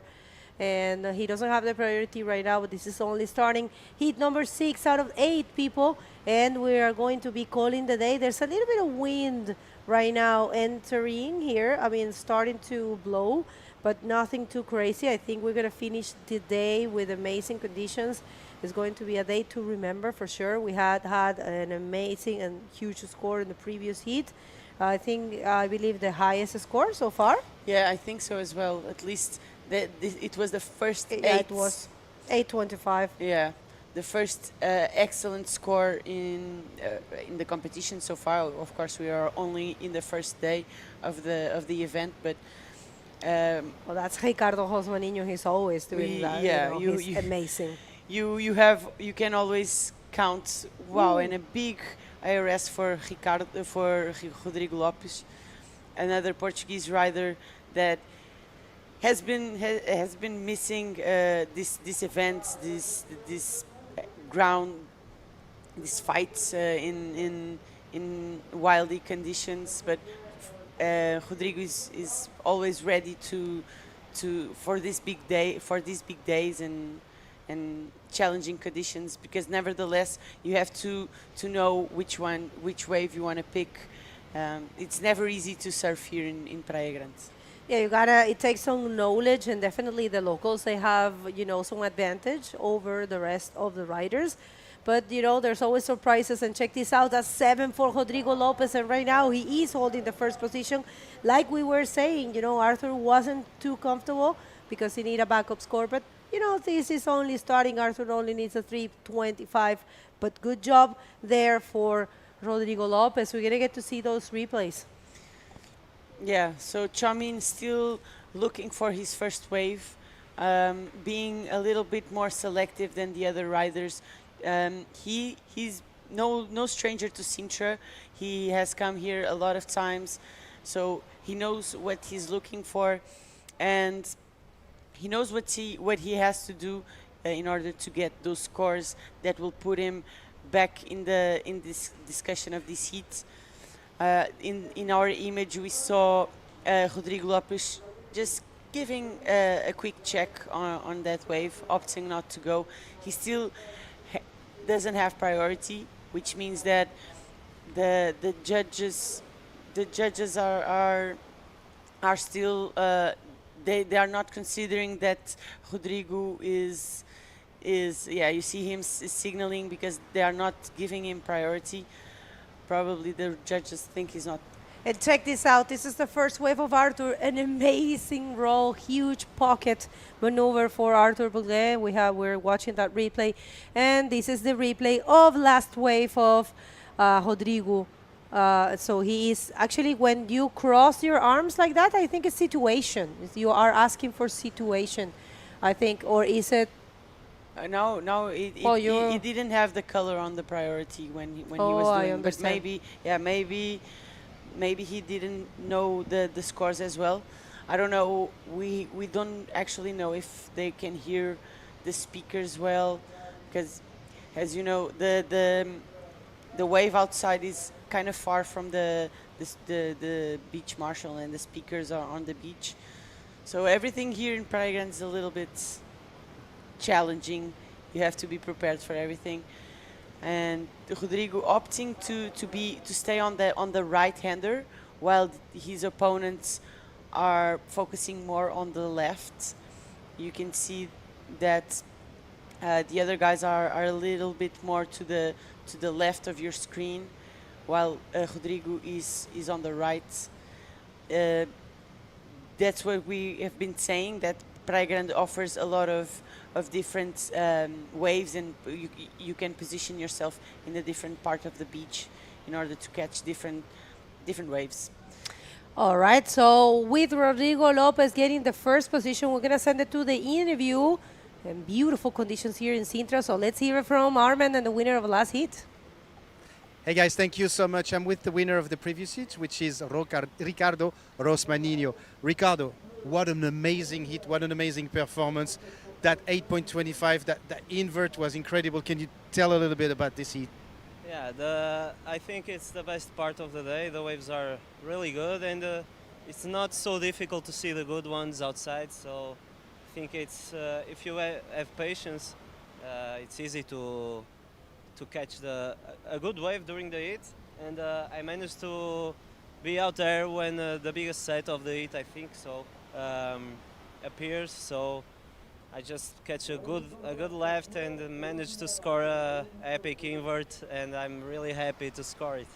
During the live with Maddie, we were describing the Portuguese style, especially with you, Joel, and everything. Like there is a very aggressive way of attacking, I will say, the wave. Would you be agree with this? I think it's part of our culture to be really competitive, and in Portugal we have such an amazing old school riders that went really good in world tours, like Hugo Pinheiro, Manuel Centeno, Gastão Intrudo, Dino Carmo, Tocardos, everyone. And I think it's part of us to be really competitive and want to win every time. So, and we have epic waves in Portugal, so it helps a little bit. Absolutely. Do you have any words that you would like to say? I saw you with your wife and your kid. I want to thank to my wife to be out there with my kid. Agradecer à Lia por estar com o meu filho cá fora. Sei que é um trabalho difícil.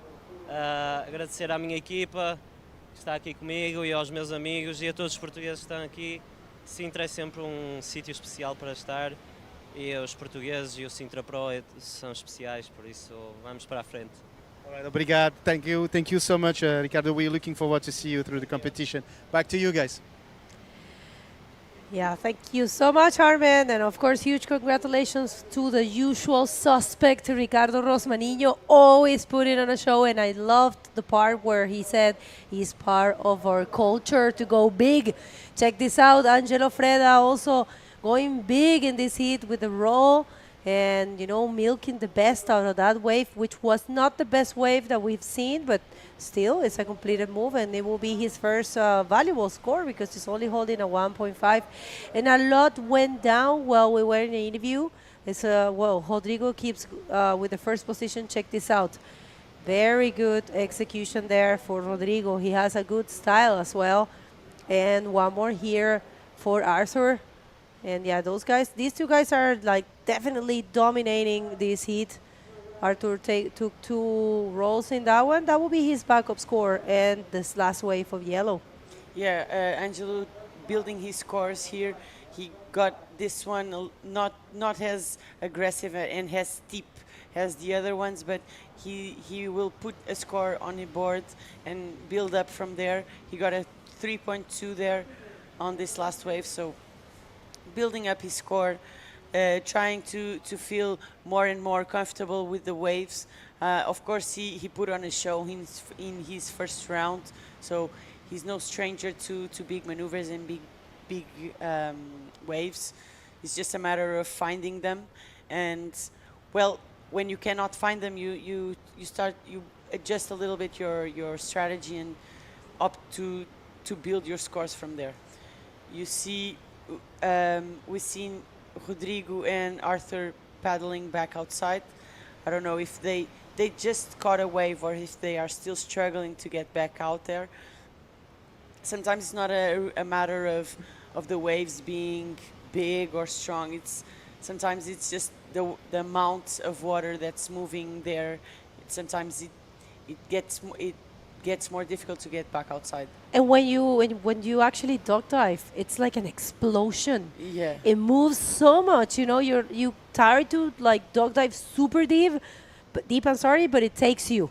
Like you're dog diving and there's something out of the sudden starts moving you, and it's oh my, it's a powerful beach break though. People take it for granted, you know, and I didn't know. The first time I came here, I heard a lot of things. Mm-hmm. I heard a lot about the current. See, Rodrigo is actually leaving the area. He understood that's actually not a good call to keep paddling there. It's super tiring. It takes all your energy, so it's better to go sideways and try to get out of that reed current there. I think what you have to do probably, I mean, he's paddling sideways, but maybe he just have to get out and try to paddle through the pool. Yeah, the tide is high, so it's still going down a bit, but usually what you want to do is get in to the sand. Walk in the sand. It's easier than fighting against these currents. But yeah, that's why we see a lot of riders warming up close to the pool and close to the hotel, because that's the part of the beach where the water gets out and it takes you to the outside more easily. We see that Rodrigo tried to paddle a little bit closer to the right side of your screen, but rapidly gave that idea up. He's now paddling straight out. Let's see which is the best strategy. In the meantime, the other riders are still back outside. Chomin catching his third wave, trying to get out to better that 1.5, and Angelo on the right hand again. All right, let's see this one. Angelo with the round roll and not able to complete that. So you see, it's not just the current, but it's also the landing and the backwatch, which is sometimes does not allow you to complete. But you know, Ricardo said it. He said he feels this is the best moment today. So, well, I mean, he knows very well. Although, of course, it's a place that it takes some knowledge, but it is delivering, so sure. Yeah, for the riders that are used to come to Sintra and they've experienced all types of conditions to surf here in these conditions, I bet it must feel dreamy and good and clean. So cheers to them and especially to Ricardo that he found that 8.25 on and making the most out of these clean conditions. We see that Arthur got back outside after a few minutes of paddling. We haven't seen Rodrigo yet, but he's probably close as well. This is the main factor here in Praia Grande.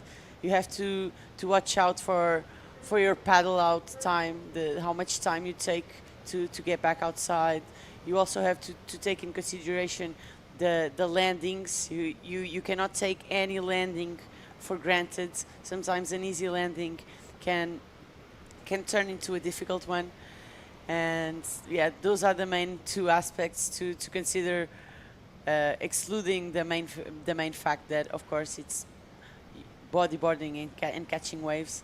You have to pay attention. And choosing, huh? Yeah. Because, you know, if you choose not properly, check this out. We have Choming Lopez going for a dangerous flip. Maybe just a roll will do the trick, you know, in that one, and probably change the 325.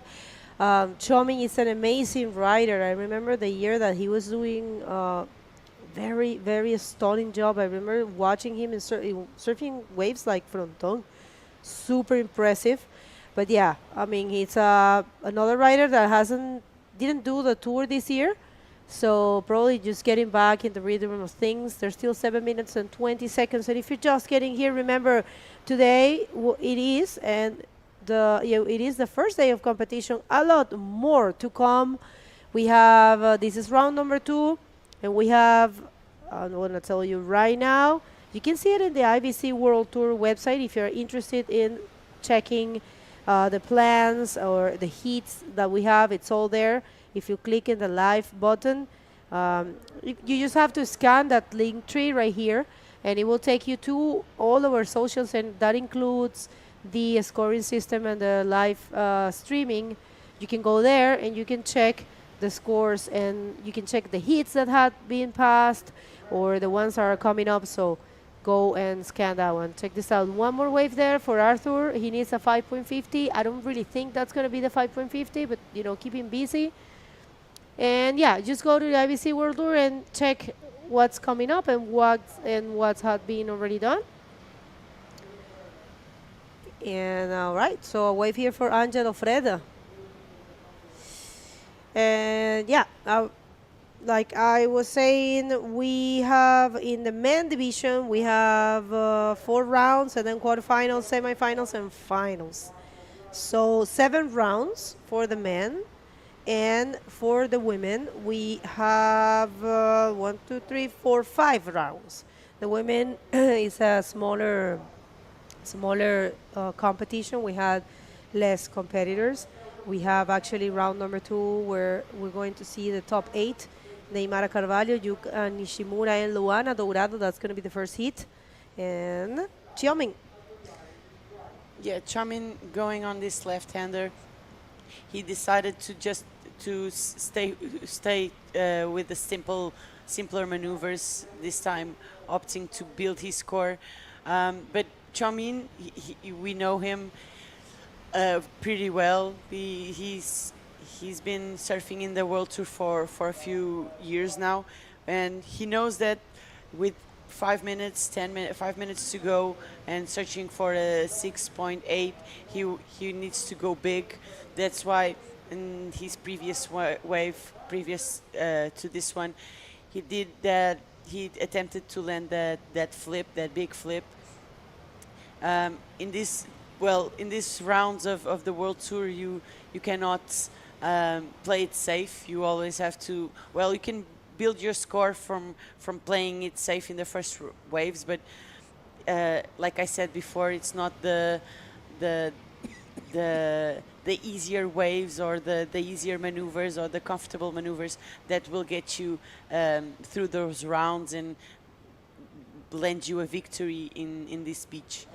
So Chomin's still looking for that 6.86 to get back in an advancing position, as well as Angelo. Angelo knows what he has to do. It's just a matter of finding that wave. We see our riders struggling with the priority. Rodrigo had the second priority, and Arthur had the first one. But I don't know if Arthur paddled for some wave, then lost his priority. We see him pulling into this left-hander a little bit wide, but manages to throw a roll in there, projected roll, a proper landing. Sometimes you don't need, like I said, sometimes you don't need much to feel the power of the landing. I think so too. You know, it's it's a complicated, but at the same time, you know, it could be really refreshing to do well here, to find those waves, and to show the world your level bodyboarding. You know, it feels. Check this out. I mean, I want to see this replay again. Beautiful roll there. You know, Arthur has been in control of those, and Angelo here, he hasn't been able to complete his moves. It's weird, you know, because Angelo serves, you know, all reef bottoms. You know, he serves a lot in El Confital, in El Fronton. So I don't know. Sometimes this happens. It's a matter of, you know, sometimes it's for you and you're connected with the place, and sometimes it's just not your moment. It's okay, you know, nothing wrong with that. It's part of the game, you know. Sometimes you have amazing competitions, and some others it's not that good. So we'll see this one for Chomin Lopez.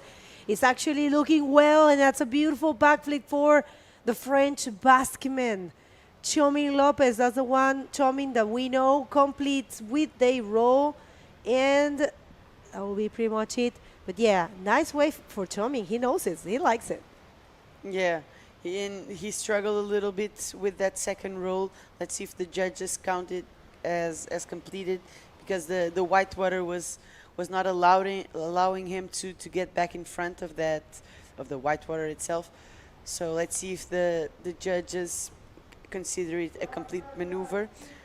But really loose backflip on that left-hander that will put him in the discussion of this heat. Still not enough to get back into an advancing position, but Chomin needed that wave.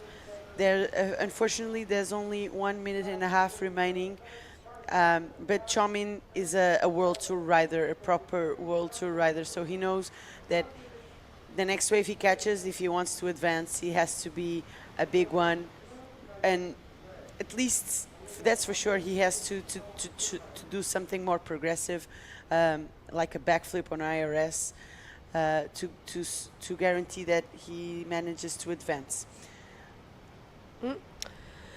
All right, people, last minute in this heat number 6 of this first day of competition at the 2025 Sintra Pro 29th edition of this beauty. We're more than happy to be back. It's a pleasure, it's an honor to be part of this event. Thank you so much, João, Luis, and Roman, for bringing this event, for doing it year by year, and closing out roll there for Rodrigo Lopez. He wants to keep the first position. It's been away from competition, doing a lot of trips of pre-surf. I know he has been spending some time in Indonesia. But yeah, now all eyes on the prize. You know, he wants to have the glory of advancing, and why not winning an event in their own country, man. That's so amazing, right? Yeah, Rodrigo is one of those Portuguese riders that has been keen to solidify his place in the World Tour, so never count him out. Like we said, Portuguese riders are fierce and they want to fight, so Yeah, They will oh fight. my. They will fight in the water. And we had another wave there for Arthur, so I don't know if he's going to get the first position, but I tell you what, in my eyes, it's definitely, I mean, I will say, wait a minute, because we're waiting for scores. So unofficial results, even though, you know, Chomin got a 6.5 for this beautiful wave, he didn't got enough. So last wave of Rodrigo was a 510. Last wave of Arthur was at 480. So official results is Rodrigo Lopez advancing in first position and Arthur Buglé in second. Don't go anywhere. We have still 2 more hits and a lot to come. So we count on you. See you in a bit.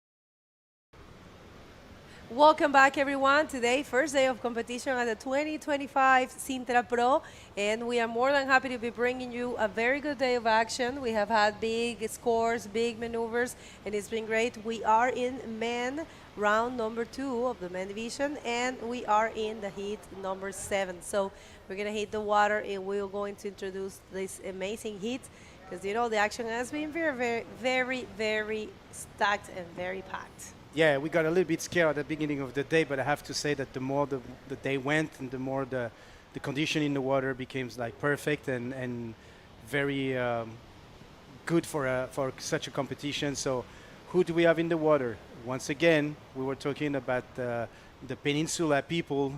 Ethan Perez from Spain is in the water right now. We saw him earlier today from Mexico, Ilan Shuar from Frenchico. Ilan Shuar, and also another Spanish, which is Bruno Martin, and a Brasileiro, finally the first Brazilian that we have seen in this competition, Diego Gomes. Yeah, we had a couple people asking if we have Brazilians. Yes, we do. Of course, we are counting with Uri, but we're going to get back to that idea because we want to see those replays of the waves that we're reading while we went the commercial break and check that very difficult roll from white, and one more here for red. Red being Ilan Shuar, who was in the barrel and got caught. So nothing special for Ilan so far. That was a 5 for Ethan. That was a 5 for Ethan. Yes. Ethan. Yeah, because we have different Ethan, yes. But we have Ethan Capdeville, Ethan Perez, and I think we have Ethan, which is in English. But I know the spelling is the same, but the pronunciation is different because different countries, so that's how it is. And actually, they have requested us to pronounce it in the proper way they do it, right? So, because it's not the same, you know, Ethan. I remember when I met him at the first, you know, couple years ago, I used to call him Ethan. Yeah, I mean, it's normal. That's the way it's written. And meanwhile, up and riding yellow, no, I think it was just a paddle and nothing taken, no wave taken, sorry. So yeah, it's number 7 on this round number 2, first day of competition. Men Rising Series at the Sintra Pro 2025, 29th edition of the Sintra Pro Fest. I have to say that this first day is looking very good so far. We had like incredible action, high scores, and up and riding right now. Ethan Perez, with the nice backflip for Ethan. Wow. That kid, it means business. I'll Yes. tell you a little thing that I talked to him, and check that out. That's Bruno Martin, also coming from Galicia. He's a very strong rider. You know, these two are, Ethan is his last year on the junior division. And, that was a nice wave. But yeah, Ethan, I was talking to him, and he said that he is competing in this event because, of course, here is close to his country. Of course. But also he qualified for the Gran Canaria Fronton King, where we're going to have the final. But let's see this wave last of Ethan Perez with a very well projected flip there. And that was his main score. And this is a replay of last wave of Bruno Martin from Galicia. Oh, look at that beauty. That was a good one. There's some good waves. Yes, yes, definitely. I think I really want to see a barrel today, please. That will be so good because there are some barrels. It's just that the waves is a little bit faster than usual, so of course it's going to be harder to get out of the tube, of course. But I think we're going to see it. I sense we're going to be able to see it. I'm guessing it's hard to know where to sit, because it's probably it happens a lot in beach rigs. Sometimes you're sitting at some point and you watch sideways and you see the wave there, so you paddle all the way there, and then you watch again where you were seated and the wave is there. So it's always fooling you because beach rigs are like that, they move a lot. I've been told with many people that are very experienced in beach rigs, they say try not to move too much. It's always good, of course, to search. But in this type of beach rigs, you have to choose a place and stay there for a little bit and wait for your opportunity. If you wait, you're going to get an opportunity. For me, it's difficult because I'm super trained in point breaks. But, and point breaks is always in the same spot. But it's definitely, in my eyes, the people that know how to read the beach rigs are the best. I always say the same because it's a reality, It's true. If you know where to sit and you know how to cope with, the anxiety and the weight and all that, and you sit on the same place and you wait for your turn, you're going to get it. Especially when in the beach breaks, it offers multi peaks, where you can take as much rights as you can take left. And sometimes because of the current, you ended up finding yourself in the channel position where you believe that there's no wave, so you start paddling left or right depending on where you go. But then suddenly, because of the swell orientation, you have, like you said, opportunity to take a wave still, and that's when it's important to know how to read a bridge break. For sure. And we haven't done it in a while, so we would like to thank everyone that made this event possible. Please, thank you so much to Cámara Municipal de Sintra, ESMAS de Sintra, Servicios Municipalizados de Sintra, that's the ESMAS, la Asociación de Bodyboard Surf da Costa de Sintra, which is the Sintra Bodyboard and Surf Association. Thank you so much to DK Wars, to Prime School, to Junta de Freguesia de Colares, to Federação Portuguesa de Surf, Meo Beach Camp, Vert Magazine, always there, Vert. We have To talking as a beach announcer. He's always here.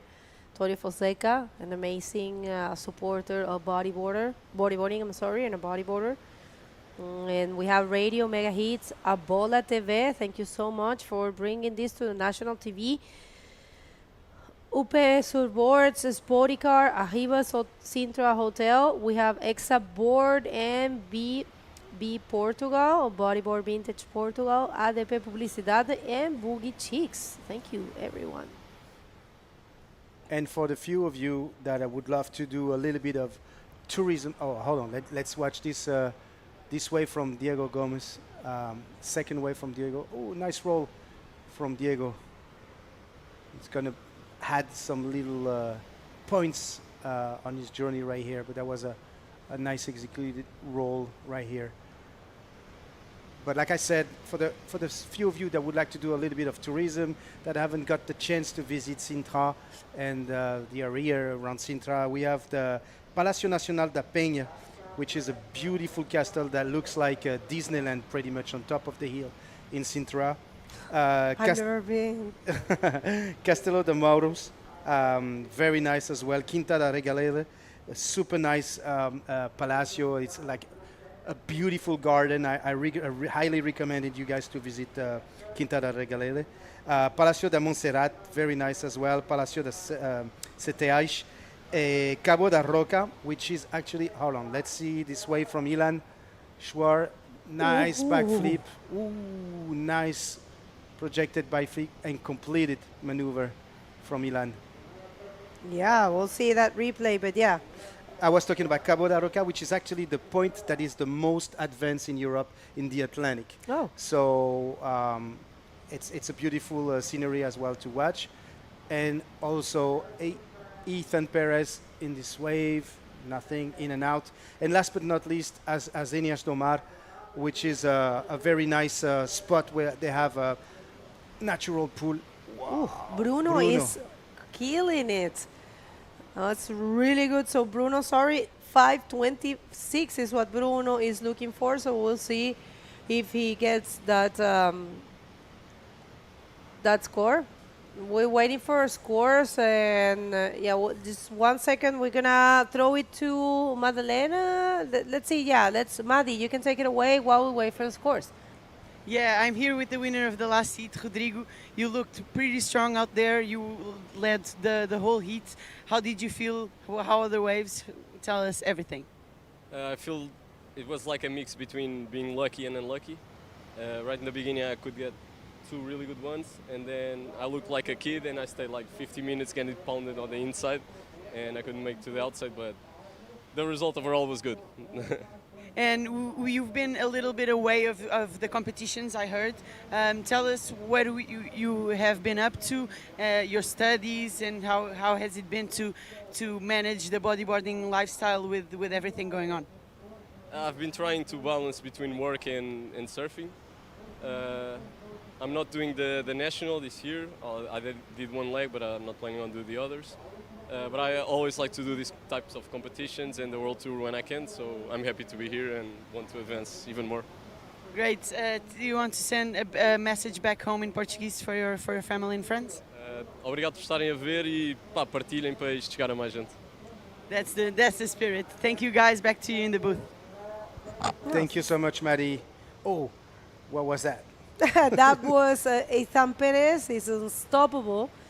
And yeah, he's coming from a good result in the Everyday Media event. He was 3rd and qualified for the Fronton-King, from the Gran Canaria Fronton-King to the final for the junior man division. And yeah, he is hungry. He was telling me it's his last year in the junior man division. He's starting university on Monday. Check this out. Oh my. He's so good. Definitely milking this opportunity of competing here. He's going to study human resources. Ethan is always super focused when he surfs. And even when he speaks during interviews, it's very nice to see him.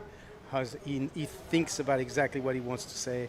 It's a very nice athlete. I really like him. And now we have Bruno Martin in first position with that incredible wave he had the last wave. He got a 5.75, so double score there. Now Diego Gomez with a backflip. Hold on, because it's not finished. Small wave, but nice execution. 2 backflips on 1 wave. Whoa. Yeah, you can claim that. Diego Gomez, he's being quiet, but he was saving that action for, half of the heat. And looking for a 7.25. We'll see. That's the score he's looking for. That was a good wave. Not super huge, but very well worked. Absolutely. And then I'm seeing the score from Ilan on that backflip, and I think he was counted as uncompleted eventually. Ooh. Look at that. It was definitely enough. It was a 7.75. So yeah, it makes sense. Check this out. I especially enjoyed his reading. He actually read it perfectly. That was a perfect backflip textbook, and combined it with another more. So great job there for this kid, man. He's happy with it. Of course, you have to be happy when you do such a performance. That first backflip was very good, very, very good. Excellent. The landing was perfect. None of the legs touched the water. Wow, impressive. 11.75 for Diego. Still, look at the scores. I mean, 11.75, 11.50, 11.25. It's very tight between the three of them. Well, coming from Ceará, you know, Ceará is a machine of champions. So we have, of course, we can't forget Isabella Souza coming from there, you know, 5 times world champion. We have Isaias Habib, excellent rider from there. We have so many names coming from there. I mean, there's Daniel Freitas as well from there. Very, very good riders. And yeah, he is coming from Ceará. He's actually 4 times Ceará Pro champion. So that's, you know, in Brazil, those things are big achievements, you know. And he has a couple of achievements here. I'm watching on his Instagram. I think he recently got married. So yeah, very happy person and very grateful, I say, for him to be here. So yeah, great to have a Brazilian. So I'm thinking that we have almost every country in this competition. From the World Tour? Yeah, because we have United States, we have Brazil. Oh, we don't have any Peruvians this time. Yeah. Which is a big country at the moment. Yes, absolutely. Bodyboarding. No, yes. Yeah. See? I was too enthusiastic. We don't have any Colombian. Well, I mean, Colombian is not that big, but yeah. Ecuadorians. Yeah, those are not that big at the moment, but yeah. Good, I mean, good approach, though. We have a lot of the main countries of bodyboarding here, but definitely missing a few. For example, this year, I think we don't have anyone from Reunion Island, and usually, you know, the Reunion, they're super strong. True. We usually have Fabienne, we usually have Amaury, or Maury, or, you know, I'm missing Clement as well. Lodeo, absolutely. And then I think Arthur Bugel is actually from... you're right, but he lives in France, right? Yes, now he does, but he's from Reunion Island. You are right. But you're right. In general, like... So we have a check-in tomorrow, people. We don't know. I mean, we are coming to the beach. We have a check-in tomorrow for 9 a.m. And what it's on the tally is to do round number 3 of the men division, which are going to be 35-minute heats. 35-minute heats. And then we are looking to do also round 4 of the men division. So there is no call for the women tomorrow. We will only call the men. That's being posted at the IBC World Tour athlete group. If you're an athlete and you're tuning in and you are not part of that group, make sure to ask the technical director of the IBC that it's present here, or the promoters of this event, to give you that QR code, and you can connect with that athlete chat. It's very important because all the informations are usually there. But if you want to connect with us, you have this link tree right here. Make sure to scan it. And we have a wave for Bruno Martin, but nothing happening there for Bruno. Bruno using his priority over Ilan right now, who's holding now the first priority. So 7 minutes and 16 seconds. Wow, there's a lot of scores that are being needed right now. A 6.1 for Bruno Martin to win this heat, but he's still in second position. Up and riding Ilan Schwar with a nice backflip, but it's going to be uncompleted. Hit the pocket, try to do his best. So we have in second position Bruno Martin. Third position, Ethan Perez, that is in need of a 5.50. I think Ethan can get that. And then Bruno Martin, once again, in and out. And then fourth position, Ilan Schwa, who wasn't able to managed to find the wave he's really looking for. I think the right now with the tide, this tide going down right now, it's going to be difficult. High tide is better for the left, and definitely low tide for the right. But yeah, we'll see. Maybe anything is going to change, and we never know what to expect from, especially the very young rider when they have all those extra motivation in them to perform well. All right. Para todas las personas sintonizando, Bruno Martín y Ethan Pérez están haciendo un excelente trabajo. Bruno está clasificando hasta ahora. Ethan lleva muy buenas olas, pero quedó tercero con la última ola de Diego Gómez, que fue espectacular. Fueron 2 flips grandes, bien combinados en una misma ola. La ola no tan grande, pero la ejecución fue realmente hermosa. Bueno, Bruno está buscando un 6 para tomar la primera posición, pero está en zona de clasificación, y Ethan un 5.50 para tomar esa segunda posición. Ilan ha estado sorpresivamente callado en este hit. Ay, mira, Ilan se cambió la bandera por la mexicana. Estaba con la francesa, ahora se puso la mexicana. Bueno, es que tiene las dos nacionalidades. Y un saludo gigante si alguien de México está sintonizando. Los extrañamos, mexicanos, que ustedes son muy buenos riders. Anímense a venir al Tour Mundial, que hay tantas buenas olas, tantos buenos bodyboarders mexicanos. A ver si tenemos más mexicanos presentes. Absolutely. Yeah, that's one of the nations that we miss sometimes on the tour, unfortunately. And Mexico has like amazing riders. Like we were talking about Puerto Escondido. There's like tremendous rider over there. Boca del Toro, of course, has like amazing riders. Like there's a lot Ese of es Panamá. It's in Panama? Panamá, Boca del Toro. So what is the one in Mexico that is a little bit more south than Puerto Escondido? Like almost in that peninsula. It's Cabo? Cabo, claro. I got confused. Cabo de Oro. Sí. Yeah. Pero Panamá también tiene buenos riders y también Claro. nos gustaría verlos por aquí. Bueno, todas las nacionalidades siempre bienvenidos, ya lo saben. Es un placer poder ver sus banderas, ¿no? Conocer nuevos riders también. Obviamente Europa les queda súper lejos, pero bueno, traten de aprovechar las oportunidades de los eventos que tienen, porque ahora Sudamérica tiene varios eventos, así que vamos a ver split pick situation in this one. We have Ilan and we have Ethan. The two riders that need scores, the two riders that are not in qualification zone. So let's see if they can find something. Ethan was looking for a 550 and Ilan needs a big score. And I don't know, with 3 minutes and a half, it's kind of complicated. We'll see. Last wave of Ethan dropped really fast. It was a 525. It's not enough to take the second position. Still looking for a 550 to advance.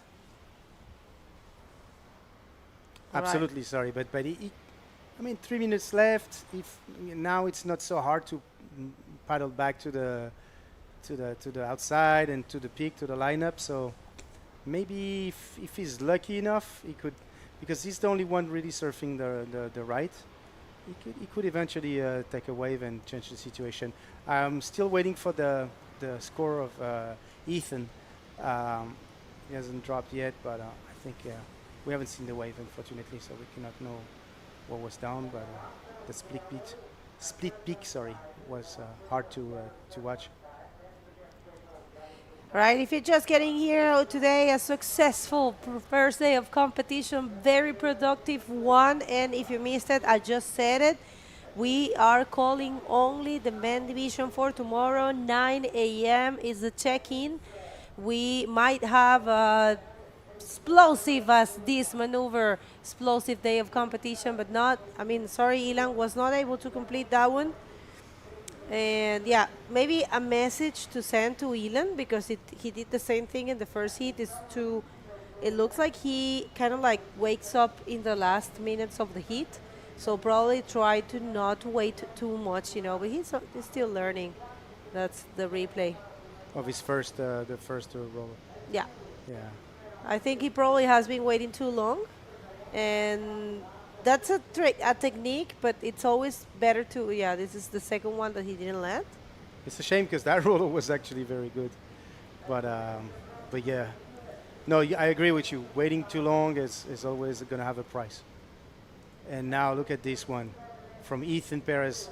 Beautiful roll. Ethan is in first position right now. He's leading. Wow.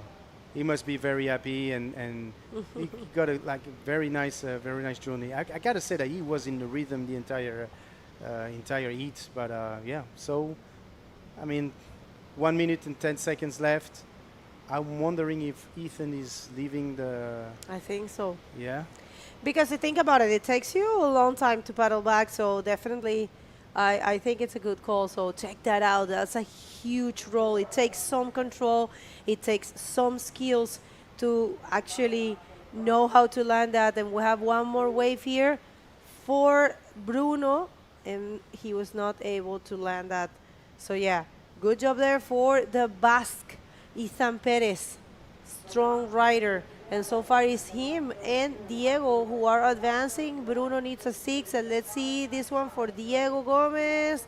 Aiming for something, goes for the flip. Another back flip, wow. Very fast, and combines with a fast roll as well. 420. Is he gonna get the first position? That might be there. But check this out, Bruno is not over. He keeps going, but yeah, that's not a landed maneuver. It's unfortunate because Bruno served really good, although his scores were kind of like in the mid-range. But yeah, I think it's safe to say the situation will remain in the hands of Diego Gomez and Ethan Perez. We're seeing this replay and waiting for this score. What do you think about that one? Well, I think same. He had like an amazing heat as well. Like he took his time, choose a very nice wave selections. It was good. And in the back you see, oh, he actually. Okay, so we saw the last roll, but there was 2 rolls before that. Would that be enough for him? I don't know. All right, we only have the last wave of Ethan. It was a 5.95, and we're waiting for the last of Bruno, which is blue, and the last of red. But we cannot wait, unfortunately. We're going to go to a commercial break and going to come back for the last heat of the day. And we give you those results once we come back, so don't move. We'll see you in a bit.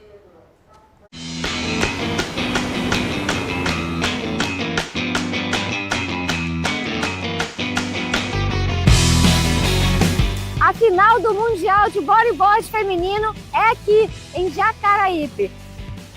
O mundo inteiro vai se encontrar de 11 a 21 de setembro no ArcelorMittal Wahine Bodyboard Pro, apresentado por Estrabon. Vamos decidir 3 títulos mundiais aqui, categoria profissional, Pro Júnior e Master, com a maior premiação da história do bodyboard feminino. $45 mil em disputa. Temos a única competição bodyboard PCD oficial do mundo. Aqui, mastectomizadas, amputadas e deficientes visuais têm direitos e espaço. E a categoria Mães e Filhos, que representa afeto, legado e amor através das ondas. Mais de 200 crianças participam do nosso aulão social. Promovemos a inclusão ao esporte, cidadania e educação ambiental. Com uma estrutura de ponta, teremos muitas atrações, inclusive a área Kids, transformando o Wahine num parquinho de diversões para a comunidade. E a área Beauty, cuidando da saúde física e emocional das atletas. E claro que a festa está garantida, a Wahine Party.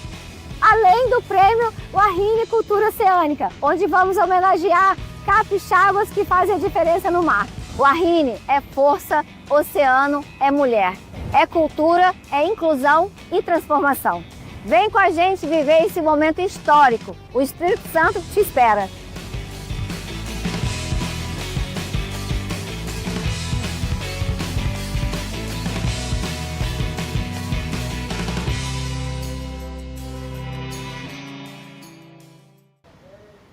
Welcome back, everyone. This is the very last heat number 8 of the men division for this very first day of competition here at the Rising Series of the Sintra Pro Fest, the IBC World Tour. We're back. This is amazing, 29th edition.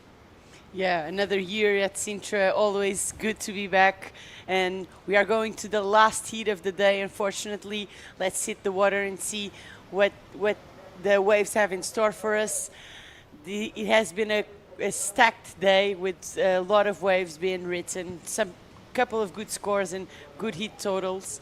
And we already have the replay of yellow on the left-hander projecting a roll nicely at landing in front of the white water. Let's see how they score it. Sometimes when you catch the first wave of the heat, sometimes it's a little hard to judge because you're trying not to close the gap on what do you want.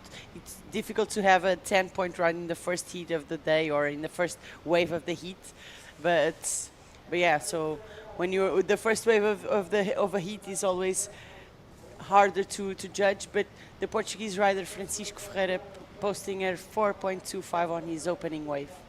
Absolutely. So let's talk about the riders in the water. Actually, we have, so in first position, you just said Francisco Ferreira. He's from the Lisbon area, from Carcavelos. He's surfing. It's very known to the circuit here, the national circuit in Portugal.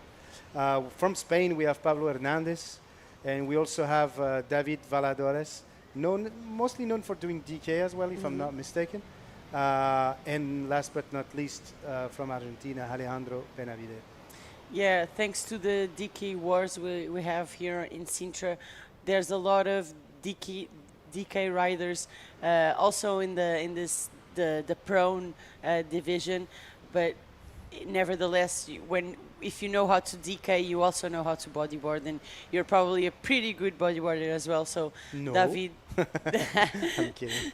David Valadares here, putting on coming to this round, round number 2. We already saw riders like Angelo Freda, who's also here for the DKs. So yes, absolutely. a couple Xavier of riders Andrieux from France.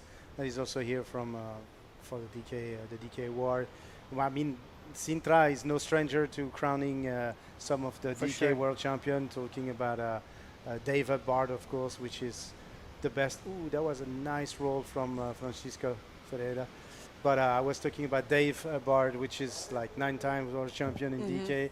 He's an amazing in prone. He won so many competitions as a prone rider. I mean, it's definitely one of, if not the best example of riding both.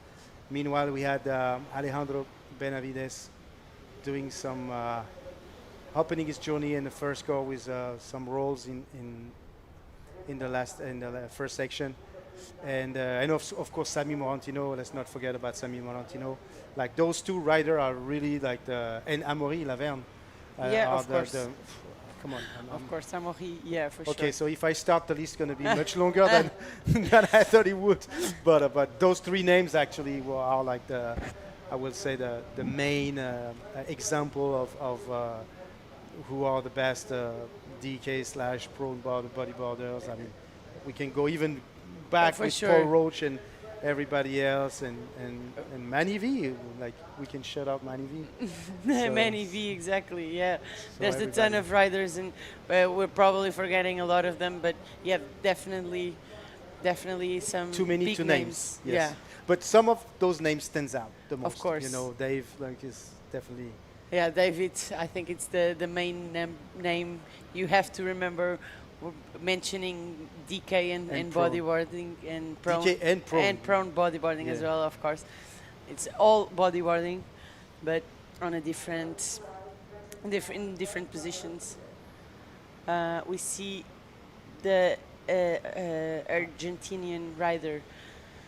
So the second Argentinian we have here in the Sintra, probably traveling together, and Pablo Hernandez and David Valadares.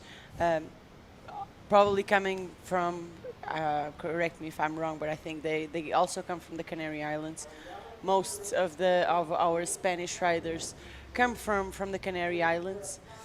Spain has a few waves on offer, but not as good as the Canary Islands, and it's a little bit more difficult to be wave tour ready, world tour ready.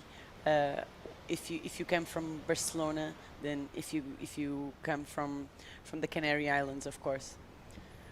Absolutely. And then who do we have now? Pablo Hernandez from Spain, doing like a quick spin. I think now the tide is changing, so it's not as easy as it was early on, but yeah. Yeah, thankfully this is also the last heat of the day, so the conditions um, are a little bit more difficult now, but you see Alejandro working this wave out pretty nicely, doing a 360 and then projecting a roll, so combining maneuvers. That's something that the judges always like to see. Absolutely. And Francisco Ferreira, let's talk about him because he's in first position right now. Okay, David Valadares doing a nice roll. David is so tall, guys. I look like every time I'm doing an interview with him, I feel like I'm interviewing a basketball player. I feel ridiculous next to him. But he's pretty tall. I wanted to talk about Francisco Ferreira because I believe he writes for one of our main sponsors. So for once, we're going to be able to mention the brand, which is Exaboard. Exaboard it's a Portuguese brand, so it's Exa has been existing. The system, the ExaFlex system, has been existing for a little while, but now it became a brand, and they have like this very specific system that apparently works very well, and Francisco Ferreira is definitely one of their main rider alongside Josh Garner in Australia, Isabela Souza, and many other known rider here in Portugal, like my friend Elias. Nice roll from Pablo Hernandez here, completed roll, and then I think the interview is ready with Begonia, so let's watch, let's see if anybody's going to take any wave. I don't believe it's going to happen soon, so let's take it, Bego. Let's give it away to you. Oh, hold on. Blue riding. And no, it's just an in and out. So, Bego, you can take it away, please. Thank you so much, guys. Well, we had a couple tourists passing through, so that was really impressive. You changed the situation in the dying minute, so please tell us how you feel. Sim, bom dia a todos do Brasil, aqui de Portugal. Estou muito feliz de ter avançado a bateria, foi correria. Na segunda onda ali meu strap quebrou com 5 minutos, mas deu tudo certo, graças a Deus. E é isso, vamos focar nos próximos, descansar, que amanhã tem mais. Well, he said he's very happy to be advanced and change the situation. I mean, he's of course thanking God. He says everything turned out his way, and he wants to just rest and get ready for what's coming up tomorrow. You know, tomorrow we have big waves coming up, so are you ready for that? Amanhã vamos ter ondas. Está preparado para isso? Sim, quando eu cheguei aqui, fui treinar mais o ali, o mar já estava bem grande. Acredito que amanhã vai estar um pouco parecido, mas já deu para dar uma remada boa ali, abrir o pulmão e amanhã vamos para cima. Well, he said actually when he got here, waves were really big, so he was training, and he feels ready for tomorrow, because tomorrow it's looking that it's going to be a big day, only men day. So, quer mandar um alô para alguém? Falar alguma coisa? Sim, um alô para a galera do Brasil, da Façolas, da GBB, da Oceanside também, do governo do estado do Ceará, da Secretaria de Esporte, do Rogério também. Obrigado, federação. Obrigado a todos que estão torcendo por mim, e amanhã tem mais. Parabéns, querido. Best of luck for the rest of the competition. Back to you guys. Thank you so much, Begonia. It's a nice interview. Come on. It's not easy for no one. You can be from anywhere. Like surfing, the condition we're gonna have tomorrow, it's gonna be tough. Yeah. Just so you know, we're expecting a strong wind. Unfortunately, some much onshore periods, and they talking about 2 to 3 meters wave. So we're talking about like 8 to 10 foot wave for the people that are talking in foot instead of meters. That's going to be pretty big tomorrow. I don't know what kind of surprise we're going to have. Yeah, these riders have to be ready for any type of condition that they might be put in. So, and we see in our screen that Francisco is struggling a little bit with the priorities. It's very important to know in which priority in the priority where you at, meaning if you have the first priority or the last priority, that could, if you use your priority wrong, you can end up with an interference exactly, and that could ruin every chance you have to advance in this round. So, but regarding the graphics, Francisco is in first priority, looking to change that 3.5. And Pablo Hernandez in the lead with a 4.5 and a 3.4. You see that the scores are all pretty close together, so anyone can really take this heat. No one's being left out or without a chance to get back. A 6-point wave will be great for any of the riders and will take him to the first place. So it can be either of them. Exactly, yeah. So we have a change of situation now. Pablo Hernandez is in first position with a 7.80.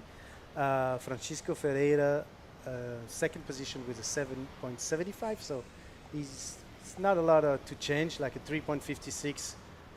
It's very doable for Francisco. And then we also have our Argentinian friends, Alejandro Benavides in third position and David Valadares in fourth position. I mean, the last three, they really need very small score. We're talking about a 3.56, a 3.86, and a 3.40. I mean, 11 minutes and 50 seconds left in this competition. Tons of time to change all these situations. So let's watch and appreciate this last heat of the men division. Yeah, these riders are looking for the best good-looking waves to try and build their scores. We can see that the conditions now are trying to get a little bit more difficult in a way that regarding wave selection especially, we heard that it's easy. We see red up and riding on the left-hander projected roll. That was a nice wave. That's all he does. Nice speed, nice wave, very good timing for the Rolo. Very nice. Yeah, and keeping his first place there, he's probably going to improve on that 3.40. So, yeah, now it's mostly a game of picking the right ones. The scores have for this heat have been a little bit lower than the previous ones. So, with also due to the tide and the currents, you can see that there's a lot of water moving right where they are almost catching the wave, a little bit further in, and the currents are way too stronger there. So a lot of things to deal with while you're still trying to pass your heat, and a good IRS for Alexandru. Yeah, Alejandro Benavides did a very nice ARS on this one. So see, things are going to be changing. Like all those 3 something are going to switch to higher scores, and we might see change of situation. Francisco is about to paddle eventually now. Yeah, Francisco is one of those riders, those Portuguese riders that have had a national tour the last weekend. Last weekend, yes. They took that opportunity to prepare themselves for this comp, and they were up north, and the conditions were a little bit just as heavy as this one, maybe more difficult because the wave was more outside. We see the replay of blue. And the ARS, we were talking about the Argentinian rider in blue. Nice one. Yeah, the legs didn't touch the water. Was very good. And he's now in first position. Exactly. And usually when you see the rider doing the maneuver like clearly out of the water, well projected, landing on the flat almost. Yeah, that's usually granted a good, at least good or a better score than what we have been seeing. And the reason why it's only a 5.75, I believe, is because the wave wasn't so big. Yes, yeah, so for sure. I think it's a mid-range score for Alejandro. Yeah, here in Praia Grande, the judges are looking for those big and impactful landings, which can only mean that the wave was either super strong or the flight was. And we see an invert for David Valadares, let's see how they score it, because the maneuver was great, just as we saw Alejandro did. The maneuver was great, but the wave was probably a little too small. But except that I would say don't get confused with him, because he's so tall that the wave, exactly. the wave might look small when actually it's just him that small. Pretty tall. Yes, absolutely. No, but jokes aside, that was a good invert attempt. Maybe not as tweaked as Ricardo Ros maneuver earlier today, but still, it's not a baguette. Definitely not. And definitely not. There was the necessary twist there to discard that option. We see David trying to get back outside, and even though the waves are not that big here in the live, there's, believe me, it's not easy to get back outside sometimes.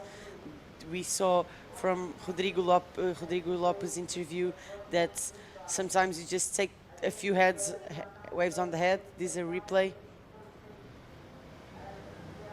Yeah, actually the board was somehow tweaked, but the body not as much. But regardless, look, he got a 5.75 for that wave, so he's now leading. See, I told you, like, this heat is going to be keep on changing from first to second to third to fourth, and now David was in fourth position. Is leading the is leading the heat. Actually, the first two riders just went down in the scoreboard, meaning that both Pablo Hernandez and Francisco Ferreira are now not advancing through. We see Pablo on this left-hander. Another nice roll, but unfortunately uncompleted. Yeah. For Pablo Hernandez, but 6 minutes left, and we're gonna see. I think Francisco is struggling a little bit with the right, and now he's gonna lose his priority. Yeah. I don't know if it's smart that he should have kept going eventually, because he's still priority number 2, not so bad. So he can still manage to take some waves. Maybe that was smart of him not to paddle on that wave. Yeah, it's easy to misread a wave and try to paddle in, and then you're not so sure about it. Yeah, especially in these conditions, because you never know if the wave is going to close out or not. Nice roll, completed, very well projected, very good from Francisco, who's definitely going to change that 350. But is that a 5.41? I'm not too sure. If you're looking at the score that the judge have been granted, I don't think that roll will be enough for Francisco. Yeah, you can bet that Francisco will pull out a maneuver well projected, either if it's a roll or an IRS. Francisco projects his maneuvers pretty well. Mm-hmm. But yeah, I'm not sure if that roll will do it. He will assess the score he has on this one and probably try something a little bit more progressive on the next one. All right, so it's a 5 point. So it's even better for him now because he's only in need of a 4.66. But it's 4 minutes and 23 seconds left. He has been struggling finding the wave that he wanted. Idealistically speaking, he would love to go on the right because that's pretty much where his favorite side.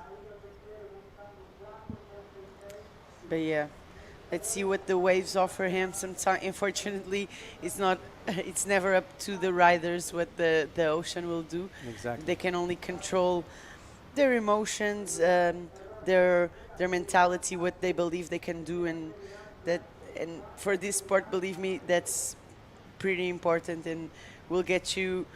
If you have a strong mental game, it will get you almost through any heat.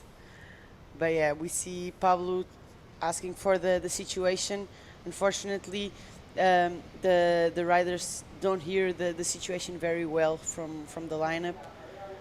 We see Alejandro, the Argentinian guy, pulling into this right-hander.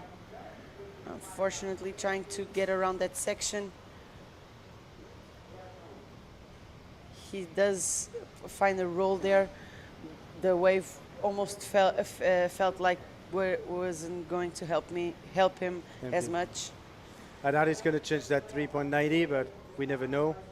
But you know, it was hard. Like the wave closed out, and he tried to contour the wave and contour the sections for him to get back into the wave with the bottom. But I don't know. Well, let's see if it's going to change anything. I don't think so.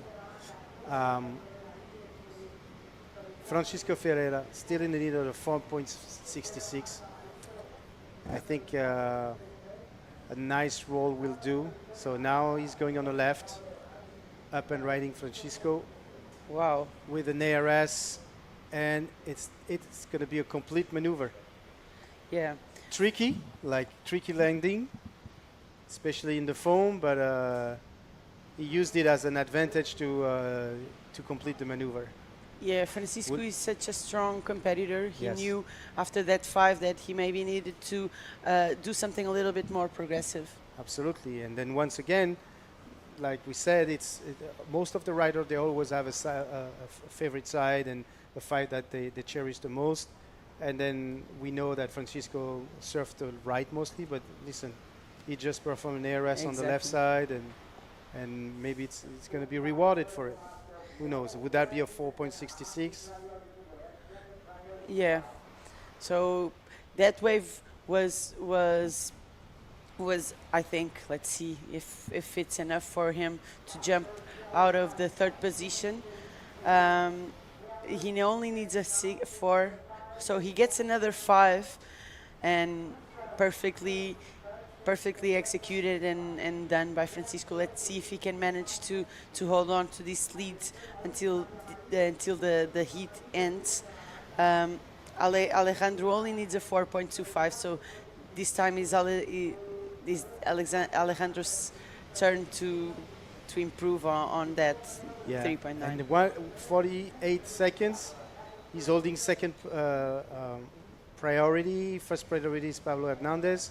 We've seen Pablo surfing mostly the left. Let's see if Pablo's going to be blocking Alejandro. But at this stage, 30 seconds. Ooh, the suspense is on. And look, Alejandro is paddling right now. Good wave for Alejandro. Oh,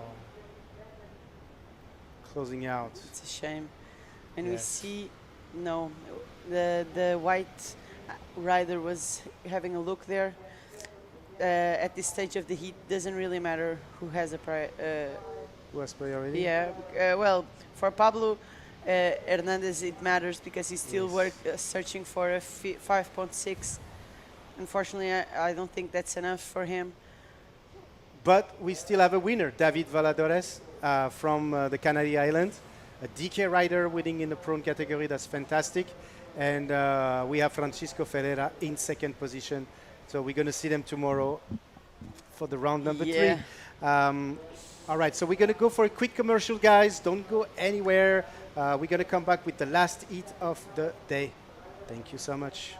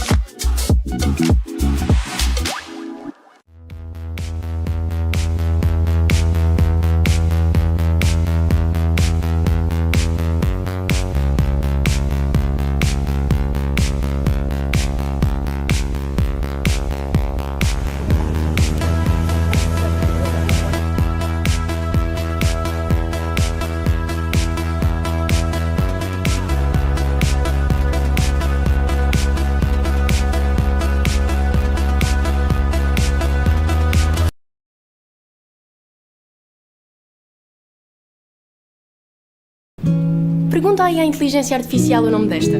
Yeah. É uma Danaus Plexibus. Perplexipos?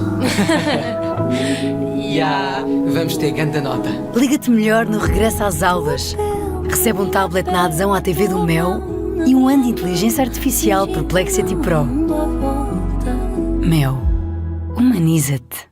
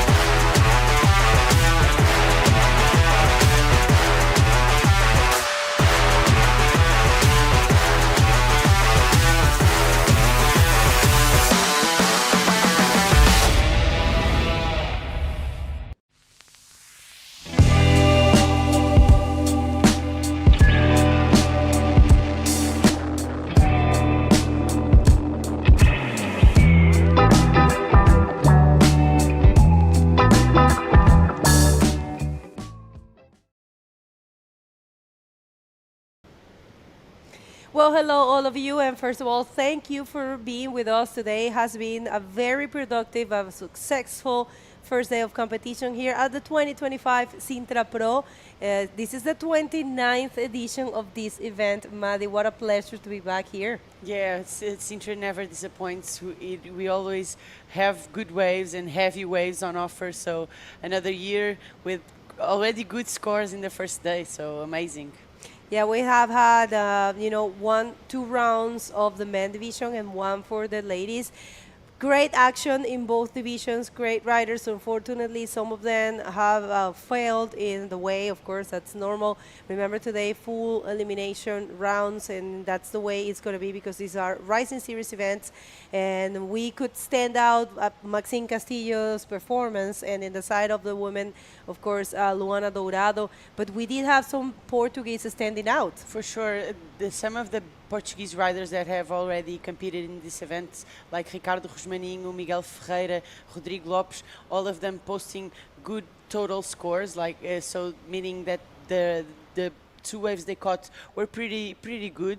So the Portuguese standing out, even the one we like to say it's adopted, Maxime Castillo also putting on a show. So the locals here showing that spending more time in the water here at Praia Grande pays off for sure. For sure, yeah. Well, tomorrow it looks like we're going to have a check-in. It looks like it's going to be a big day. It's the biggest of the window, of the event window. Remember, we are here till Sunday, but well, tomorrow we have only called the men division for a possible start at 9:30 around. So the call is for 9 a.m.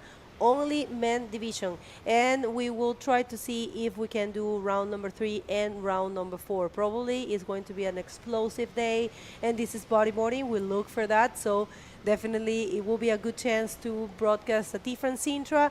This place, this is one of the beauty of this specific beach, is that you can see different Sintras different days depending on the size, on the direction of the swell, of the quality of the sandbar as well, or you know, there's so many varieties of, you know, faces. I will say there's so many faces of this beach. So tomorrow might be one of those big and very explosive days for Sintra. So remember, we are having a check-in at 9 a.m. only for men division.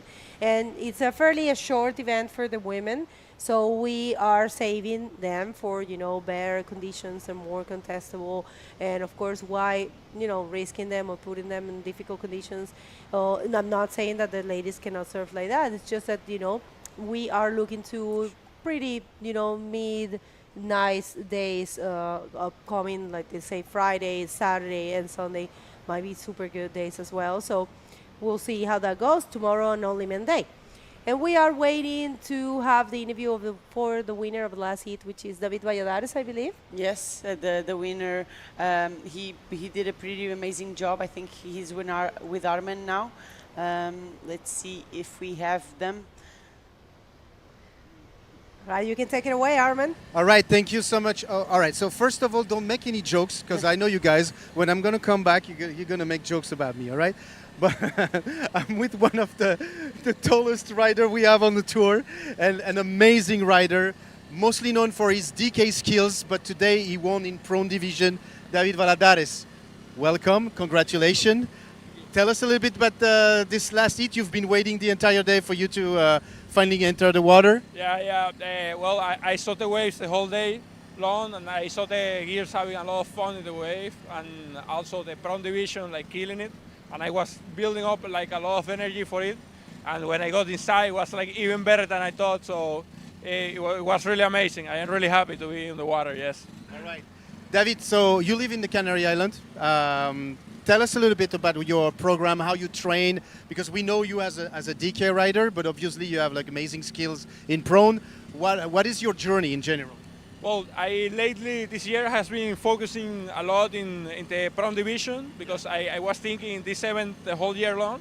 So I train a lot, and like mostly in like slaps, but beach break is also something I really like, and I do a lot of exercise back home. And I will like to thank Iceland Box for it, because they train me a lot for these kind of conditions. All right. Do you have any last words, una última palabra that you want to talk to your friends all around the globe? Sí, bueno, a todos mis amigos en Venezuela y en Canarias les mando un gran abrazo. También a mis patrocinantes, a Tillus Creation, a Island Box, a mis entrenadores Dayan y Diana, a María Embroidery and Prince, a Olian Bodyboarding Decathlon, también a mi familia en Galicia, a mis amigos que vinieron aquí a acompañar y bueno, decir que el jamón serrano que me comí esta semana me ha ayudado y me ha dado poderes para venir a disfrutar aquí. Muchísimas gracias. We're looking forward to see you tomorrow on a epic day. I hope you're going to be ready. Yeah, big day. Big day tomorrow. Big day. And I see you guys tomorrow. Thank you so much. And thank you, Bego. Thank you, Maddie. All right.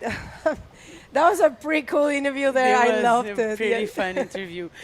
Loving the fact that, you know, he is almost 2 meters. I think he is 2 meters. So yeah, I think that's why it took them too long. Yeah.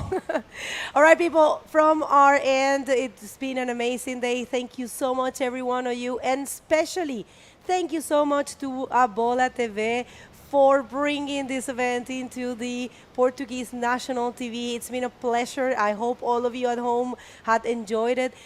We have Mari here throwing the Portuguese. I have been trying to speak some Portuguese with a lot of respect, and it's definitely an honor to count with you, and of course with all the supporters, all the sponsors that we have been naming throughout the day. Thank you so much. Tomorrow we're looking forward to have a big day. You want to say some words in Portuguese for all the people? Obrigada a todos os que se ligaram hoje. Hoje foi o primeiro dia de campeonato já com muita ação, mas amanhã ainda mais ação vamos ter, com um grande dia, com ondas mais pesadas, o clássico da Praia Grande aqui na altura do Sintra Pro. Portanto, várias facetas aqui na praia, mas garantam que se ligam e que estão presentes e acompanham toda a ação, que ainda tem muita coisa para acontecer e muita onda para rolar. That's right. Thank you so much, everyone, and we'll see you tomorrow.